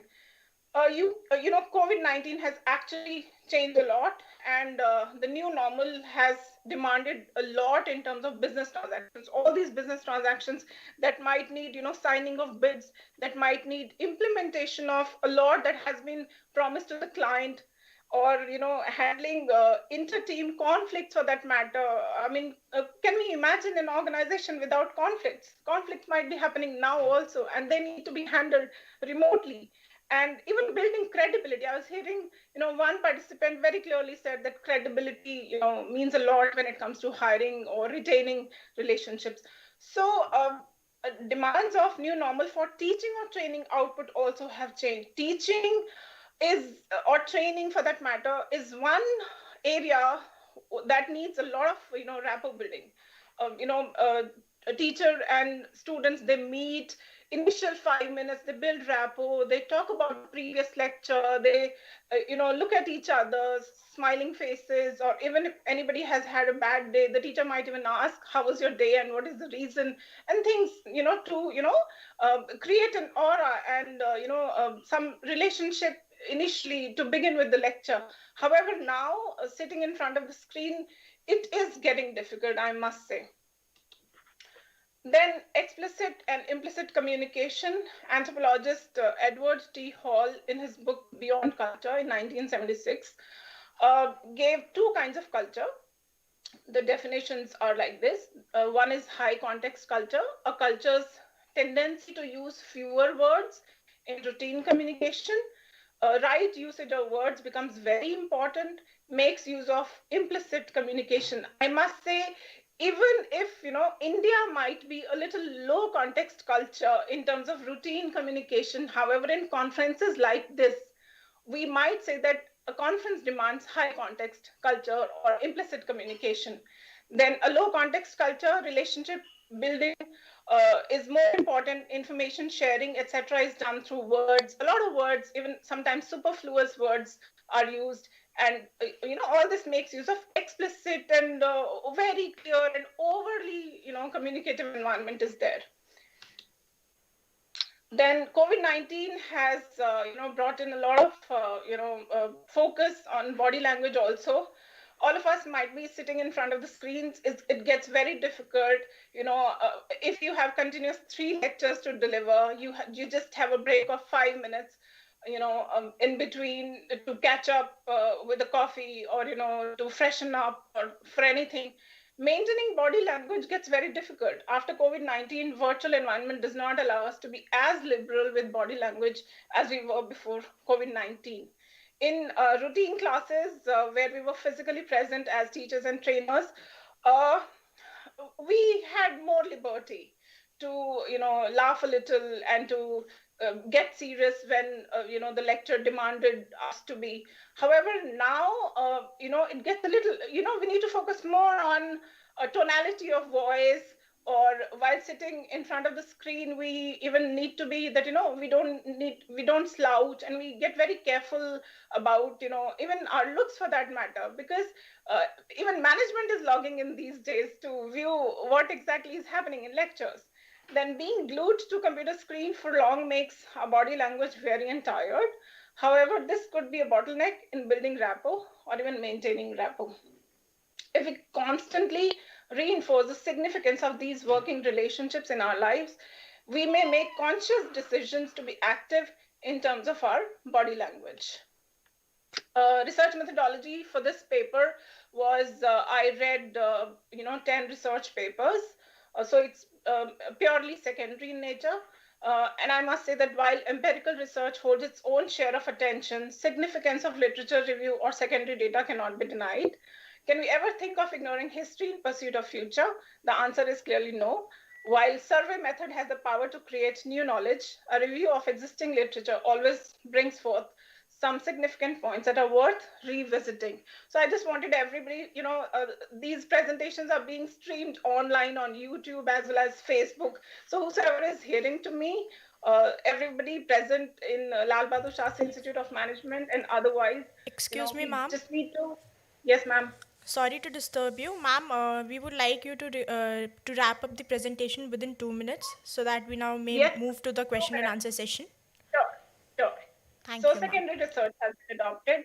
Rapport, as defined by different theoreticians, rapport is a characteristic of relationship if the parties engage in a high degree of attention, high degree of empathy, and share a set of common expectations, as said by George Cohn 2001. Ferranda and Clark 2004 define rapport as building a relationship based on mutual trust and harmony, and Nadler explains rapport as positive mutual attention marked by affinity and harmony. Gremlin and Guiner explain rapport in two different but related ways: a personal connection and an enjoyable interaction. So these five more researchers said from US and Europe, rapport enhances productivity and discretionary effort. So we must be focusing on rapport. On one hand, overcoming language barrier is important, and on the other, cultural and language reflexes should be shared. And once benefits of learning are acknowledged well, it becomes even simpler. Rapport is tricky, and it helps manage businesses, as said in 2018 by Burke Smalley. Then effective learning model explains how behaviors of instructor can impact cognitive learning of students, said in 1996. Then attention, common grounding, courtesy, connection, and information sharing, as said by Gremlin and Guina. Then recommendations. I understand that it's a generic paper based on secondary research. However, certain generic things are, implicable, or they can be implied in diverse situations. And a situation like this cannot ignore rapport, which is an old concept though. However, since this is my PhD area also, so I've tried to read a lot on this. And I would like to recommend a few recommendations: on-screen rapport or rapport maintenance. The don'ts: slouching, watching the clock, and turning oneself away from screen without informing are a complete no-no. Crossed arms, crossed legs, fidgeting, and clenched fists should also be avoided. Avoidance of eye contact that's too intense and rolling one's eyes, and bad eye signals should be avoided. Inconsistency in one's verbal language and body language, exaggerated gestures and exaggerated nodding must be avoided. Frowning angrily is a complete no-no, because everybody is going through a tough time, so we need to understand each other, and we need to make phone calls at times to handle the situations. Do's: active sitting posture, positive body, positive language patterns or communicative style, active opening and closure of all formal communication, introduction of informal chat rooms, online games, right eye contact, and smile as required. Some blend of sense of humor, depending upon the culture we're dealing with. So concluding remarks: let's maintain seriousness. Even, the business demands are serious. People are getting laid off, and the families are, going through a lot of trauma due to, a lot of, since they're losing people as well as work at times. So we don't need to be complacent at all. We are at home. It's not a holiday. We need to be serious. I know all of us are serious. We just need to maintain a little more seriousness until all of us are vaccinated. Then let's be alert. Culture-specific mannerisms should be applied, etiquette and sense of humor whenever if we are dealing with US clients. If we're dealing with any client, we need to read a little about them, talk about those clients to a lot of people before we actually enter into any formal conversations. Then focus on micro expressions as well as fine details.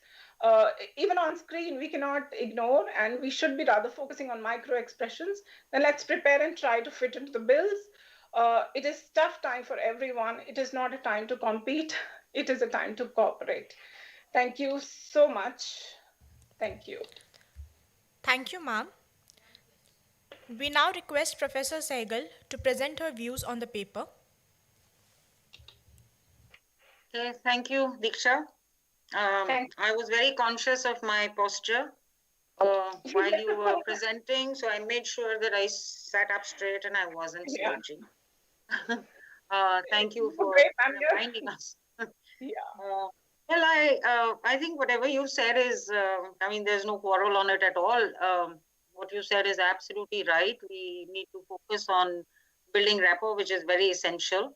But I just feel that perhaps whether it's offline or online, these principles hold good, right? Whether we are, interacting face to face or on screen, it applies in both contexts, right? So, yeah, I think I have nothing more to add. Thank you. Thank you. Thank you so much. Thank you so much, ma'am. Thank you. Thank you, ma'am. The floor is open to the students for questions. Students can now post their questions in the chat box. I would like to hand over to Abhishek and Anmol to moderate the question and answer session. Thank you so much, ma'am. So there's a question that people have been asking. 2, 3 have asked the same. So don't you believe that content side is more important in virtual base over the body language? Uh, since my paper was, as I said before, on the art of the job and not science of the job, science of the job is of course more important. You know, if you have hired a Java professional for an IT job, you can't ignore, you can't, hire instead a C++ guy. If it's a Java guy, it has to be a Java guy and really professional for that matter. However, we should not be losing on the rapport building part, because two people might be really good professionally. However, at times, if they're not talking very well and seamlessly, the work gets delayed or the work does not get completed at all in organizations. And now, since it is virtual environment, you don't have a chance to have coffee with that person. You don't have a chance to go and meet, go to the desk of that person and talk to that guy. Everything has to be done virtually. So let's not ignore rapport building at all. And relationships are important and they go in long run. This pandemic might pass really soon. I really wish and I pray to God that it passes very soon. However, relationships are long term. Thank you, ma'am. Okay, thank you, ma'am. We will now restrict to one question itself. Now, it was a great session as rapport building is first step in initial phase of any communication. Hence, it is really important. Thank you so much. Thank you, ma'am. The last speakers of the session would be presenting on the theme, the impact of employee well-being on employee engagement during COVID-19 with special reference to KPMG, and is authored by Ms. Soumya Varghese and Ms. Donna Philip, MBA student, St. Joseph Business School, Joseph College of Engineering and Technology, Kottayam. We may now request Ms. Soumya Varghese to present the research paper.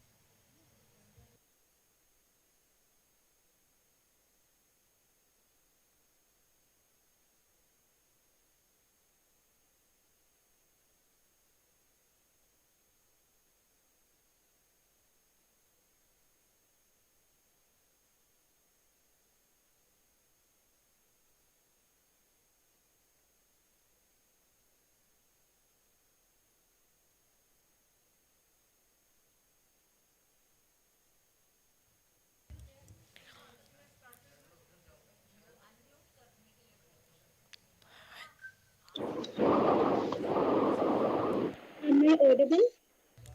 Yes, ma'am, you are audible.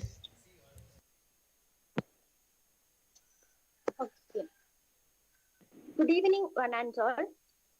Myself, Donna Philip, from St. Joseph's College of Engineering and Technology, Pale. I have done my research paper with my faculty guide, Assistant Professor Soumya Varghese. Today, I am going to present a study on the impact of employee well-being on employee engagement during COVID-19 with special reference to KPMG. If the employees are happy, they will be more productive. In the current situation, employees' commitment, teamwork, agility, and confidence is needed to the efficient functioning of the firm. The pandemic COVID-19 has forced everyone to stay home. In such a scenario, employees are asked that creates a communication or a single situation productivity and performance are getting affected and leads to poor results. The commitment to achieving goals and determination is not now up to the standard. All that factors leads to having an impact on employees. At the same time, it is getting tough to remain engaged with full determination and passion for the employees.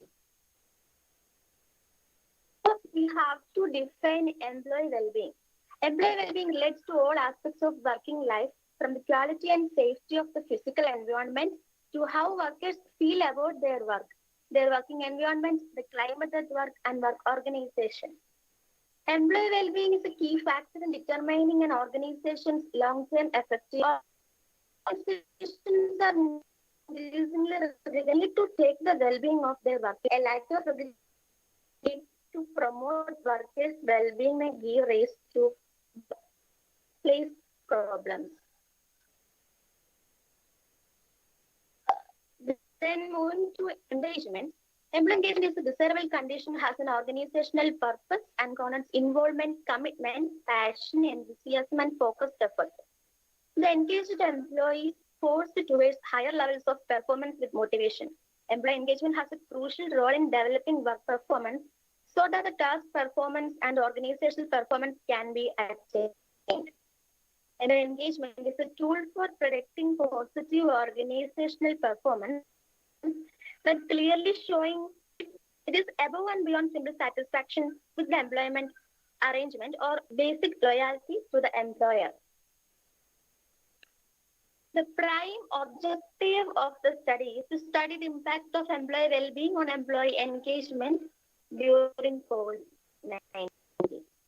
It was mainly focused on secondary objectives such as to examine the factors affecting employee well-being, understand the relationship between employee well-being and employee engagement, and study the current scenario of employee well-being in KPMG during COVID-19. Then moving to theoretical framework, the major factors that will influence overall well-being of the employees are work settings, workload, security and change, relationships at work, and work-life balance. Settings, the effects on work settings on employee well-being considers the physical environment surrounding the heavy workloads often result in work overload and long hours, which can lead to negative outcomes and consequences. When job insecurity is one of the most distressing aspects of work and can have significant impacts on employee well-being. Fourth one, relationships at work. Trust in the workplace and poor relationship with colleagues, subordinates, and superiors can lead to role ambiguity, poor communication, low job satisfaction, and poor psychological well-being. And the last one, work-life balance. The relationship between life inside work and outside work can have significant effects on employee well-being. Flexible working arrangement nourishes the work life. Next, research methodology. The research is aimed at the study on the impact of employee well-being on employee engagement during COVID-19. The sample size is 50. Here, convenient sampling method was used. The method was to collect data from respondents using a spread and send to the respondents. And the tools that are used in data analysis are percentage analysis and chi-square test.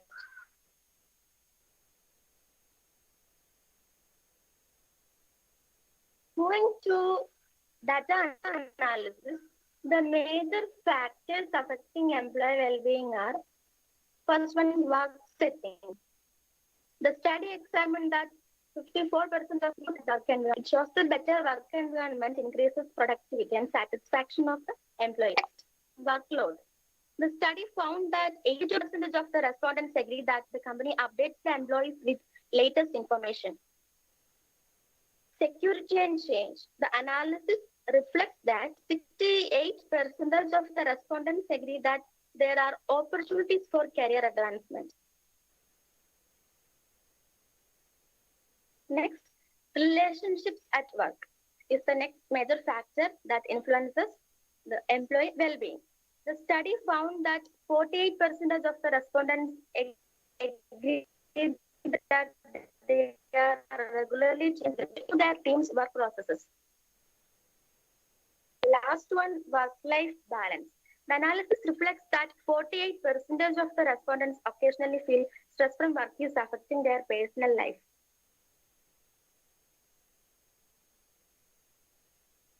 Then chi-square test. Here, the calculated value is greater than the table value, so we accept the alternate hypothesis. That is, there is a relationship between employee well-being and employee engagement. From the study, it indicates that work settings and workload are having a strong relationship with employee well-being. Security and change are also having strong relationships with employee well-being. The most important factors that influencing employee well-being are relationships at work and work-life balance. By using chi-square test, it was found that there is a relationship between employee well-being and employee engagement. To conclude that workload is the most important factor that affecting employee well-being. Work environment influence the happiness and performance of employees. Work from home and team building activities are the important measures taken by KPMG, and there is a relationship between employee well-being and employee engagement. Thank you so much for listening to me. Thank you. Thank you, ma'am. We now request Professor Sehgal to present her views on the paper. Thank you, Donna. Donna, you've done this study on employees of KPMG only? Yes, ma'am. KPMG. What level? Yes, ma'am. What level were they? No, what levels did they represent?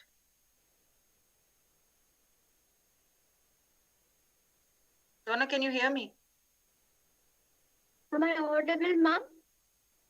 Yeah, I asked, no, what I was asking is, which level of, what was the level of these respondents? Were they middle, senior, junior, what? Middle senior. Middle? Yeah, ma'am. Managerial level, ma'am.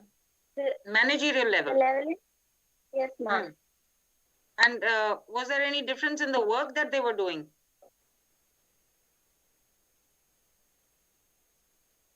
Yes, ma'am. In any organization, employees are the assets of the firm. Their safety and security and physical and mental health, work environment, and training and help, all are the responsibilities of the organization. In order to make better results, employees must effectively engage in their tasks and duties. If employees are satisfied with their jobs and working condition, it is easy to encourage for the participation in the organizational activities. And employees need comments. They need to learn, develop, and improve. Thankfulness and appreciation means such a great amount to employees that make them to focus on them. Right. Thank you. Yes, ma'am. Donna, I just wanted to ask one or two questions. That you said this represents different levels of managers in KPMG?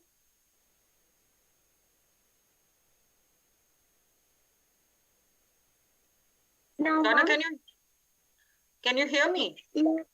And here are connectivity issues. Once more, ma'am. Okay. Can you hear me now? Yes, ma'am. Okay. Okay, Donna, does you said well-being. Yes, ma'am. Is includes things like various factors. You said relationships, workload, etc., etc.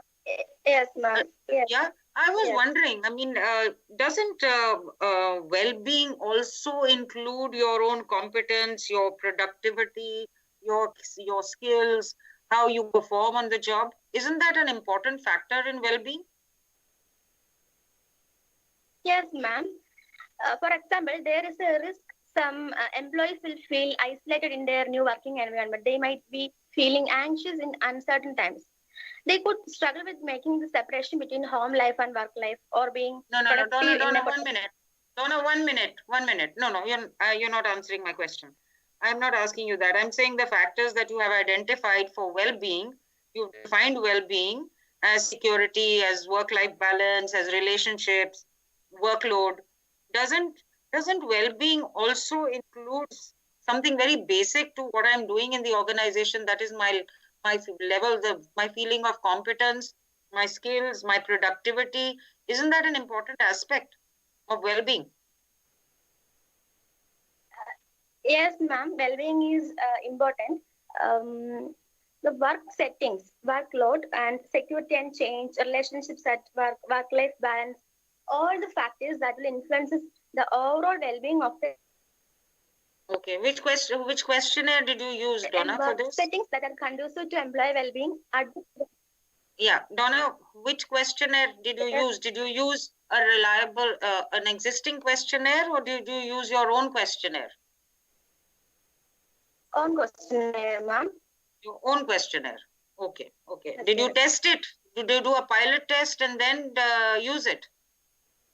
Yes, ma'am. I'm using. Did you do a pilot test? Yes, ma'am. Okay. Okay. Thank you. Thank you, ma'am. Thank you, ma'am. Due to paucity of time, we will not be able to take any further questions. It was an insightful paper presentation. With the coming of COVID, employee well-being has gained much more importance in recent times. Now, I would request Professor Sehgal to present her views and share her thoughts with us. Ma'am, please. Okay, okay. I think I have been doing it for every paper, but I think just to wrap up, we've had presentations covering a very wide spectrum of areas, must say, from economics to well-being to rapport building, very interesting areas of study. I must say they've been very interesting areas. And I think you know, like any research, there's always scope for improvement. There's always scope to add on more. And I have suggested in each of the papers what they could do. But on the whole, I think it's been a good effort. And it's particularly good that, you know, many of the research papers have focused on the current scenario, taking into consideration the current scenario, which is very, very relevant and important. We have to really forget about certain things that happened and start looking afresh. So I think there's a lot of scope for doing a lot more research on this area. And as I mentioned, please do more qualitative research. Please bring out best practices. Please help us to understand, help organizations to understand what is it that they can do to handle this, you know, unforeseen, something that we are not prepared for. You know, statistics is one thing, it's great, but it doesn't really give you as much insight about what we should be doing, particularly when we're looking at human behavior. So that's my personal bias, I think, for, you know, understanding human resources and human behavior. I seriously believe that, you know, qualitative research definitely adds to our knowledge. I'm not undermining statistics, please don't misunderstand me.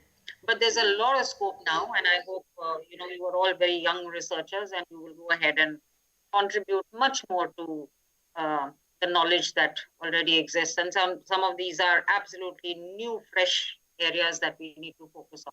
So thank you very much. Wish you all good luck, and may you contribute much greater to the knowledge that is very much needed. Thank you so much to Lal Bahadur Shastri. Thank you, Moni, for inviting me. And I hope we would be able to publish some of these papers. That would be very nice. Thank you so much. Thank you. Thank you, ma'am. We now proceed towards the prize distribution ceremony. In all, the conference had total of 3 prizes for the best paper presentation. The first prize is of rupees 15,000, the second is of rupees 10,000, and the third prize is of rupees 5,000. May I now request Professor Sehgal, chair for the technical session, to kindly announce the winners. Ma'am, please.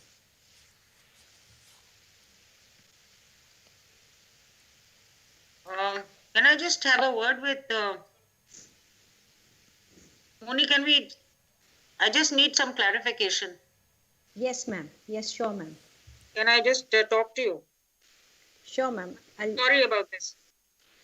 Not at all, ma'am. No issues, ma'am. Could we play some music in the meantime? We'll just, the faculty will just talk for a while and then get back in about 2-3 minutes.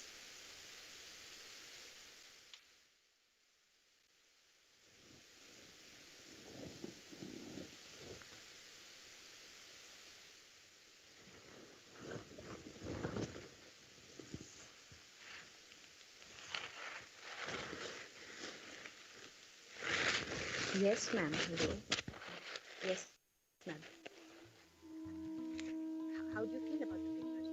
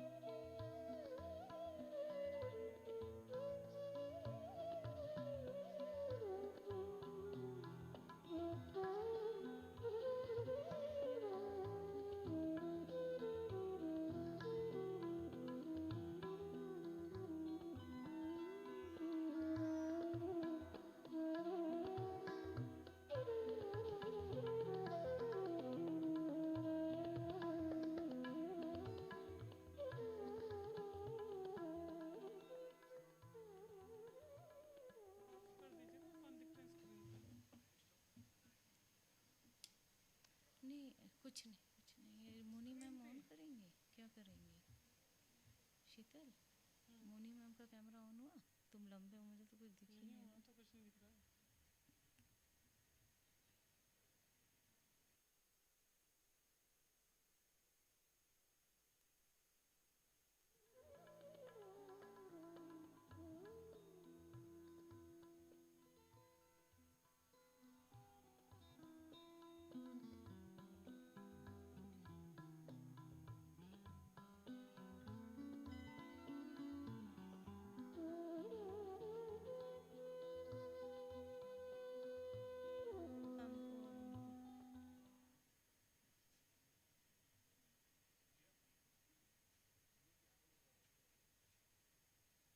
So we've had a discussion and I've requested Professor Moni Mishra to please announce the awards. Thanks, Moni. Thank you so much, ma'am. So it is my pleasure to announce the awards for today's sessions. As our chairperson, Dr. Poonam Sehgal, has already shared with the August gathering here, we would be delighted if all researchers took their research to the second level and pinpointedly, specified what could be added to their research work to make it more pointed and to make it more relevant to the world of industry, to the world of business, and also to the world of aspiring managers and professionals in today's times. Coming back to the awards, so we found 2 papers fit to be awarded. I will begin by announcing the first prize of rupees 15,000, which goes to the paper Happiness and Well-Being of Employees in the IT Industry. Authors Dr. Rupa Rathi, Ms. Pallavi Rajain, and Ms. Madhavi Lamba, Chotu Ram University of Science and Technology, Murthal. Heartiest congratulations to the winners. That's the first award. The second award goes to the paper The New Age Recruitment. Does personality impact how job seekers perceive recruitment information? Author Dr. Tavleen Kaur, Assistant Professor, ICFI Business School, Gurgaon. Congratulations, Dr. Tavleen. Sorry. Thank you so much. I'm really honored. Thank you, Poonam ma'am. I'll take your inputs into consideration and include. Thank you. Congratulations to both of you. All of you, not both of you. Thank you, ma'am. Congratulations to all the winners and thank you to all the participants for their wonderful presentations.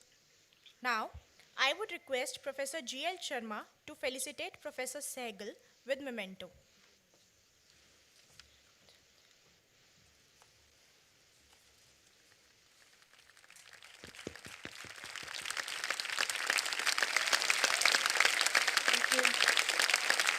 Thank you.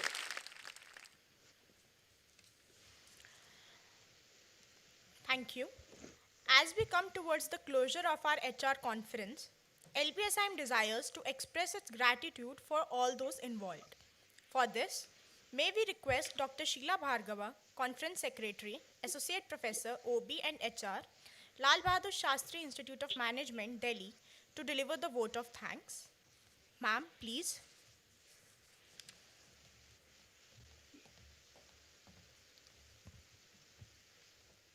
Good evening to all. It's indeed a great honor and privilege to propose the vote of thanks on this occasion.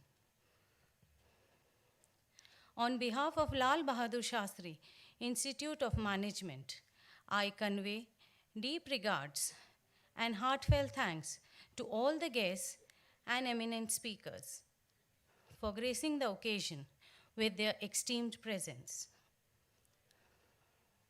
We are honored by the presence of the chief guest, Professor Shailendra Singh, Director, Indian Institute of Management, Ranchi. He had graciously consented to spare time for us despite of his busy engagements. I express deep gratitude and wholehearted thanks to him for sharing his interesting and valuable insights on the evolving HR issues.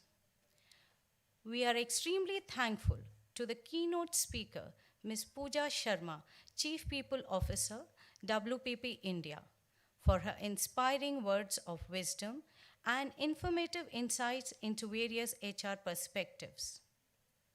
I would like to express my heartfelt thanks to the second keynote speaker, Mr. Arun Kaimal, HR Director, Danaher Water Quality Platform, Asia Pacific, for his encouraging and stimulating thoughts on human resource development issues. We are also extremely thankful to the eminent speaker, Mr. H.K. Gandhi, former Group Director HR, InterGlobe Enterprises Limited, for sharing his knowledge, expertise, and critical reviews on various human resource management matters. I would like to express my gratitude to Professor Poonam Sehgal, former Dean and Professor of Organizational Behavior at IIM Lucknow and Management Consultant and Behavioral Science Trainer, who has been the chairperson for the technical session. We are grateful for your thought-provoking reviews and critical comments that would surely benefit researchers in enhancing the effectiveness and quality of their research work. I convey thanks to all the researchers and academicians for contributing their research paper for the conference and improvising creative ideas and findings that may help in introducing innovative and competent HR practices in various industries.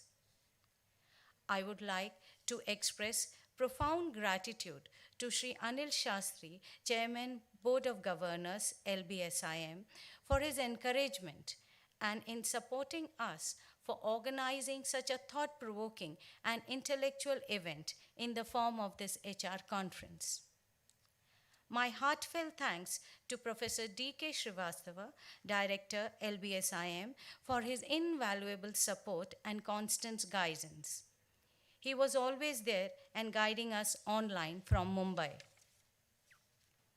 We are extremely thankful to Dr. Moni Mishra, Area Convener OB and HRM Department, LBSIM, and convener of this conference, for her support and for conceptualizing and laying down the foundation of the conference. My sincere thanks to Professor G.L. Sharma, Head New Projects and Advisor Corporate Interface, LBSIM, for his expert inputs for the conference. My sincere thanks to Dr. Sheetal Singh, Joint Secretary of this conference, and all other members of the organizing committee for their support and assistance throughout.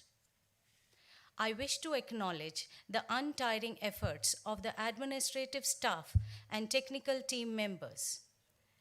A special mention for Colonel Ajay Sood, Chief Administrative Officer, Mr. Sachin Khera, Administrative Officer, Mr. Rajesh Thakur, Senior Technical Assistants, Mr. Lalit Panwar, Lab Assistants, and my faculty colleague, Mr. Shuvro Roy, Assistant Professor, LBSIM, for their support. My sincere thanks to all LBSIM faculty members for their assistance and support and participation for the conference. Thanks are also due to the Media and Communication Cell led by Dr. Saman Shantipriya, Associate Professor, LBSIM, for the exhaustive coverage of the event at various media platforms. I would like to take this opportunity to make a very special mention of Dr. Rekha Gupta, Professor and MCA Head, LBSIM. I am extremely grateful for her unwavering guidance and support. She was always there as a pillar of wisdom and strength while organizing all the vital tasks of the event. We are thankful to Management Grid for their contribution and support in making this event successful. A special mention for Hitansh Gupta, Secretary, Management Grid. I wish to acknowledge the creative inputs provided by the students of HR Club Rhythm.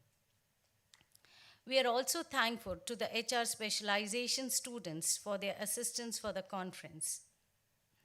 I wish to thank the comparing team, including Shiali, Soumya, Aparna, and Akshi, PGDM first year students, and all the students connected with us on MS Teams and through live streaming on Facebook and YouTube for enthusiastically attending this online conference. Last but not the least, I would like to thank all those who have contributed in one way or the other to make this event a success. Thank you all very much. Looking forward to see you all again next year.